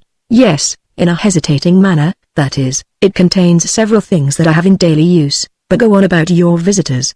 Bella, are there any more?" "I don't think so. Where had I got to?" "Who?" "To the bachelors." "Well, there are Mr. Brooke and Captain Moss, and Mr. Lawrence, the poet, you know. Harry was introduced to him last season by Captain Moss, and my brother Alfred, and that's all." "A very respectable list," said Mrs. Damer, languidly. "What kind of a man is the poet you spoke of, Lawrence?" "Oh, he seems a very pleasant man, but he is very silent and abstracted, as I suppose a poet should be. My sister Carrie is here, and they have quite got up a flirtation together. However, I don't suppose it will come to anything. And your nursery department?" "Thriving, thank you. I think you will be astonished to see my boy. Old Mrs. Clayton says he is twice the size that Harry was at that age, and the little girls can run about and talk almost as well as I can. But I must not expect you, Blanche, to take the same interest in babies that I do." This she added, remembering that the woman before her was childless. Mrs. Damer moved uneasily on her couch, but she said nothing, and soon after the sound of a gong reverberating through the hall warned Mrs. Clayton that the dinner was not far off and the riding party must have returned. So, leaving her friend to her toilet, she took her departure. As she left the room, Mrs. Damer was alone. She had no maid of her own, and she had refused the offices of Mrs. Clayton, assuring her that she was used to dress herself, but she made little progress in that department. As she lay on the couch in the firelight, with her face buried in her hands, and thoughts coursing through her mind of which heaven alone knew the tendency. "Come, my darling," said the kind, coaxing voice of her husband, as, After knocking more than once without receiving any answer, he entered the room, fully dressed, and found her still arrayed in her traveling things, and none of her boxes unpacked. "You will never be ready for dinner at this rate. Shall I make an excuse for your not appearing at table this evening? I am sure Mrs. Clayton would wish you to keep your room if you are too tired to dress." "I am not too tired, Harry," said Mrs. Damer, rising from the couch, "and I shall be ready in 10 minutes, unlocking and turning over the contents of a box as she spoke. "Better not, perhaps, my love," interposed the Colonel, in mild expostulation. "You will be better in bed, and can see your kind friends tomorrow morning." "I am going down to dinner tonight," she answered, gently, but decisively. She was a graceful woman now. She stood on her feet, and threw off the heavy wraps in which she had travelled, with a slight, willowy figure, and a complexion which was almost transparent in its delicacy, but her face was very thin, and her large blue eyes had a scared and haggard look in them, which was scarcely less painful to witness than the appearance of anxiety which was expressed by the knitted brows by which they were surmounted. As she now raised her fair attenuated hands to rearrange her hair, which had once been abundant and glossy, her husband could not avoid remarking upon the change which had passed over it. "I had no idea you had lost your hair so much, darling," he said. "I have not seen it down before tonight. Why, where is it all gone to?"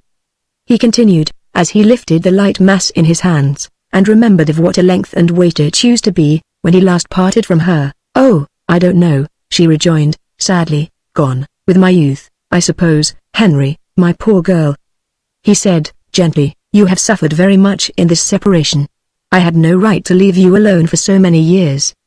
But it is all over now, dearest, and I will take such good care of you that you will be obliged to get well and strong again." She turned round suddenly from the glass, and pressed her lips upon the hand which held her hair. "Don't," she murmured, "pray don't speak to me so, Henry. I can't bear it, I can't indeed." He thought it was from excess of feeling that she spoke, and so it was, though not as he imagined. So he changed the subject lightly, and bade her be lazy no longer, but put on her dress, if she was really determined to make one of the party at dinner that evening. In another minute, Mrs. Damer had brushed her diminished hair into the fashion in which she ordinarily wore it, thrown on an evening robe of black, which, while it contrasted well with her fairness, showed the falling away of her figure in a painful degree, and was ready to accompany her husband downstairs. They were met at the door of the drawing-room by their host, who was eager to show cordiality towards guests of whom his wife thought so much, and having also been acquainted himself with Mrs. Damer since her return to England. He led her up to the sofa whereon Bella sat, and, dinner being almost immediately announced, the little hostess was busy pairing off her couples. "Mr. Lawrence," she exclaimed, and then looking around the room, "where is Mr. Lawrence?" So that gentleman was forced to leave the window curtains, behind which he had ensconced himself, and advance into the center of the room. "Oh, here you are at last. Will you take Mrs. Damer down to dinner?" And proceeding immediately with the usual form of introduction, "Mr. Lawrence, Mrs. Damer," they bowed to each other, but over the lady's face, as she went through her share of the introduction, there passed so indescribable, and yet so unmistakable a change, that Mrs. Clayton, although not very quick, could not help observing it, and she said, involuntarily, "Have you met Mr. Lawrence before, Blanche?" "I believe I have had that pleasure in London many years ago." The last words came out so faintly that they were almost undistinguishable. "Why didn't you tell me so?" said Bella Clayton, reproachfully, to Mr. Lawrence. He was beginning to stammer out some excuse about its having been so long ago, when Mrs. Damer came to his aid, in her clear, cold voice. "It was very long ago, we must both be forgiven for having forgotten the circumstance." "Well, you must renew your acquaintanceship at dinner," said Mrs. Clayton, blithely, as she trotted off to make matters pleasant between the rest of her visitors. As she did so, Mr. Lawrence remained standing by the sofa, but he did not attempt to address Mrs. Damer. Only, when the room was nearly cleared, he held out his arm to her, and she rose to accept it. But the next minute she had sunk back again upon the sofa, and Mrs. Clayton was at her cousin's side. "Mrs. Damer had fainted, poor darling!" exclaimed Colonel Damer, as he pressed forward to the side of his wife. "I was afraid coming down tonight would be too much for her, but she would make the attempt. She has so much spirit. Pray don't delay the dinner, Mrs. Clayton. I will stay by her, if you will excuse the apparent rudeness, until she is sufficiently recovered to go to bed." But even as he spoke his wife raised herself from the many arms which supported her, and essayed to gain her feet. "Bella, dear. I'm all right again. Pray, if you love me, don't make a scene about a little fatigue." I often faint now. Let me go up to my bedroom and lie down, as I ought to have done at first, and I shall be quite well tomorrow morning." She would accept no one's help, not even her husband's, though it distressed him greatly that she refused it, but walked out of the room of her own accord, and toiled wearily up the staircase which led her to the higher stories, whilst more than one pair of eyes watched her ascent, and more than one appetite was spoiled for the coming meal. "Don't you think that Blanche is looking very ill?" demanded Bella Clayton of Colonel Damer, at the dinner table. She had been much struck herself with the great alteration in her cousin's looks, and fancied that her husband was not so alarmed about it as he ought to be. "I do, indeed," he replied, "but it is the last thing she will acknowledge herself. She has very bad spirits and appetite, appears always in a low fever, and is so nervous that the least thing will frighten her. That, to me, is the worst and the most surprising change of all, such a high-couraged creature as she used to be." "Yes, indeed," replied Mrs. Clayton, "I can hardly imagine Blanche being nervous at anything. It must have come on since her visit to the continent, for she was not so when she stayed here last." "When was that?" demanded the Colonel, anxiously. "Just 3 years ago this Christmas," was the answer. "I don't think I ever saw her look better than she did then, and she was the life of the house. But soon afterwards she went to Paris, and then we heard of her illness, and this is my first meeting with her since that time. I was very much shocked when she got out of the carriage. I should scarcely have known her again." Here Mrs. Clayton stopped, seeing that the attention of Mr. Lawrence, who sat opposite to her, appeared to be riveted on her words, and Colonel Damer relapsed into thought and spoke no more. In the meanwhile Mrs. Damer had gained her bedroom. Women had come to attend upon her, sent by their mistress, and laden with offers of refreshment and help of every kind, but she had dismissed them and chosen to be alone. She felt too weak to be very restless, but she had sat by the fire and cried, until she was so exhausted that her bed suggested itself to her, as the best place in which she could be, but rising to undress, preparatory to seeking it, she had nearly fallen, and catching feebly at the bed-post had missed it, and sunk down by the side of the solid black box, which was clamped with iron and fastened with a padlock, and respecting which she had been so particular a few hours before. She felt as if she was dying, and as if this were the fittest place for her to die on. "There is nothing in my possession," she cried, "that really belongs to me but this which I loathe and abhor, and love and weep over at one and the same moment." And, strange to relate, Mrs. Damer turned on her side and kneeling by the iron-clamped chest pressed her lips upon its hard, unyielding surface, as if it had life wherewith to answer her embrace. And then the wearied creature dragged herself up again into an unsteady position, and managed to sustain it until she was ready to lie down upon her bed. The next morning she was much better. Colonel Damer and Bella Clayton laid their heads together and decided that she was to remain in bed until after breakfast. Therefore she was spared meeting with the assembled strangers until the dinner hour again, for luncheon was a desultory meal at Moulton Chase, and scarcely any of the gentlemen were present at it that day. After luncheon Mrs. Clayton proposed driving Mrs. Damer out in her pony chaise. "I don't think you will find it cold, dear, and we can come home by the lower shrubberies and meet the gentlemen as they return from shooting," Colonel Damer being one of the shooting party. But Mrs. Damer had declined the drive, and made her cousin understand so plainly that she preferred being left alone, that Mrs. Clayton felt no compunction in acceding to her wishes, and laying herself out to please the other ladies staying in the house. And Mrs. Damer did wish to be alone. She wanted to think over the incidents of the night before, and devise some plan by which she could persuade her husband to leave the Grange as soon as possible without provoking questions which she might find it difficult to answer. When the sound of the wheels of her cousin's pony chaise had died away, and the great stillness pervading Moulton Grange proclaimed that she was the sole inmate left behind, she dressed herself in a warm cloak, and drawing the hood over her head prepared for a stroll about the grounds. A little walk she thought would do her good, and with this intention she left the house. The Grange gardens were extensive and curiously laid out, and there were many winding shrubbery paths about them, which strangers were apartment to find easier to enter than to find their way out of again. Into one of these Mrs. Damer now turned her steps for the sake of privacy and shelter, but she had not gone far before, on turning an abrupt corner, she came suddenly upon the figure of the gentleman she had been introduced to the night before, Mr. Lawrence, who she had imagined to be with the shooting party. He was half lying, half sitting across a rustic seat which encircled the huge trunk of an old tree, with his eyes bent upon the ground and a cigar between his lips. He was more an intellectual and fine-looking than a handsome man, but he possessed two gifts which are much more winning than beauty, a mind of great power, and the art of fascination. As Mrs. Damer came full in view of him, too suddenly to stop herself or to retreat, He rose quickly from the attitude he had assumed when he thought himself secure from interruption and stood in her pathway.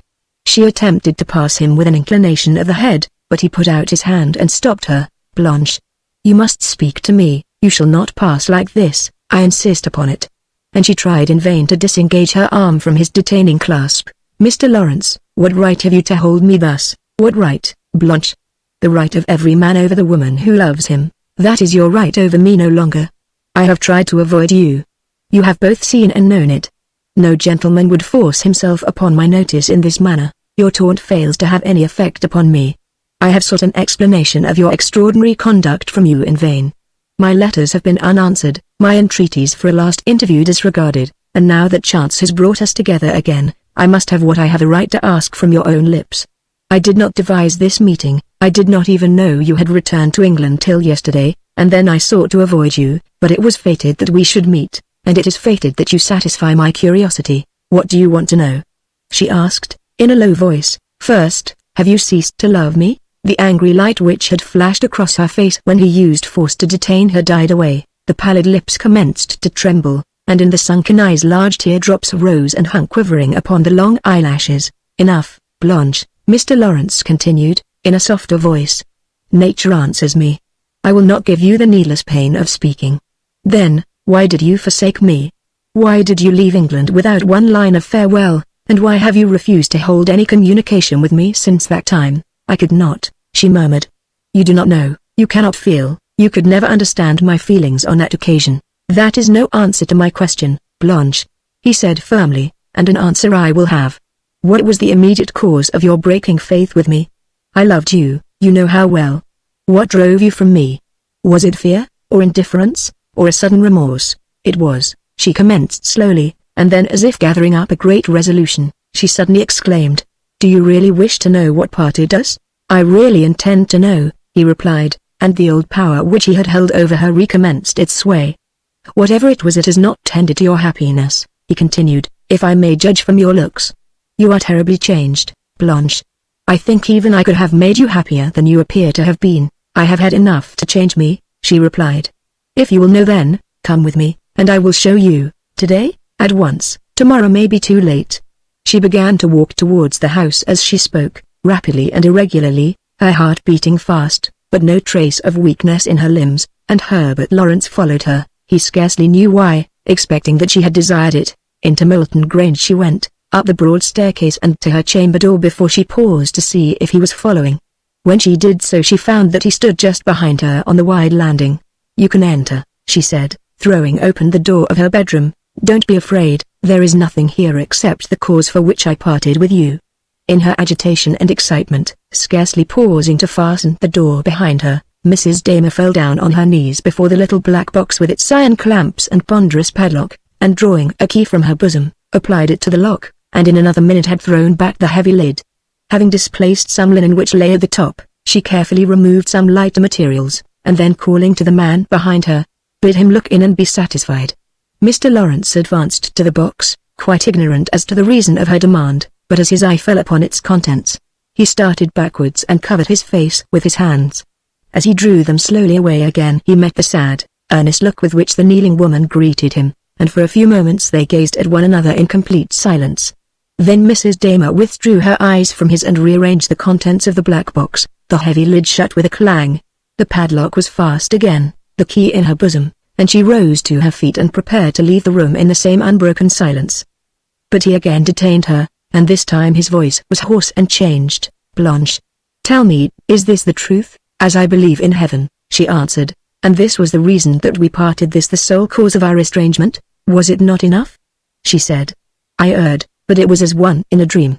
When I awoke I could no longer err and be at peace." "At peace did I say? I have known no peace since I knew you, but I should have died and waked up in hell, if I had not parted with you. This is all the truth, believe it or not as you will, but there can be nothing in future between you and me. Pray let me pass you." "But that box, Blanche," exclaimed Herbert Lawrence, with drops of sweat, notwithstanding the temperature of the day, upon his forehead. "It was an accident, a misfortune. You did not do it?" She turned upon him eyes which were full of mingled horror and scorn. "I do it," she said. "What are you dreaming of?" "I was mad, but but not so mad as that. How could you think it? And the tears rose in her eyes more at the supposition which his question had raised than at the idea that he could so misjudge her. But why do you keep this? Why do you carry it about with you, Blanche? It is pure insanity on your part. How long is it since you have traveled in company with that dreadful box? More than 2 years, she said in a fearful whisper. I have tried to get rid of it, but to no purpose. There was always someone in the way. I have reasoned with myself, and prayed to be delivered from it, but I have never found an opportunity. And now, what does it matter? The burden and heat of the day are past. Let me do it for you, said Mr. Lawrence. Whatever our future relation to one another, I cannot consent that you should run so terrible a risk through fault of mine. The strain upon your mind has been too great already. Would to heaven I could have borne it for you. But you forbid me even the privilege of knowing that you suffered. Now that I have ascertained it, it must be my care that the cause of our separation shall at least live in your memory only. And as he finished speaking he attempted to lift the box, but Mrs. Damer sprang forward and prevented him. Leave it, she cried. Do not dare to touch it. It is mine. It has gone wherever I have gone for years. Do you think, for the little space that is left me, that I would part with the only link left between me and my dread past? And saying this she threw herself upon the black trunk and burst into tears. Blanche, you love me as you ever did, exclaimed Herbert Lawrence. These tears confess it. Let me make amends to you for this, let me try to make the happiness of your future life. But before his sentence was concluded Mrs. Damer had risen from her drooping attitude and stood before him. Make amends? She echoed scornfully.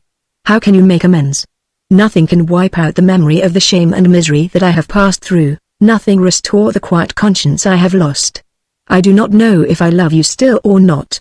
When I think of it, my head swims, and I only feel confused and anxious. But I am sure of one thing, that the horror of my remorse for even having listened to you has power to overwhelm any regret that may be lingering in my unworthy breast, and that the mere fact of your bodily presence is agony to me. When I met you today I was battling with my invention to devise some means of leaving the place where you are without exciting suspicion. If you ever loved, have pity on me now, take the initiative, and rid me of yourself. Is this your final decision, Blanche? He asked, slowly. Will you not regret it when too late, and you are left alone with only that? She shuddered, and he caught at the fact as a sign of relenting. Dearest, loveliest, he commenced. This woman had been the loveliest to him in days gone past, and though she was so terribly changed in eyes that regarded her less, Herbert Lawrence, her once lover, could still trace above the languor and debility and distress of her present appearance, the fresh, sparkling woman who had sacrificed herself for his sake, and although his style of address signified more than he really thought for her, the knowledge of how much she had undergone since their separation had the power to make him imagine that this partial reanimation of an old flame was a proof that the fire which kindled it had never perished. Therefore it did not appear absurd in his mental eyes to preface his appeal to Mrs. Damer thus, dearest, loveliest. But she turned upon him as though he had insulted her. Mr. Lawrence, she exclaimed, I have told you that the past is past. Be good enough to take me at my word. Do you think that I have lived over 2 years of solitary shame and grief, to break the heart that trusts in me now? If I had any wish, or any thought to the contrary, it would be impossible. I am enveloped by kind words and acts, by care and attention, which chain me as closely to my home as if I were kept a prisoner between 4 walls. I could not free myself if I would, she continued, throwing back her arms, as though she tried to break an invisible thrall. I must die first. The cords of gratitude are bound about me so closely. It is killing me, as nothing else could kill, she added, in a lower voice. I lived under your loss, and the knowledge of my own disgrace, but I cannot live under his perpetual kindness and perfect trust. It cannot last much longer. For mercy's sake, leave me in peace until the end comes. And the box? He demanded. I will provide for the box before that time, she answered, sadly, but if you have any fear, keep the key yourself. The lock is not one that can be forced. She took the key from her bosom, where it hung on a broad black ribbon, as she spoke, and handed it to him. He accepted it without demur. You are so rash, he said. It will be safer with me. Let me take the box also? No, no, said Mrs. Damer, hurriedly. You shall not, and it would be no use. If it were out of my sight, I should dream that it was found, and talk of it in my sleep. I often rise in the night now to see if it is safe. Nothing could do away with it. If you buried it, someone would dig it up. If you threw it in the water, it would float. It would lie still nowhere but on my heart, where it ought to be! It ought to be. Her eyes had reassumed the wild, restless expression which they took whilst speaking of the past, and her voice had sunk to a low, fearful whisper. "This is madness," muttered Herbert Lawrence, and he was right. On the subject of the black box Mrs. Damer's brain was turned. He was just about to speak to her again, and try to reason her out of her folly, when voices were heard merrily talking together in the hall, and her face worked with the dread of discovery. "Go," she said, "pray, go at once. I have told you everything." And in another moment Herbert Lawrence had dashed through the passage to the privacy of his own room, and Mrs. Clayton, glowing from her drive, and with a fine rosy baby in her arms, had entered the apartment of her cousin, too. Bella found her cousin sitting in an armchair, with the cloak still over her shoulders, and a face of ashy whiteness. The reaction of her excitement. "My dear, how ill you look," was her first exclamation. "Have you been out?" "I went a little way into the shrubberies," said Mrs. Damer. "But the day turned so cold." "Do you think so? We have all been saying what a genial afternoon it is, but it certainly does not seem to have agreed with you. Look at my boy, isn't he a fine fellow? He has been out all day in the garden. I often wish you had a child, Blanche. Do you, dear? It is more than I do." "Ah, but you can't tell, till they are really yours, how much pleasure they give you. No one knows who has not been a mother." "No, I suppose not." Mrs. Damer shivered as she said the words, and looked into the baby's fat, unmeaning face with eyes of sad import.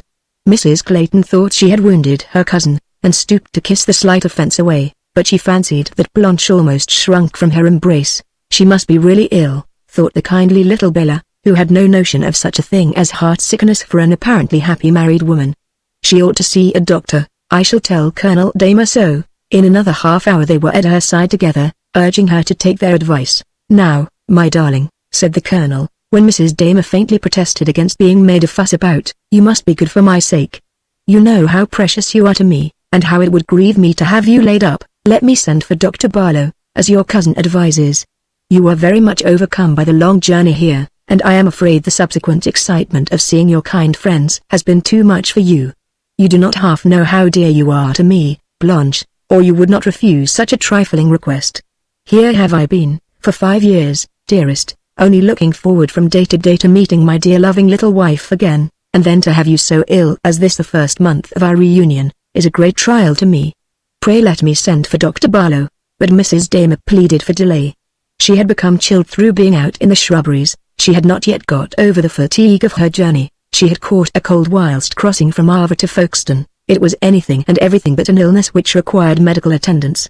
If she were not better in the morning, she promised to make no opposition to their wishes, so she forced herself to rise and dress for dinner. She appeared the calm and collected, and continued so throughout the evening, talking with Mr. Lawrence quite as much as with the rest of the company, and she went to bed at the same hour as the other guests of Moulton Grange, receiving with her cousin's good night, congratulations on the evident improvement of her health. "I cannot quite make out what has come to that cousin of yours, Bella," said Harry Clayton to his wife, as they two retired for the night. "She doesn't appear half such a jolly woman as she used to be." "She is certainly very much altered," was Mrs. Clayton's response, "but I think it must be chiefly owing to her health. A feeling of debility is so very depressing. I suppose it can't be anything on her mind, Bella?" suggested the husband, after a pause. "On her mind, Harry?" said Bella, sitting up in bed in her wonderment. "Of course not. Why, how could it be? She has everything she can wish for, and, I am sure, no woman could have a more devoted husband than Colonel Damer. He has been speaking a great deal about her to me today, and his anxiety is something enormous. On her mind! What a funny idea, Harry. What could have put that in your head?" "I am sure I don't know," was the husband's reply, rather ruefully given, as if conscious he had made a great mistake. "You old goose," said his wife, with an emphatic kiss, as she composed herself to her innocent slumbers.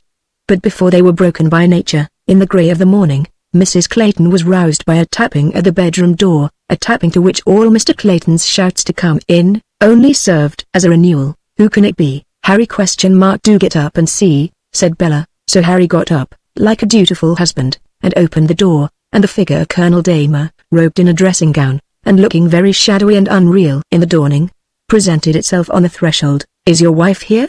demanded the Colonel briefly. "Of course she is," said Mr. Clayton, wondering what the Colonel wanted with her. "Will she come to Mrs. Damer?" "She is very ill," was the next sentence, delivered tremblingly. "Very ill!" exclaimed Bella, jumping out of bed and wrapping herself in a dressing gown. "How do you mean, Colonel Damer? When did it happen?" "God knows," he said, in an agitated voice, but for some time after she fell asleep she was feverish and excited, and spoke much. "I woke suddenly in the night and missed her, and going in search of her with a light, found her fallen on the landing." "Fainted?" said Bella. "I don't know now whether it was a faint or a fit," he replied, "but I incline to the latter belief. I carried her back to her bed, and gave her some restoratives, not liking to disturb you." "Oh, why didn't you, Colonel Damer?" interposed his hostess.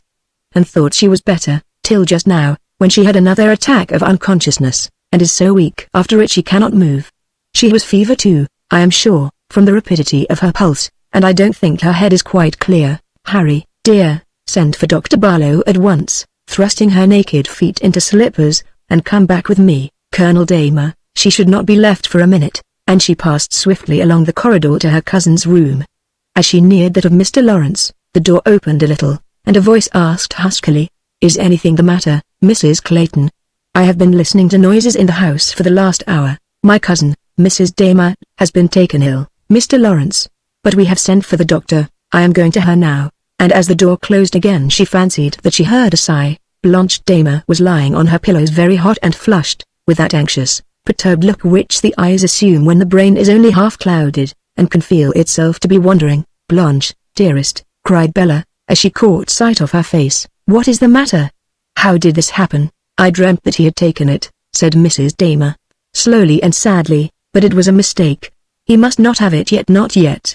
Only a little while to wait now! But he has the key. Her mind is wandering at present," said Colonel Damer, who had followed Mrs. Clayton into the room. "Oh, Colonel Damer," exclaimed Bella, tearfully, "how dreadful it is! She frightens me. Could she have knocked her head in falling? Have you no idea why she got up and went into the passage?" "Not the slightest," he returned. And now that she examined him under the morning light, which was by this time streaming through the open shutters, Bella Clayton saw how aged and haggard his night's anxiety had made him look. "My wife has been very subject to both sleeping, talking and walking since my return, and I have several times missed her, as I did last night, and found her walking about the room in her sleep, but she has never been like this before. When I first found her in the passage, I asked her why she had gone there, or what she wanted, and she said, 'The key.' When I had lifted her into bed, I found her bunch of keys as usual, on the dressing table, therefore I imagine she could not then have known what she was talking about. I trust Dr. Barlow will not be long in coming. I am deeply anxious," and he looked the truth of what he uttered, whilst poor little Mrs. Clayton could only press his hand and entreat him to be hopeful, and his wife lay on her pillows, and silently stared into vacancy. As soon as the doctor arrived he pronounced the patient to be suffering from an attack of pressure on the brain, and wished to know whether she had not been subjected to some great mental shock or strain. Here Colonel Damer came forward and stoutly denied the possibility of such a thing. He had joined his wife from India a month ago, at which time she was, though indelicate, not in bad health, and he had never left her since. They had crossed from Avra to Folkestone 3 days before, and Mrs. Damer had not complained of any unusual sickness or fatigue. She was a person of a highly excitable and nervous temperament, and her appetite and spirit were variable. Otherwise there had been nothing in her state of health to call for anxiety on the part of her friends. Dr. Barlow listened to all these statements, and believed as much of them as he chose. However, he waived the subject of the cause of the disaster. The fact that it had occurred was undeniable, and the remedies for such emergencies were immediately resorted to. But all proved alike ineffectual, for the simple reason that the irrevocable fiat had gone forth, and Blanche Damer was appointed to die. As the day wore on, and the case assumed a darker aspect, and the doctor's prognostications became less hopeful, Colonel Damer worked himself into a perfect frenzy of fear. "Save her, Dr. Barlow," he had said to the gentleman, in the insane manner in which people are used to address the faculty, as if it was in their power to do more than help the efforts of nature. "Save her life, for God's sake. And there is nothing that I can do for you, of earthly good, that shall not be yours. Shall I call in other advice? Shall I telegraph to London? Is there anyone there who can save her? It is my life as well as hers that is trembling in the scale.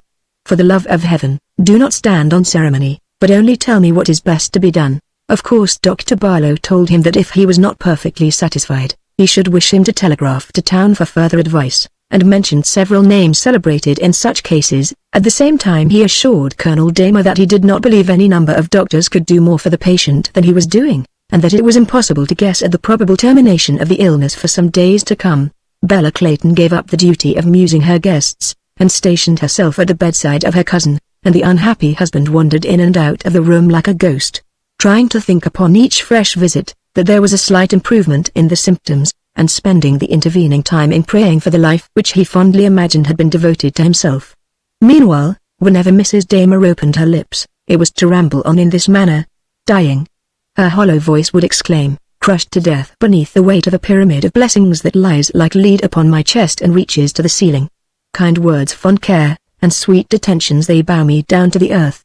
I am stifling beneath the burden of their silent reproaches. 2 and 2 are 4, and 4 and 4 is 8. 8 times locked should be secure. There is a worm that dieth not, and a fire that is not quenched. Oh! Don't come in here, Colonel Damer, poor Bella would exclaim, as the unhappy man would creep to the foot of the bed and stand listening, with blanched cheeks, to the delirious ravings of his wife. She doesn't know what she is saying, remember, and she will be better tomorrow, doubtless. Don't distress yourself more by listening to all this nonsense. I don't believe she will ever be better, Mrs. Clayton, he replied, on one of these occasions. This was on the third day, dearest. The sick woman resumed, in a plaintively soft voice, without being in the least disturbed by the conversation around her. If you have ever loved me, you will believe in this hour that I love you in return. If you have given me your love, I have given you more than my life. Does she speak of me?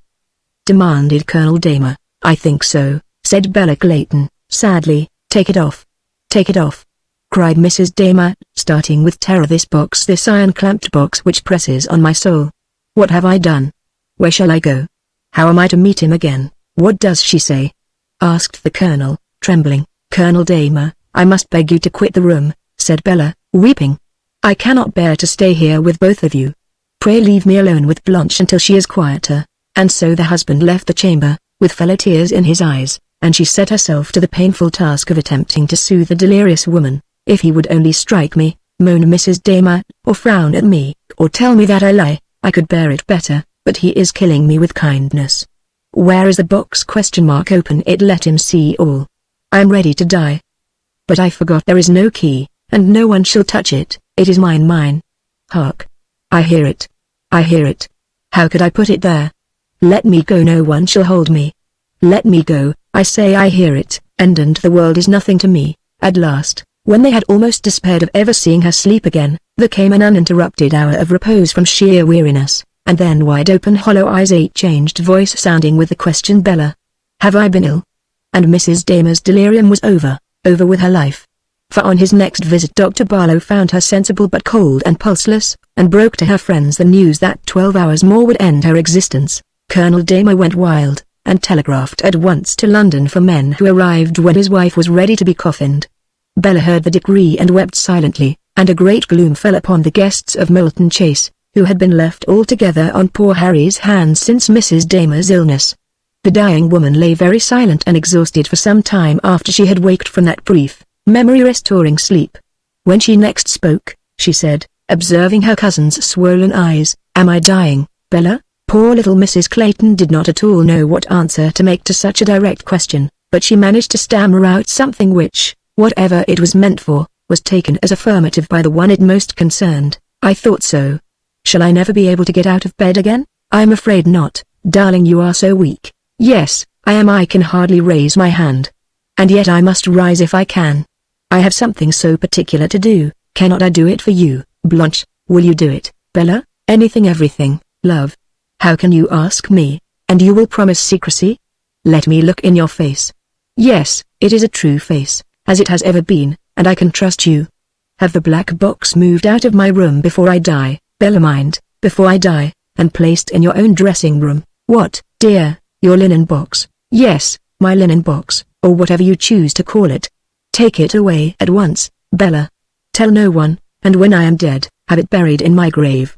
Surely you could manage so much for me, and Colonel Damer, if you speak to him about it, Bella, or to your husband, or to anyone, I'll never forgive you, and I'm dying," cried Mrs. Damer, almost rising in her excitement. "Oh! Why have I delayed it so long? Why did I not see to this before? I cannot even die in peace. Yes, yes, dearest Blanche, I will do it. Indeed I will, said Mrs. Clayton, alarmed at her emotion, and no one shall know of it but myself. Shall I send it to my room at once? You may trust entirely to my discretion. Pray, have no fear. Yes. At once directly, it cannot be too soon, said Mrs. Damer, falling back exhausted on her pillow.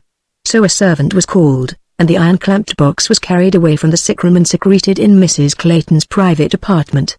Mrs. Damer seemed so weak, that her cousin suggested summoning her husband to her side, but she appeared to shrink from an interview with him. I have nothing to say but what will make him sad to think of afterwards, she murmured.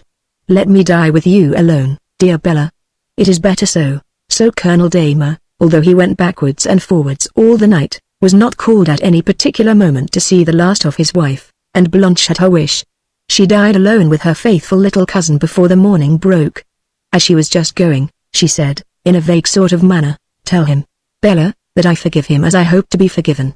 And that I have seen heaven open tonight, and a child spirit pleading with the woman born for us, and that the burden is lifted off my soul at last.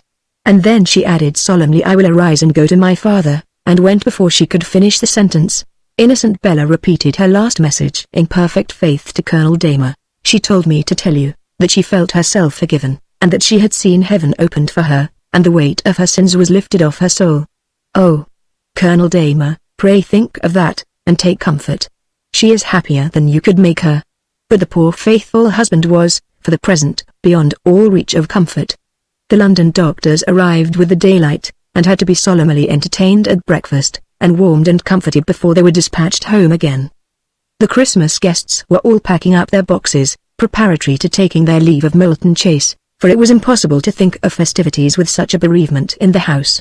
And Harry Clayton told his wife that he was very thankful that they thought of doing so.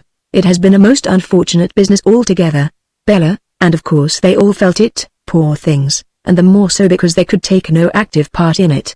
The house has had a pall over it the last week, and it would have been still worse if they had remained. As for Lawrence, I never saw a man so cut up.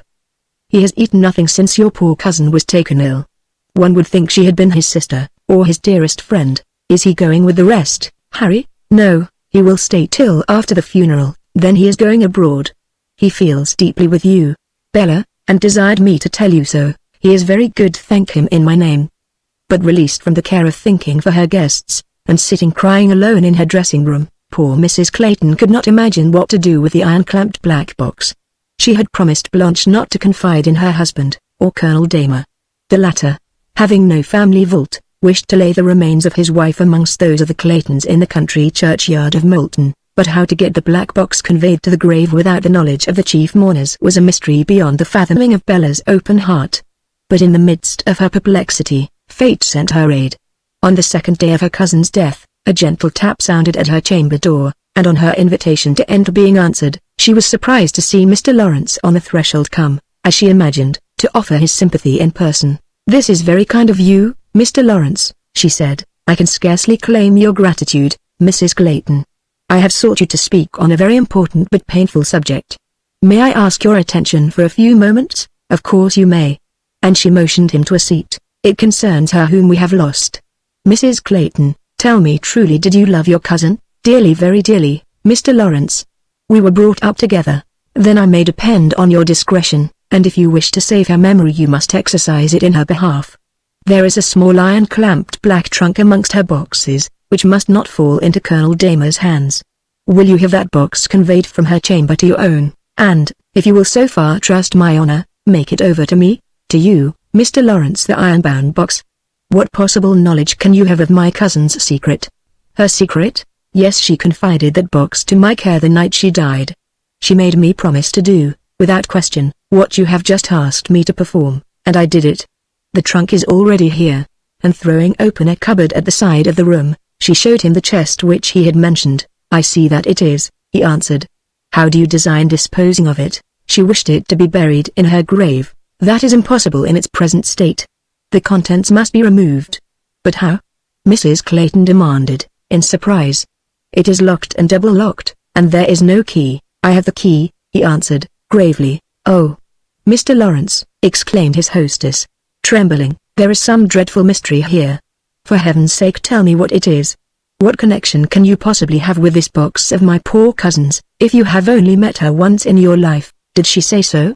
He asked. No, but I fancied so. Have you known her? When? Where?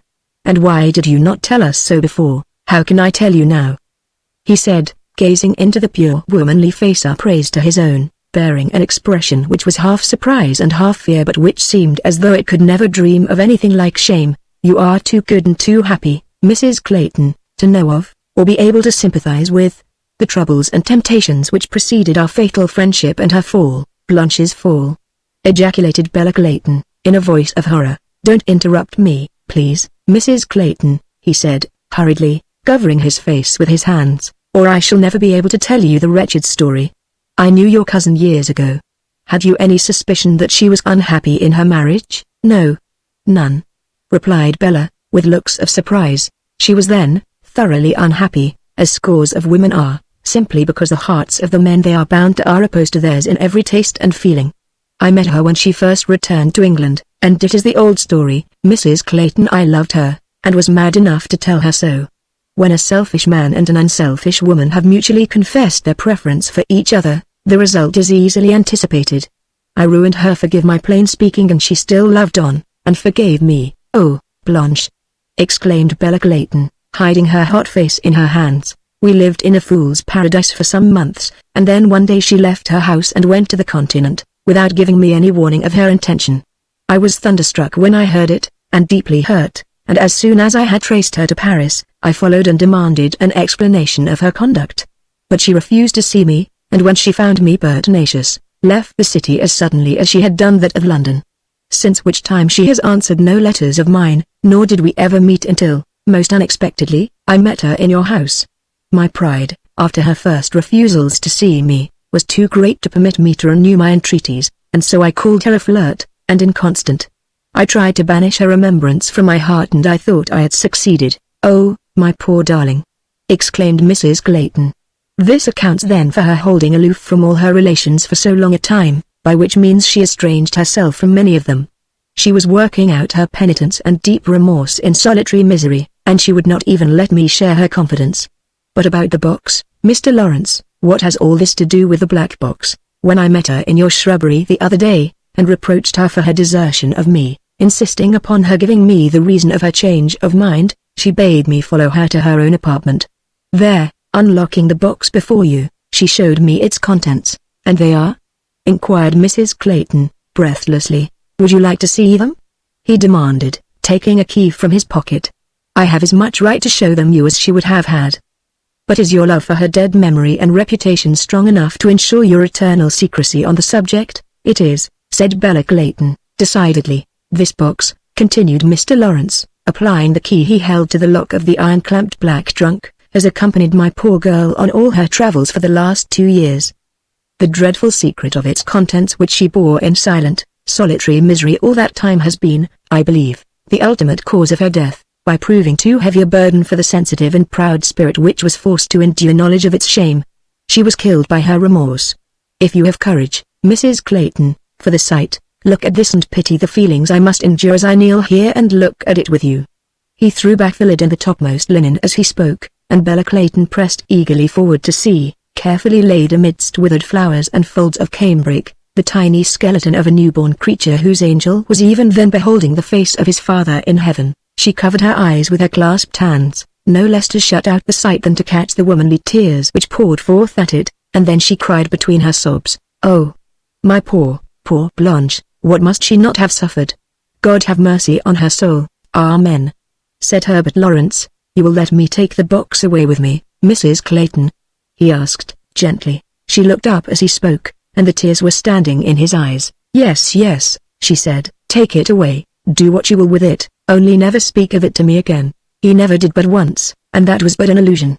On the evening of the day on which they committed the remains of Blanche Damer to the dust, he lay in wait for Mrs. Clayton on the landing. "All has been done as she desired," he whispered, and Mrs. Clayton asked for no further explanation. The secret of which she had been made an unwilling recipient pressed so heavily on her conscience, that she was thankful when he left Moulton Grange and went abroad, as he had expressed his intention of doing, since which time she has never seen Herbert Lawrence again, and Colonel Damer, whose grief at the funeral and for some time after was nearly frenzied, having like most men who mourn much outwardly found a source of consolation in the shape of another wife. The story of Blanche Damer's life and death is remembered, for aught her cousin knows to the contrary, by none but herself. I feel that an objection will be raised to this episode by some people on the score of its being unnatural, to whom all I can say in answer is, that the principal incident on which the interest of it turns, that of the unhappy Mrs. Damer having been made so great a coward by conscience that she carried the proof of her frailty about with her for years, too fearful of discovery to permit it to leave her sight, is a fact. To vary the circumstances under which the discovery of the contents of the black box was finally made, and to alter the names of places and people so as to avoid general recognition, I have made my province, to relate the story itself, since, in the form I now present it to my readers, it can give pain to no one. I consider my privilege. Chapter 8. My fascinating friend, William Archer. Nature has cursed me with a retiring disposition. I have gone round the world without making a single friend by the way. Coming out of my own shell is as difficult to me as drawing others out of theirs. There are some men who go through life extracting the substance of everyone they meet, as one picks out periwinkles with a pin. To me my fellow men are oysters, and I have no oyster knife. My sole consolation, if it be one, is that my own values absolutely defy the oyster knives of others. Not more than twice or thrice in my life have I met a fellow creature at whose open sesame the treasures of my heart and brain stood instantly revealed. My fascinating friend was one of these rare and sympathetic beings. I was lounging away a few days at Monaco, awaiting a summons to join some relations in Italy. One afternoon I had started for an aimless and rambling climb among the olive terraces on the lower slopes of the Tete du Chien. Finding an exquisite coign of vantage amid the roots of an old trunk springing from a built-up semicircular patch of level ground, I sat me down to rest, and read, and dream. Below me, a little to the right, Monaco jutted out into the purple sea. I could distinguish carriages and pedestrians coming and going on the chaussee between the promontory and Monte Carlo, but I was far too high for any sound to reach me. Away to the left the coast took a magnificent sweep, past the clustering houses of Roccabruna, past the mountains at whose base Mentone nestled unseen, past the Italian frontier, past the bight of Ventimiglia, to where the Capo di Bordiera stood faintly outlined between sea and sky. There was not a solitary sail on the whole expanse of the Mediterranean. A line of white, curving at rhythmic intervals along a small patch of sandy beach, showed that there was a gentle swell upon the sea, but its surface was mirror-like. A lovelier scene there is not in the world, and it was at its very loveliest. I took the Saturday Review from my pocket, and was soon immersed in an article on the commutation of tithes. I was aroused from my absorption by the rattle of a small stone hopping down the steep track, half path, half stairway, by which I had ascended. It had been loosened by the foot of a descending wayfarer, in whom, as he picked his way slowly downward, I recognized a middle-aged German, that I supposed to be his nationality, who had been very assiduous at the roulette tables of the casino for some days past. There was nothing remarkable in his appearance, his spectacled eyes, square nose, and square-cropped bristling beard being simply characteristic of his class and country. He did not notice me as he went by, being too intent on his footing to look about him, but I was so placed that it was a minute or more before he passed out of sight round a bend in the path. He was just turning the corner, and my eyes were still fixed on him, when I was conscious of another figure within my field of vision. This second comer had descended the same pathway, but had loosened no stones on his passage. He trod with such exquisite lightness and agility that he had passed close by me without my being aware of his presence, while he, for his part, had his eyes fixed with a curious intensity on the thick-set figure of the German, upon whom, at his rate of progress, he must have been gaining rapidly. A glance showed me that he was a young man of slender figure, dressed in a suit of dark-colored tweed, of English cut, and wearing a light brown wide-awake hat. Just as my eye fell upon him he put his hand into the inner breast pocket of his coat, and drew from it something which, as he was now well past me, I could not see. At the same moment some small object, probably jerked out of his pocket by mistake, fell almost noiselessly on the path at his feet. In his apparently eager haste he did not notice his loss, but was gliding onward, leaving what I took to be his purse lying on the path. It was clearly my duty to call his attention to it, so I said, "Hi." An interjection which I have found serves its purpose in all countries. He gave a perceptible start, and looked round at me over his shoulder. I pointed to the object he had dropped, and said, "Voila!" He had thrust back into his pocket the thing, whatever it was, which he held in his hand, and now turned round to look where I was pointing. "Ah," he said in English, My cigarette case. I am much obliged to you, and he stooped and picked it up. I thought it was your purse, I said. I would rather have lost my purse than this, he said, with a light laugh. He had apparently abandoned his intention of overtaking the German, who had meanwhile passed out of sight. Are you such an enthusiastic smoker? I asked. I go in for quality, not quantity, he replied, and a Spanish friend has just given me some incomparable cigaritos.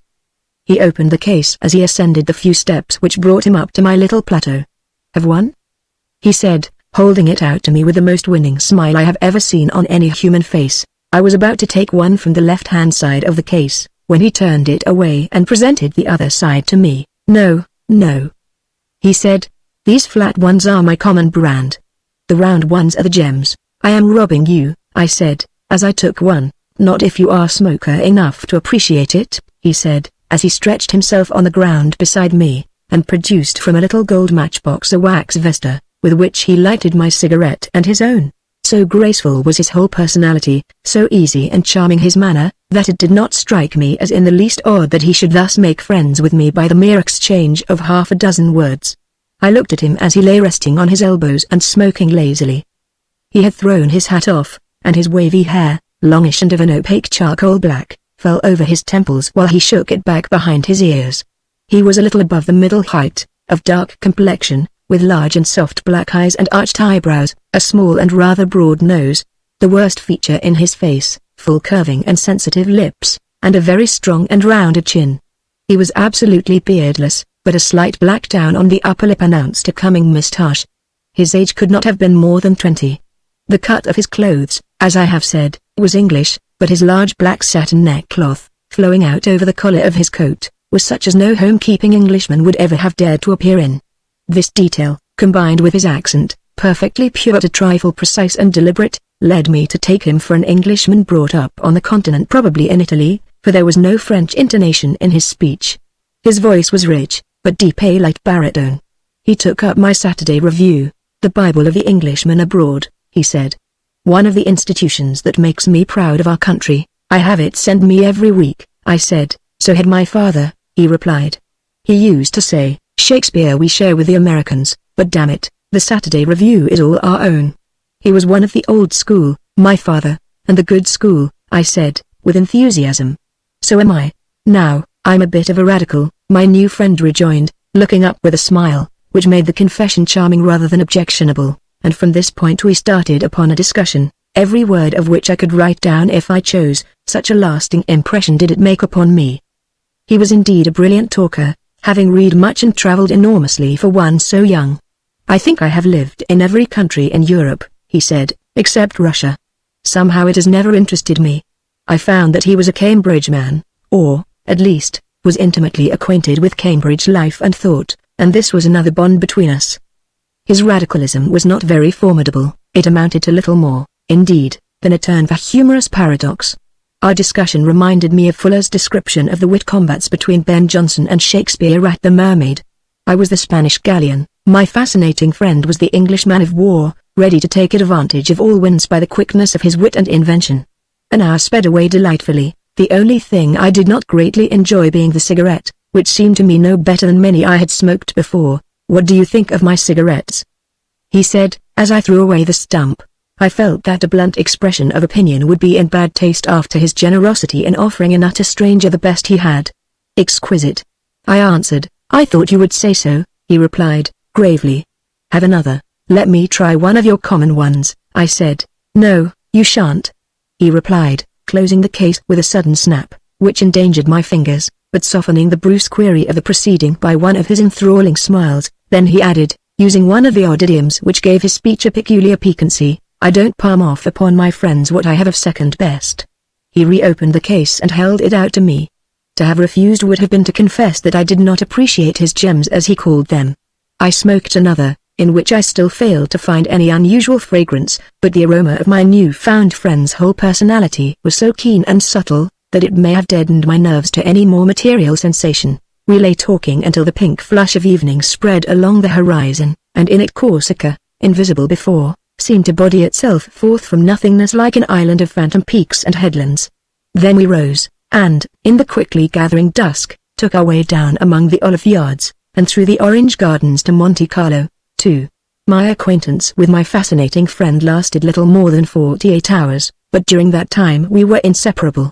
He was not at my hotel, but on that first evening I persuaded him to dine with me, and soon after breakfast on the following morning I went in search of him. I was at the Russie, he at the Hotel de Paris. I found him smoking in the veranda, and at a table not far distant sat the German of the previous afternoon, finishing a tolerably copious déjeuner à la fourchette. As soon as he had scraped his plate quite clean and finished the last dregs of his bottle of wine, he rose and took his way to the casino. After a few minutes' talk with my fascinating friend, I suggested a stroll over to Monaco. He agreed, and we spent the whole day together, loitering and lounging, talking and dreaming. We went to the casino in the afternoon to hear the concert, and I discovered my friend to be a cultivated musician. Then we strolled into the gambling room for an hour, but neither of us played. The German was busy at one of the roulette tables, and seemed to be winning considerably.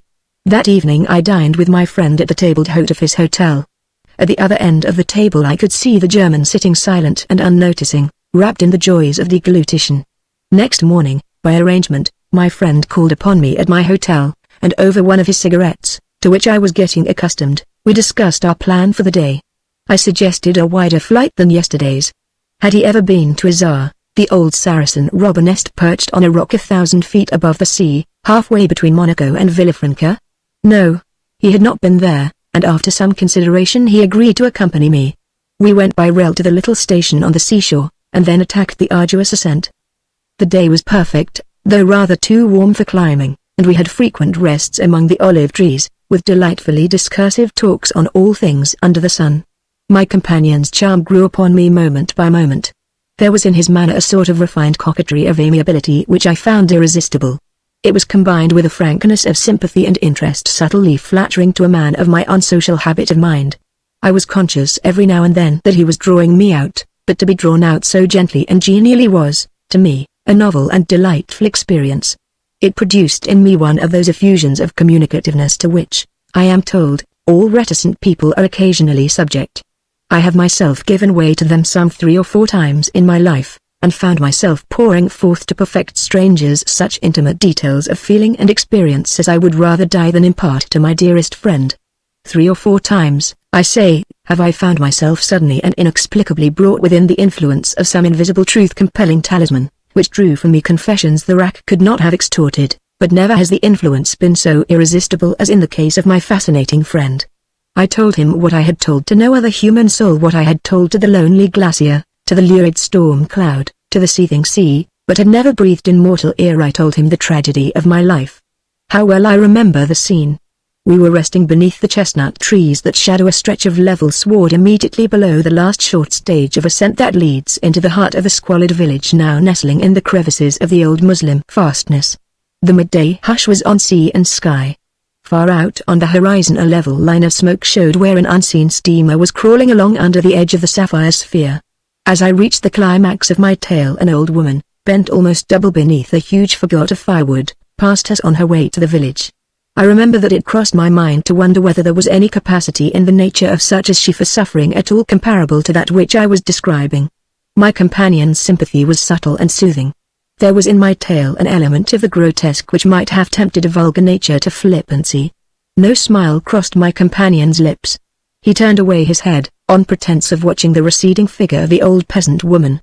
When he looked at me again, his deep dark eyes were suffused with a moisture which enhanced the mystery of their tenderness. In that moment I felt, as I had never felt before, what it is to find a friend. We returned to Monte Carlo late in the afternoon, and I found a telegram at my hotel begging me to be in Genoa the following morning. I had barely time to bundle my traps together and swallow a hasty meal before my train was due.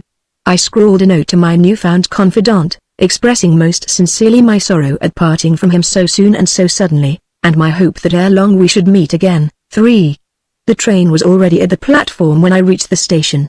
There were 1 or 2 first-class through carriages on it, which, for a French railway, were unusually empty. In one of them I saw at the window the head of the German, and from a certain subdued radiance in his expression, I judged that he must be carrying off a considerable pile from the gaming table. His personality was not of the most attractive, and there was something in his squat nose suggestive of stertorous possibilities which, under ordinary circumstances, would have held me aloof from him. but shall I confess it? He had for me a certain sentimental attraction, because he was associated in my mind with that first meeting with my 48 hours friend. I looked into his compartment. An overcoat and valise lay in the opposite corner from his, showing that seat to be engaged, but 2 corners were still left me to choose from. I installed myself in one of them, face to face with the valise and overcoat, and awaited the signal to start. The cry of "En voiture, messieurs!" soon came, and a lithe figure sprang into the carriage. It was my fascinating friend. For a single moment I thought that a flash of annoyance crossed his features on finding me there, but the impression vanished at once, for his greeting was as full of cordiality as of surprise. We soon exchanged explanations. He, like myself, had been called away by telegram, not to Genoa, but to Rome. He, like myself, had left a note expressing his heartfelt regret at our sudden separation. As we sped along, skirting bays that shone burnished in the evening light, and rumbling every now and then through a tunnel-pierced promontory, we resumed the almost affectionate converse interrupted only an hour before, and I found him a more delightful companion than ever. His exquisitely playful fantasy seemed to be acting at high pressure, as in the case of a man who is talking to pass the time under the stimulus of a delightful anticipation. I suspected that he was hurrying to some peculiarly agreeable rendezvous in Rome, and I hinted my suspicion, which he laughed off in such a way as to confirm it. The German, in the meantime, sat stolid and unmoved, making some penciled calculations in a little pocket-book. He clearly did not understand English. As we approached Ventimiglia, my friend rose, took down his valise from the rack, and, turning his back to me, made some changes in its arrangement, which I, of course, did not see. He then locked it carefully and kept it beside him. At Ventimiglia we had all to turn out to undergo the inspection of the Italian Dogana. My friend's valise was his sole luggage, and I noticed, rather to my surprise, that he gave the custom house official a very large bribe, 2 or 3 gold pieces, to make his inspection of it purely nominal, and forego the opening of either of the inside compartments. The German, on the other hand, had a small portmanteau and a large dispatch box, both of which he opened with a certain ostentation, and I observed that the official's eyes glittered under his raised eyebrows as he looked into the contents of the dispatch box. On returning to the train we all 3 resumed our old places, and the German drew the shade of a sleeping cap over his eyes and settled himself down for the night. It was now quite dark, but the moon was shining. "Have you a large supply of the gems in your valise?" I asked, smiling, curious to know his reason for a subterfuge which accorded ill with his ordinary straightforwardness, and remembering that tobacco is absolutely prohibited at the Italian frontier. "Unfortunately, no," he said, "my gems are all gone, and I have only my common cigarettes remaining. Will you try them, such as they are?" And he held out his case, both sides of which were now filled with the flat cigarettes. We each took one and lighted it, but he began giving me an account of a meeting he had had with Lord Beaconsfield, which he detailed so fully and with so much enthusiasm, that, after a whiff or 2, he allowed his cigarette to go out. I could not understand his taste in tobacco. These cigarettes which he despised seemed to me at once more delicate and more peculiar than the others. They had a flavor which was quite unknown to me. I was much interested in his vivid account of the personality of the great man, whom I admired then, while he was yet with us, and whom, as a knight of the Primrose League, I now revere, but our climb of the morning, and the scrambling departure of the afternoon, were beginning to tell on me, and I became irresistibly drowsy. Gradually, and in spite of myself, my eyes closed. I could still hear my companion's voice mingling with the heavy breathing of the German, who had been asleep for some time, but soon even these sounds ceased to penetrate the mist of languor. The end of my cigarette dropped from between my fingers and I knew no more. My awakening was slow and spasmodic. There was a clearly perceptible interval, probably several minutes, between the first stirrings of consciousness and the full clarification of my faculties. I began to be aware of the rumble and oscillation of the train without realizing what was meant. Then I opened my eyes and blinked at the lamp, and vaguely noted the yellow oil washing to and fro in the bowl. Then the white square of the Avis aux Voyageurs caught my eye in the gloom under the luggage rack, and beneath it, on the seat, I saw the light reflected from the lock of the German's portmanteau. Next I was conscious of the German himself still sleeping in his corner, but no longer puffing and grunting as when I had fallen asleep. Then I raised my head, looked round the carriage, and the next moment sprang bolt upright in dismay. Where was my fascinating friend? Gone. Vanished. There was not a trace of him. His valise, his greatcoat, all had disappeared. Only in the little cigar ash box on the window frame I saw the flat cigarette which he had barely lighted how long before? I looked at my watch. It must have been about an hour and a half ago. By this time I had all my faculties about me. I looked across at the German, intending to ask him if he knew anything of our late traveling companion. Then I noticed that his head had fallen forward in such a way that it seemed to me suffocation must be imminent. I approached him, and put down my head to look into his face. As I did so I saw a roundish black object on the oilcloth floor not far from the toe of his boot. The lamplight was reflected at a single point from its convex surface. I put down my hand and touched it. It was liquid. I looked at my fingers. They were not black, but red. I think, but I'm not sure, that I screamed aloud. I shrank to the other end of the carriage, and it was some moments before I had sufficient presence of mind to look for a means of communicating with the guard. Of course there was none. I was alone for an indefinite time with a dead man. But was he dead? I had little doubt, from the way his head hung, that his throat was cut, and a horrible fascination drew me to his side to examine. No, there was no sign of the hideous fissure I expected to find beneath the grey bristles of his beard. His head fell forward again into the same position, and I saw with horror that I had left 2 bloody finger marks upon the grey shade of his sleeping cap. Then I noticed for the first time that the window he was facing stood open, for a gust of wind came through it and blew back the lapel of his coat. What was it on his waistcoat? I tore the coat back and examined. It was a small triangular hole just over the heart, and round it there was a dark circle about the size of a shilling, where the blood had soaked through the light material. In examining it I did what the murderer had not done: disturbed the equilibrium of the body, which fell over against me. At that moment I heard a loud voice behind me, coming from I knew not where. I nearly fainted with terror. The train was still going at full speed. The compartment was empty, save for myself and the ghastly object which lay in my arms, and yet I seemed to hear a voice almost at my ear. There it was again. I summoned up courage to look round. It was the guard of the train clinging on outside the window and demanding biglietti. By this time, he, too, saw that something was amiss. He opened the door and swung himself into the carriage. "Dio mio!" I heard him exclaim, as I actually flung myself into his arms and pointed to the body now lying in a huddled heap amid its own blood on the floor. Then, for the first time in my life, I positively swooned away, and knew no more. When I came to myself the train had stopped at a small station, the name of which I do not know to this day. There was a babel of speech going on around, not one word of which I could understand. I was on the platform, supported between 2 men in uniform, with cocked hats and cockades. In vain I tried to tell my story. I knew little or no Italian, and, though there were 1 or 2 Frenchmen in the train, they were useless as interpreters, for on the one hand my power of speaking French seemed to have departed in my agitation, and on the other hand none of the Italians understood it. In vain I tried to make them understand that a Giovan had travelled in the compartment with us who had now disappeared. The Italian guard, who had come on at Ventimiglia, evidently had no recollection of him. He merely shook his head, said non capisco, and inquired if I was Prussiano. The train had already been delayed some time, and, after a consultation between the station master, the guard, the syndic of the village, who had been summoned in haste, it was determined to hand the matter over to the authorities at Genoa. The 2 carabinieri sat one on each side of me facing the engine, and on the opposite seat the body was stretched out with a luggage tarpaulin over it. In this hideous fashion I passed the 4 or 5 remaining hours of the journey to Genoa. The next week I spent in an Italian prison, a very uncomfortable yet quite unromantic place of abode.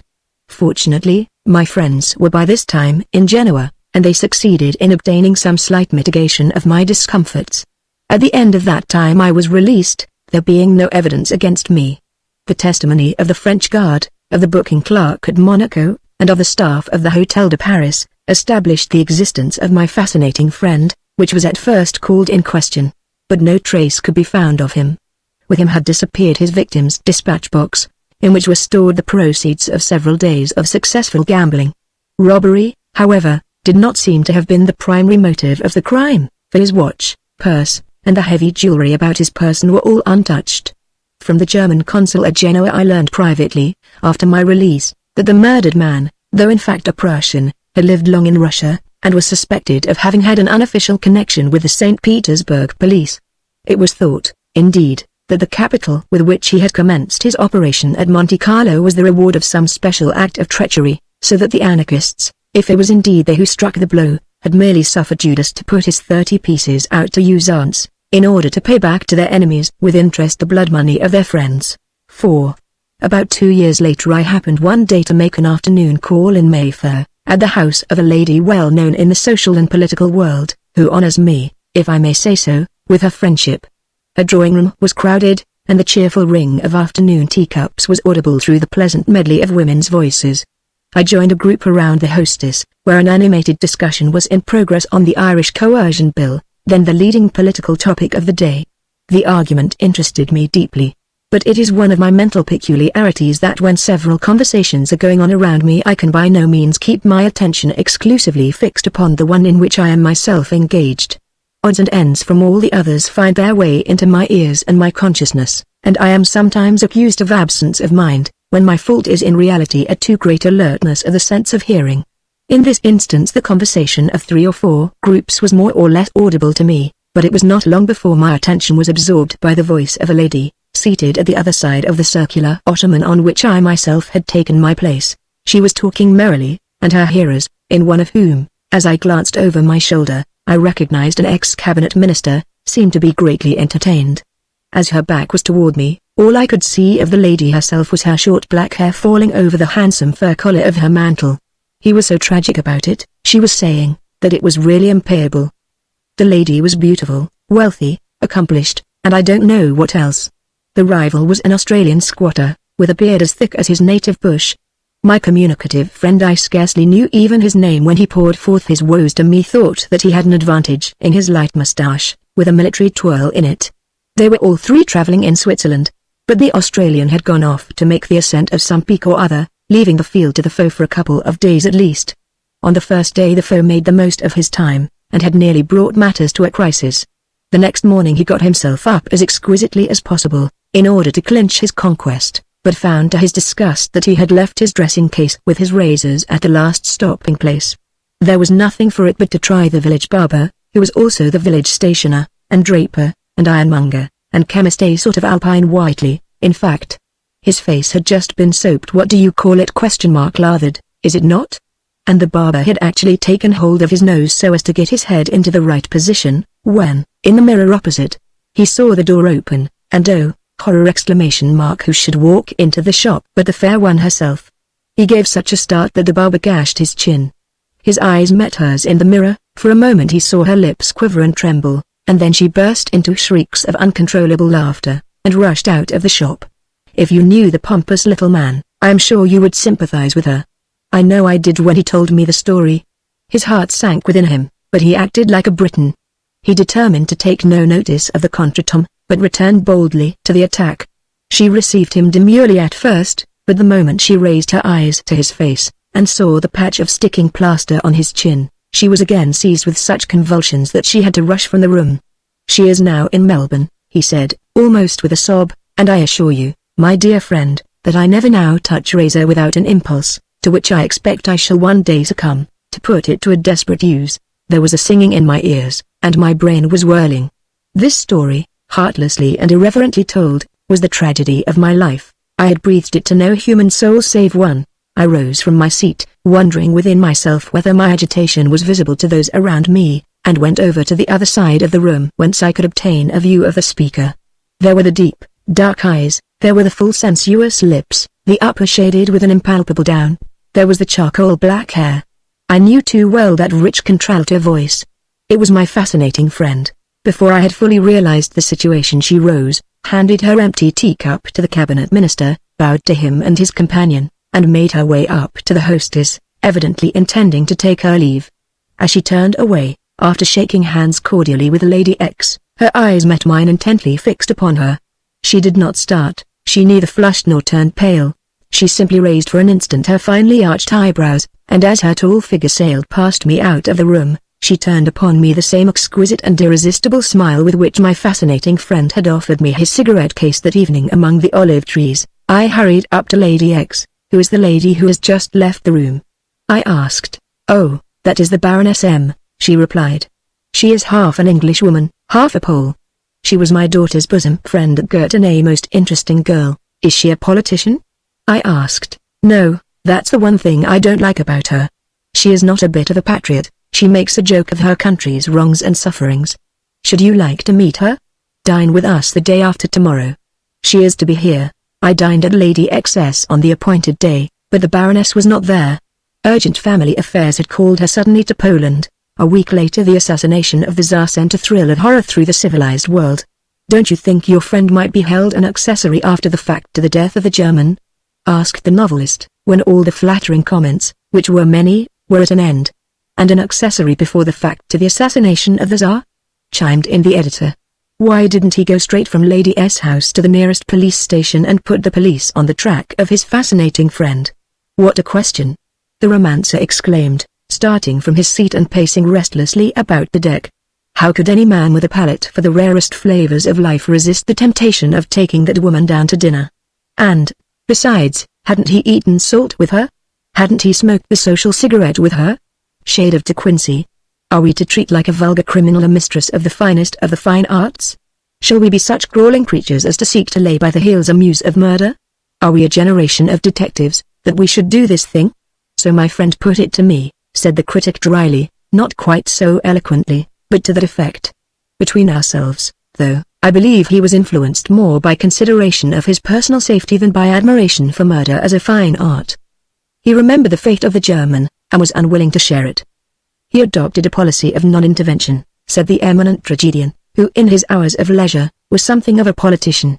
I should rather say of laissez-faire, or, more precisely, of laissez-assassiner, laughed the editor.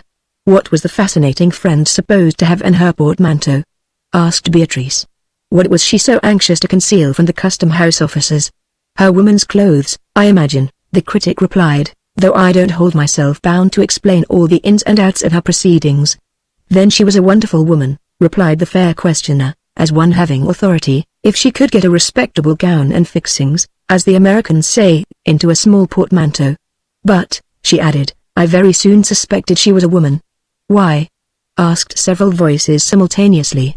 Why, because she drew him out so easily, was the reply. You think, in fact, said the romancer, that however little its victim was aware of it, there was a touch of the irreguiblish in her fascination? Precisely. Chapter 9 The Lost Room, Fitzjames O'Brien. It was oppressively warm. The sun had long disappeared, but seemed to have left its vital spirit of heat behind it. The air rested, the leaves of the acacia trees that shrouded my windows hung plum-like on their delicate stalks. The smoke of my cigar scarce rose above my head, but hung about me in a pale blue cloud, which I had to dissipate with languid waves of my hand. My shirt was open at the throat, and my chest heaved laboriously in the effort to catch some breaths of fresher air. The noises of the city seemed to be wrapped in slumber, and the shrilling of the mosquitoes was the only sound that broke the stillness, as I lay with my feet elevated on the back of a chair, wrapped in that peculiar frame of mind in which thought assumes a species of lifeless motion. The strange fancy seized me of making a languid inventory of the principal articles of furniture in my room. It was a task well suited to the mood in which I found myself. Their forms were duskily defined in the dim twilight that floated shadowily through the chamber. It was no labor to note and particularize each, and from the place where I sat I could command a view of all my possessions without even turning my head. There was, imprimis, that ghostly lithograph by Calame. It was a mere black spot on the white wall, but my inner vision scrutinized every detail of the picture. A wild, desolate, midnight heath, with a spectral oak tree in the center of the foreground. The wind blows fiercely, and the jagged branches, clothed scantily with ill-grown leaves, are swept to the left continually by its giant force. A formless rack of cloud streams across the awful sky, and the rain sweeps almost parallel with the horizon. Beyond, the heath stretches off into endless blackness, in the extreme of which either fancy or art has conjured up some undefinable shapes that seem riding into space. At the base of the huge oak stands a shrouded figure. His mantle is wound by the blast in tight folds around his form, and the long cock's feather in his hat is blown upright, till it seems as if it stood on end with fear. His features are not visible, for he has grasped his cloak with both hands, and drawn it from either side across his face. The picture is seemingly objectless. It tells no tale, but there is a weird power about it that haunts one, and it was for that I bought it. Next to the picture comes the round blot that hangs below it, which I know to be a smoking cap. It has my coat of arms embroidered on the front, and for that reason I never wear it, though, when properly arranged on my head, with its long blue silken tassel hanging down by my cheek, I believe it becomes me well. I remember the time when it was in the course of manufacture.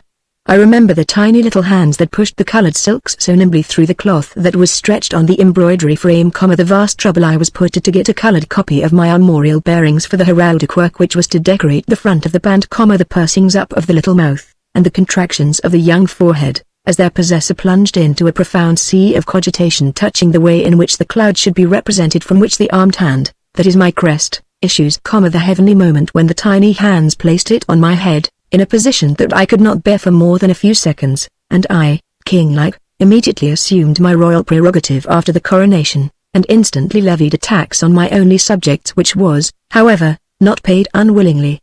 Ah! The cap is there, but the embroiderer has fled, for Atropos was severing the web of life above her head while she was weaving that silken shelter for mine. How uncouthly the huge piano that occupies the corner at the left of the door looms out in the uncertain twilight. I neither play nor sing, yet I own a piano.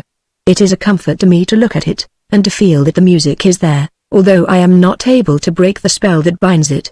It is pleasant to know that Bellini and Mozart, Cimarosa, Porpora, Gluck and all such, or at least their souls, sleep in that unwieldy case. The lion-bound, as it were, all operas, sonatas, oratorios, nocturnos, marches, songs and dances, that ever climbed into existence through the 4 bars that wall in melody. Once I was entirely repaid for the investment of my funds in that instrument which I never use. Blocheater, the composer, came to see me.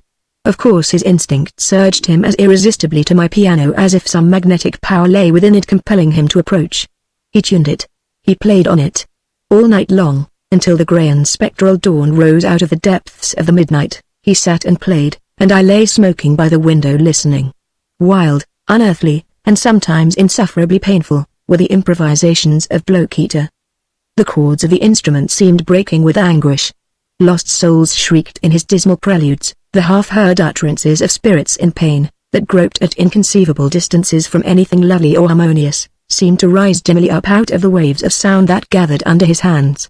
Melancholy human love wandered out on distant heaths, or beneath dank and gloomy cypresses, murmuring its unanswered sorrow, or hateful gnomes sported and sang in the stagnant swamps, triumphing in unearthly tones over the knight whom they had lured to his death. Such was Blocheater's night's entertainment, and when he at length closed the piano, and hurried away through the cold morning, he left a memory about the instrument from which I could never escape. Those snowshoes that hang in the space between the mirror and the door recall Canadian wanderings, a long race through the dense forests, over the frozen snow through whose brittle crust the slender hoofs of the caribou that we were pursuing sank at every step, until the poor creature despairingly turned at bay in a small juniper coppice, and we heartlessly shot him down.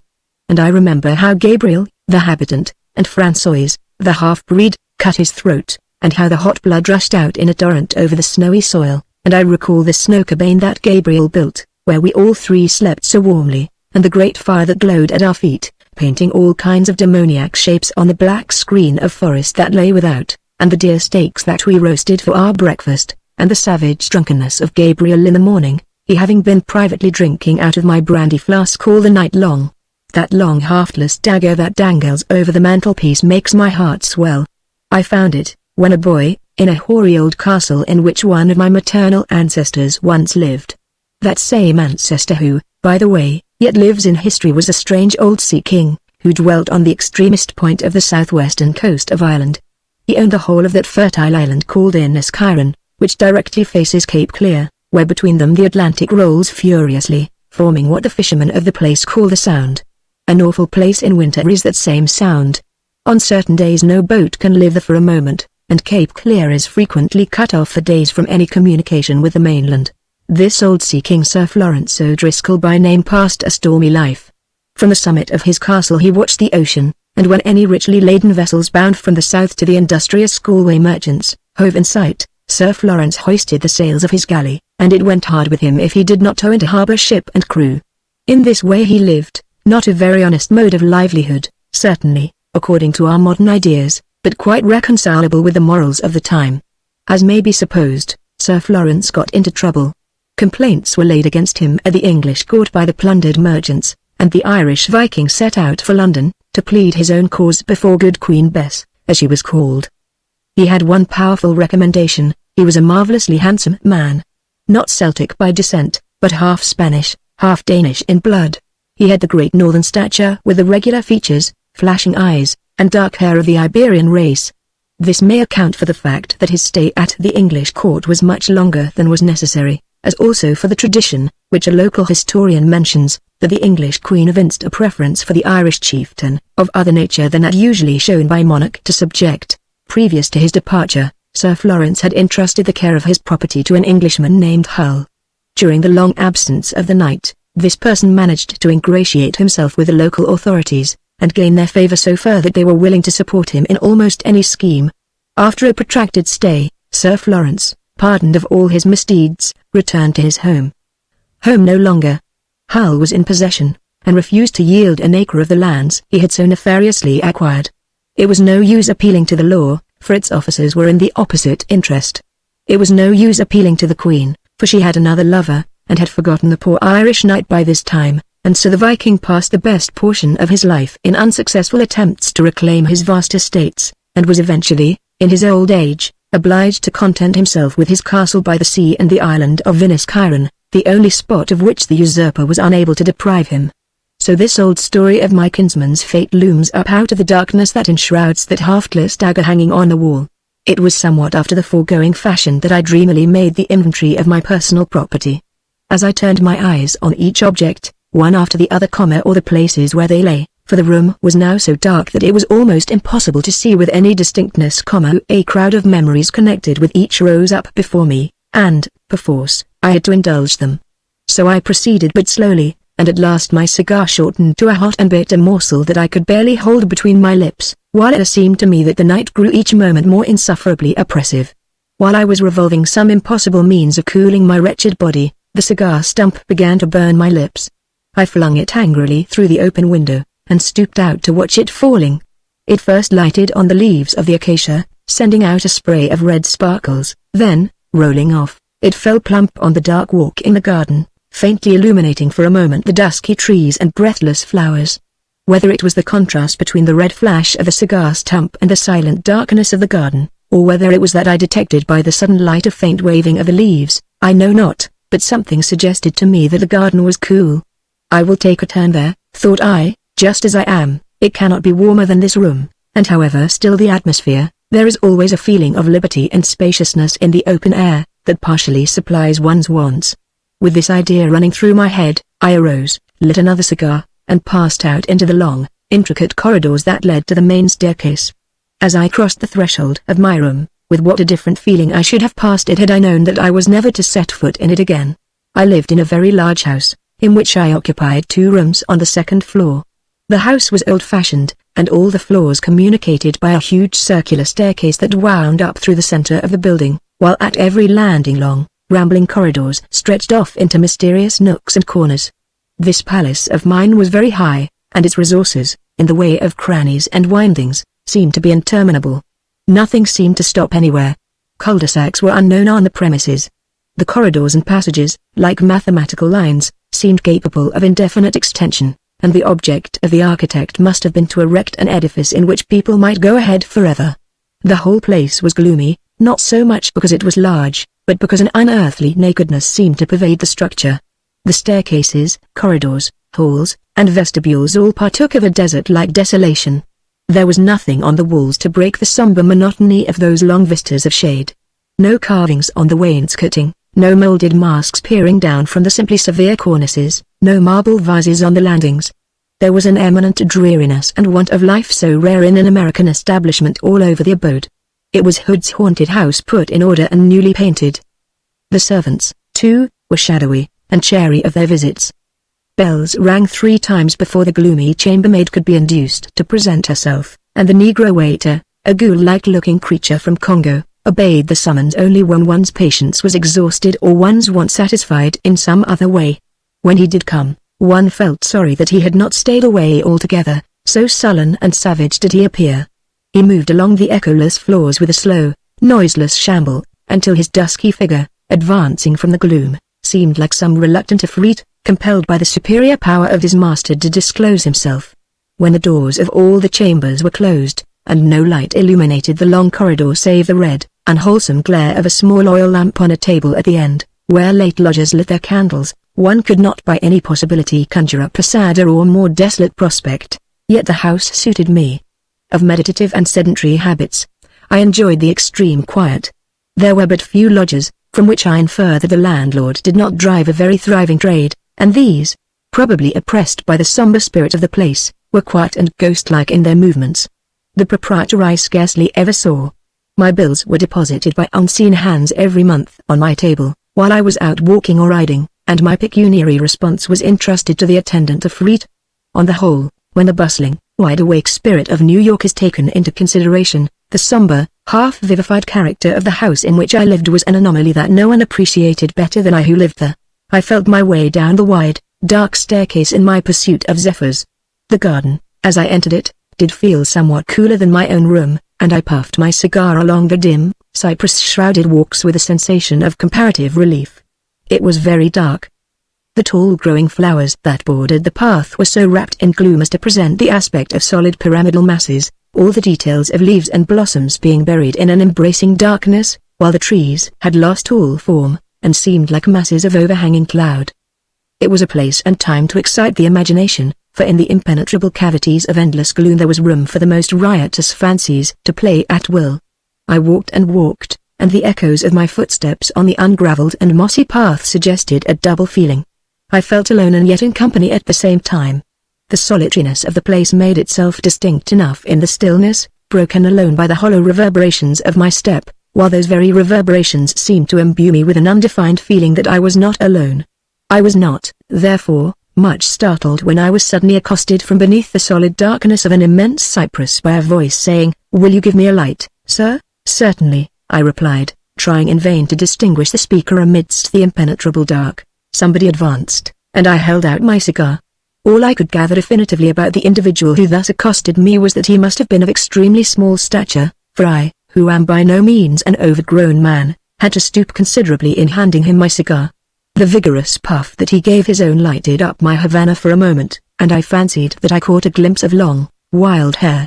The flash was, however, so momentary that I could not even say certainly whether this was an actual impression or the mere effort of imagination to embody that which the senses had failed to distinguish. "Sir, you are out late," said this unknown to me, as he, with half-uttered thanks, handed me back my cigar, for which I had to grope in the gloom. "Not later than usual," I replied, dryly.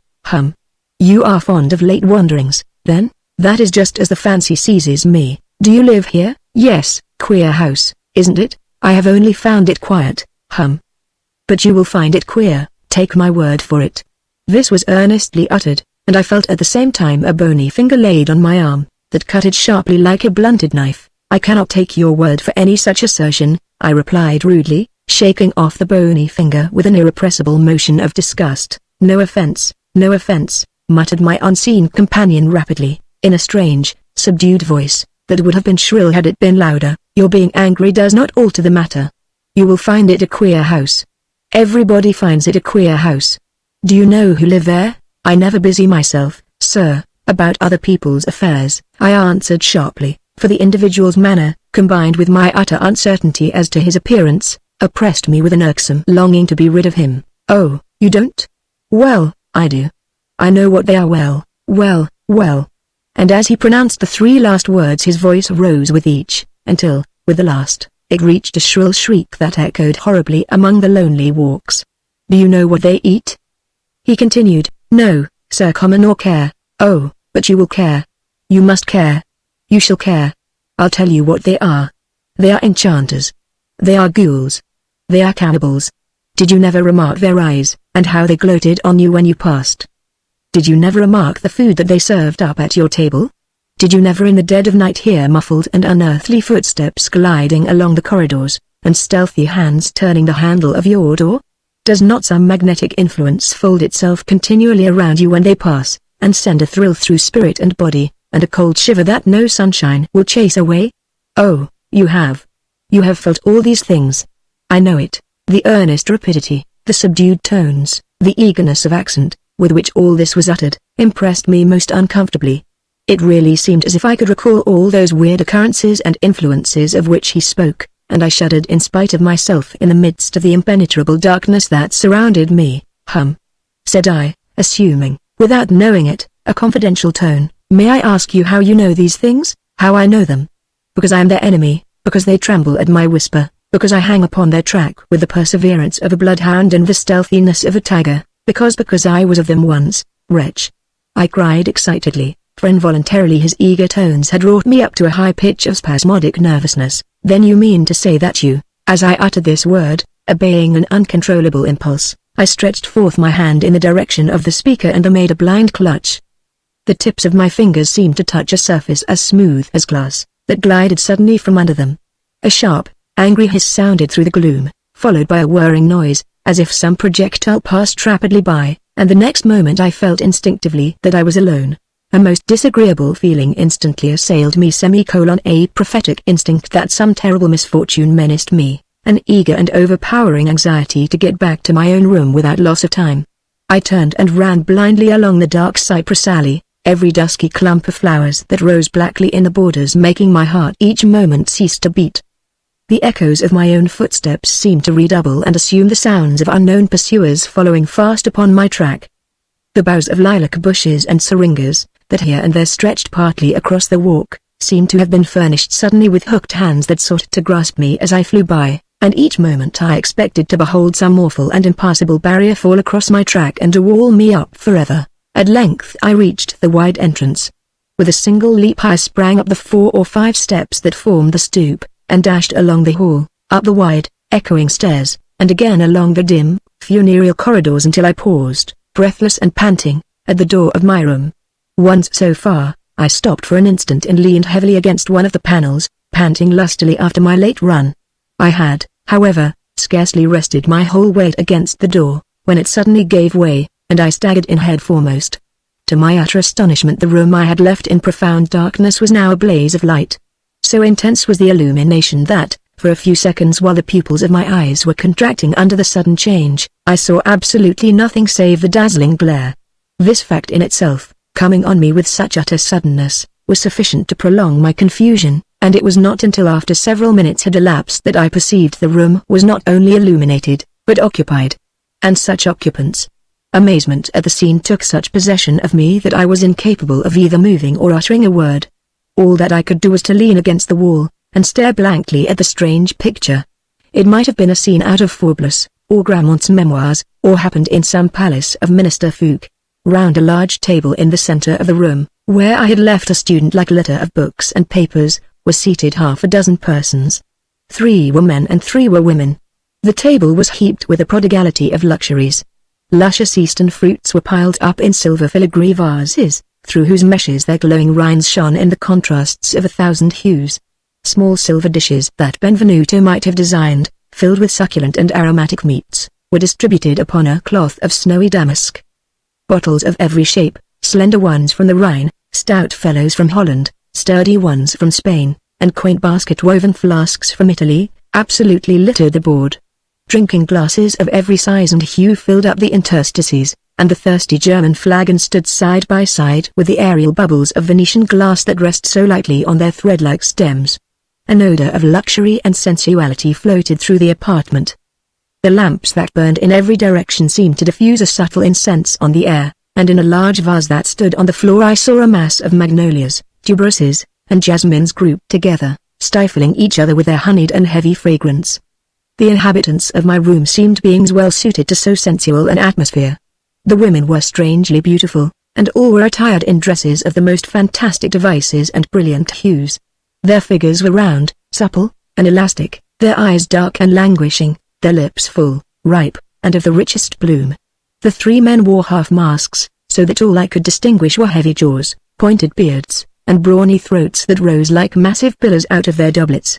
All 6 lay reclining on Roman couches about the table, drinking down the purple wines in large draughts, and tossing back their heads and laughing wildly. I stood, I suppose, for some 3 minutes, with my back against the wall staring vacantly at the bacchanal vision, before any of the revelers appeared to notice my presence. At length, without any expression to indicate whether I had been observed from the beginning or not, 2 of the women arose from their couches, and, approaching, took each a hand and led me to the table. I obeyed their motions mechanically. I sat on a couch, between them as they indicated. I unresistingly permitted them to wind their arms about my neck. "You must drink," said one, pouring out a large glass of red wine. "Here is Clos Vosges out of a rare vintage, and here, pushing a flask of amber-hued wine before me. "Is Lacrima Christi, you must eat," said the other, drawing the silver dishes toward her. "Here are cutlets stewed with olives, and here are slices of a fillet stuffed with bruised sweet chestnuts." And as she spoke, she, without waiting for a reply, proceeded to help me. The sight of the food recalled to me the warnings I had received in the garden. This sudden effort of memory restored to me my other faculties at the same instant. I sprang to my feet, thrusting the women from me with each hand. "Demons!" I almost shouted. "I will have none of your accursed food. I know you. You are cannibals, you are ghouls, you are enchanters. Begone, I tell you. Leave my room in peace." A shout of laughter from all six was the only effect that my passionate speech produced. The men rolled on their couches, and their half-masks quivered with the convulsions of their mirth. The women shrieked, and tossed the slender wine glasses wildly aloft, and turned to me and flung themselves on my bosom fairly sobbing with laughter. "Yes," I continued, as soon as the noisy mirth had subsided, "yes, I say, leave my room instantly. I will have none of your unnatural orgies here." "His room!" shrieked the woman on my right. "His room!" echoed she on my left. "His room! He calls it his room!" shouted the whole party, as they rolled once more into jocular convulsions. "How know you that it is your room?" said one of the men who sat opposite to me, at length, after the laughter had once more somewhat subsided. "How do I know?" I replied indignantly. "How do I know my own room? How could I mistake it, pray?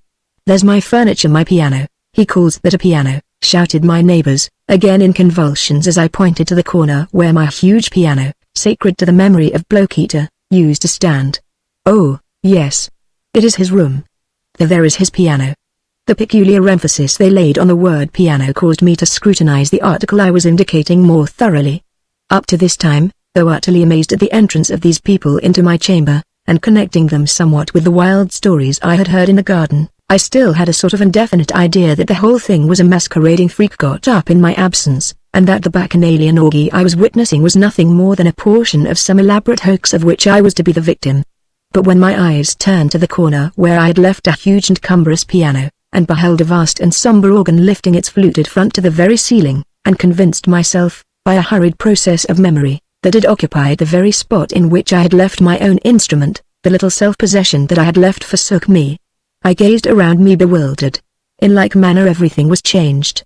In the place of that old haftless dagger, connected with so many historic associations personal to myself, I beheld a Turkish yataghan dangling by its belt of crimson silk, while the jewels in the hilt blazed as the lamplight played upon them. In the spot where hung my cherished smoking cap, memorial of a buried love, a knightly casque was suspended on the crest of which a golden dragon stood in the act of springing. That strange lithograph of Calame was no longer a lithograph, but it seemed to me that the portion of the wall which it covered, of the exact shape and size, had been cut out, and, in place of the picture, a real scene on the same scale, and with real actors, was distinctly visible. The old oak was there, and the stormy sky was there, but I saw the branches of the oak sway with the tempest, and the clouds drive before the wind. The wanderer in his cloak was gone, but in his place I beheld a circle of wild figures, men and women, dancing with linked hands around the whole of the great tree, chanting some wild fragment of a song, to which the winds roared in unearthly chorus. The snowshoes, too, on whose sinewy woof I had sped for many days amidst Canadian wastes, had vanished, and in their place lay a pair of strange up-curled Turkish slippers, that had, perhaps, been many a time shuffled off at the doors of mosques. Beneath the steady blaze of an orient sun, all was changed. Wherever my eyes turned they missed familiar objects, yet encountered strange representatives. Still, in all the substitutes there seemed to me a reminiscence of what they replaced. They seemed only for a time transmuted into other shapes, and there lingered around them the atmosphere of what they once had been. Thus I could have sworn the room to have been mine, yet there was nothing in it that I could rightly claim. Everything reminded me of some former possession that it was not. I looked for the acacia at the window, and lo! Long silken palm leaves swayed in through the open lattice, yet they had the same motion and the same air of my favorite tree, and seemed to murmur to me, though we seem to be palm leaves, yet are we acacia leaves, yea, those very ones on which you used to watch the butterflies alight and the rain patter while you smoked and dreamed. So in all things, the room was, yet was not, mine, and a sickening consciousness of my utter inability to reconcile its identity with its appearance overwhelmed me, and choked my reason. "Well, have you determined whether or not this is your room?" asked the girl on my left, proffering me a huge tumbler creaming over with champagne, and laughing wickedly as she spoke. "It is mine," I answered, doggedly, striking the glass rudely with my hand, and dashing the aromatic wine over the white cloth. "I know that it is mine, and ye are jugglers and enchanters who want to drive me mad." "Hush. Hush," she said, gently, not in the least angered by my rough treatment. "You are excited. Alf shall play something to soothe you." At her signal, one of the men sat down at the organ. After a short, wild, spasmodic prelude, he began what seemed to me to be a symphony of recollections. Dark and somber, and all through full of quivering and intense agony, it appeared to recall a dark and dismal night, on a cold reef, around which an unseen but terribly audible ocean broke with eternal fury. It seemed as if a lonely pair were on the reef, one living, the other dead, one clasping his arms around the tender neck and naked bosom of the other, striving to warm her into life, when his own vitality was being each moment sucked from him by the icy breath of the storm. Here and there a terrible wailing minor key would tremble through the chords like the shriek of seabirds, or the warning of advancing death. While the man played I could scarce restrain myself. It seemed to be Blokita whom I listened to, and on whom I gazed. That wondrous night of pleasure and pain that I had once passed listening to him seemed to have been taken up again at the spot where it had broken off, and the same hand was continuing it. I stared at the man called Alf. There he sat with his cloak and doublet, and long rapier and mask of black velvet. But there was something in the air of the peaked beard, a familiar mystery in the wild mass of raven hair that fell as if wind blown over his shoulders, which riveted my memory. "Blokita! Blokita!" I shouted, starting up furiously from the couch on which I was lying, and bursting the fair arms that were linked around my neck as if they had been hateful chains. "Blokita! My friend! Speak to me, I entreat you. Tell these horrid enchanters to leave me. Say that I hate them. Say that I command them to leave my room." The man at the organ stirred not in answer to my appeal. He ceased playing, and the dying sound of the last note he had touched faded off into a melancholy moan. The other men and the women burst once more into peals of mocking laughter. "Why will you persist in calling this your room?" said the woman next me, with a smile meant to be kind, but to me inexpressibly loathsome. "Have we not shown you by the furniture, by the general appearance of the place, that you are mistaken, and that this cannot be your apartment? Rest content, then, with us. You are welcome here, and need no longer trouble yourself about your room. Rest content." I answered madly, "Live with ghosts, eat of awful meats, and see awful sights. Never. Never. You have cast some enchantment over the place that has disguised it, but for all that I know it to be my room." "You shall leave it, softly, softly," said another of the sirens. "Let us settle this amicably. This poor gentleman seems obstinate and inclined to make an uproar. Now we do not want an uproar. We love the night and its quiet, and there is no night that we love so well as that on which the moon is coffined in clouds. Is it not so, my brothers?" An awful and sinister smile gleamed on the countenances of her unearthly audience, and seemed to glide visibly from underneath their masks. "Now," she continued, "I have a proposition to make. It would be ridiculous for us to surrender this room simply because this gentleman states that it is his, and yet I feel anxious to gratify, as far as may be fair, his wild assertion of ownership. A room, after all, is not much to us. We can get one easily enough, but still we should be loath to give this apartment up to so imperious a demand. We are willing, however, to risk its loss. That is to say," turning to me, "I propose that we play for the room.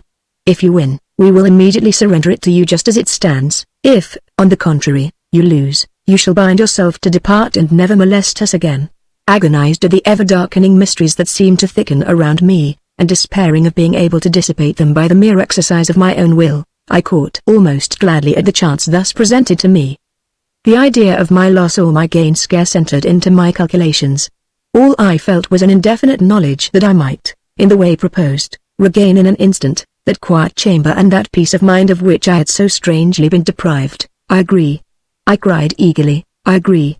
Anything to rid myself of such unearthly company." The woman touched a small golden bell that stood near her on the table, and it had scarce ceased to tinkle when a Negro dwarf entered with a silver tray on which were dice boxes and dice.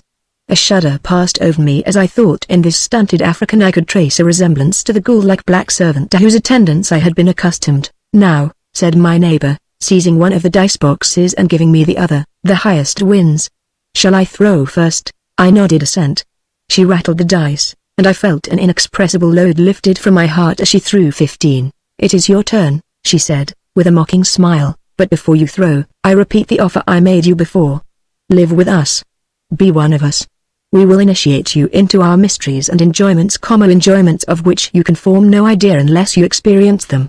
Come, it is not too late yet to change your mind. Be with us." My reply was a fierce oath, as I rattled the dice with spasmodic nervousness and flung them on the board. They rolled over and over again, and during that brief instant I felt a suspense, the intensity of which I have never known before or since. At last they lay before me. A shout of the same horrible, maddening laughter rang in my ears. I peered in vain at the dice, but my sight was so confused that I could not distinguish the amount of the cast. This lasted for a few moments. Then my sight grew clear, and I sank back almost lifeless with despair as I saw that I had thrown but 12. "Lost! Lost!" screamed my neighbor, with a wild laugh. "Lost! Lost!" shouted the deep voices of the masked men. "Leave us, coward!" they all cried. "You are not fit to be one of us. Remember your promise, leave us." Then it seemed as if some unseen power caught me by the shoulders and thrust me toward the door. In vain I resisted. In vain I screamed and shouted for help. In vain I implored them for pity.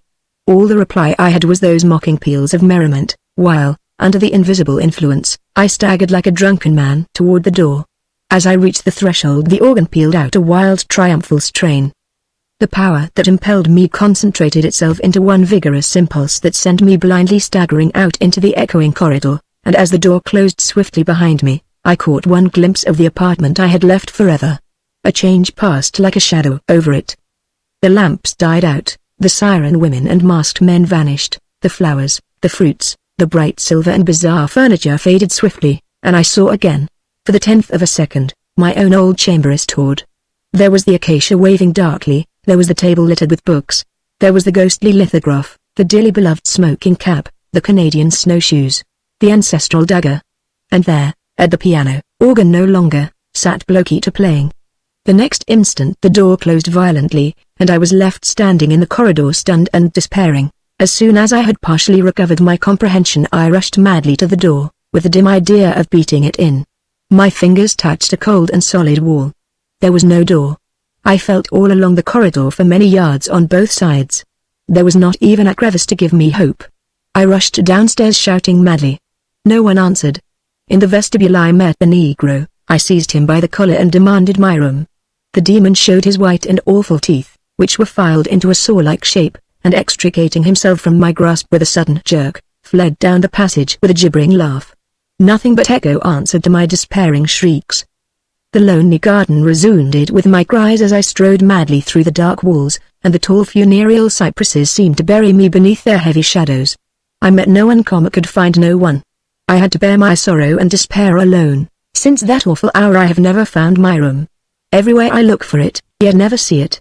Shall I ever find it?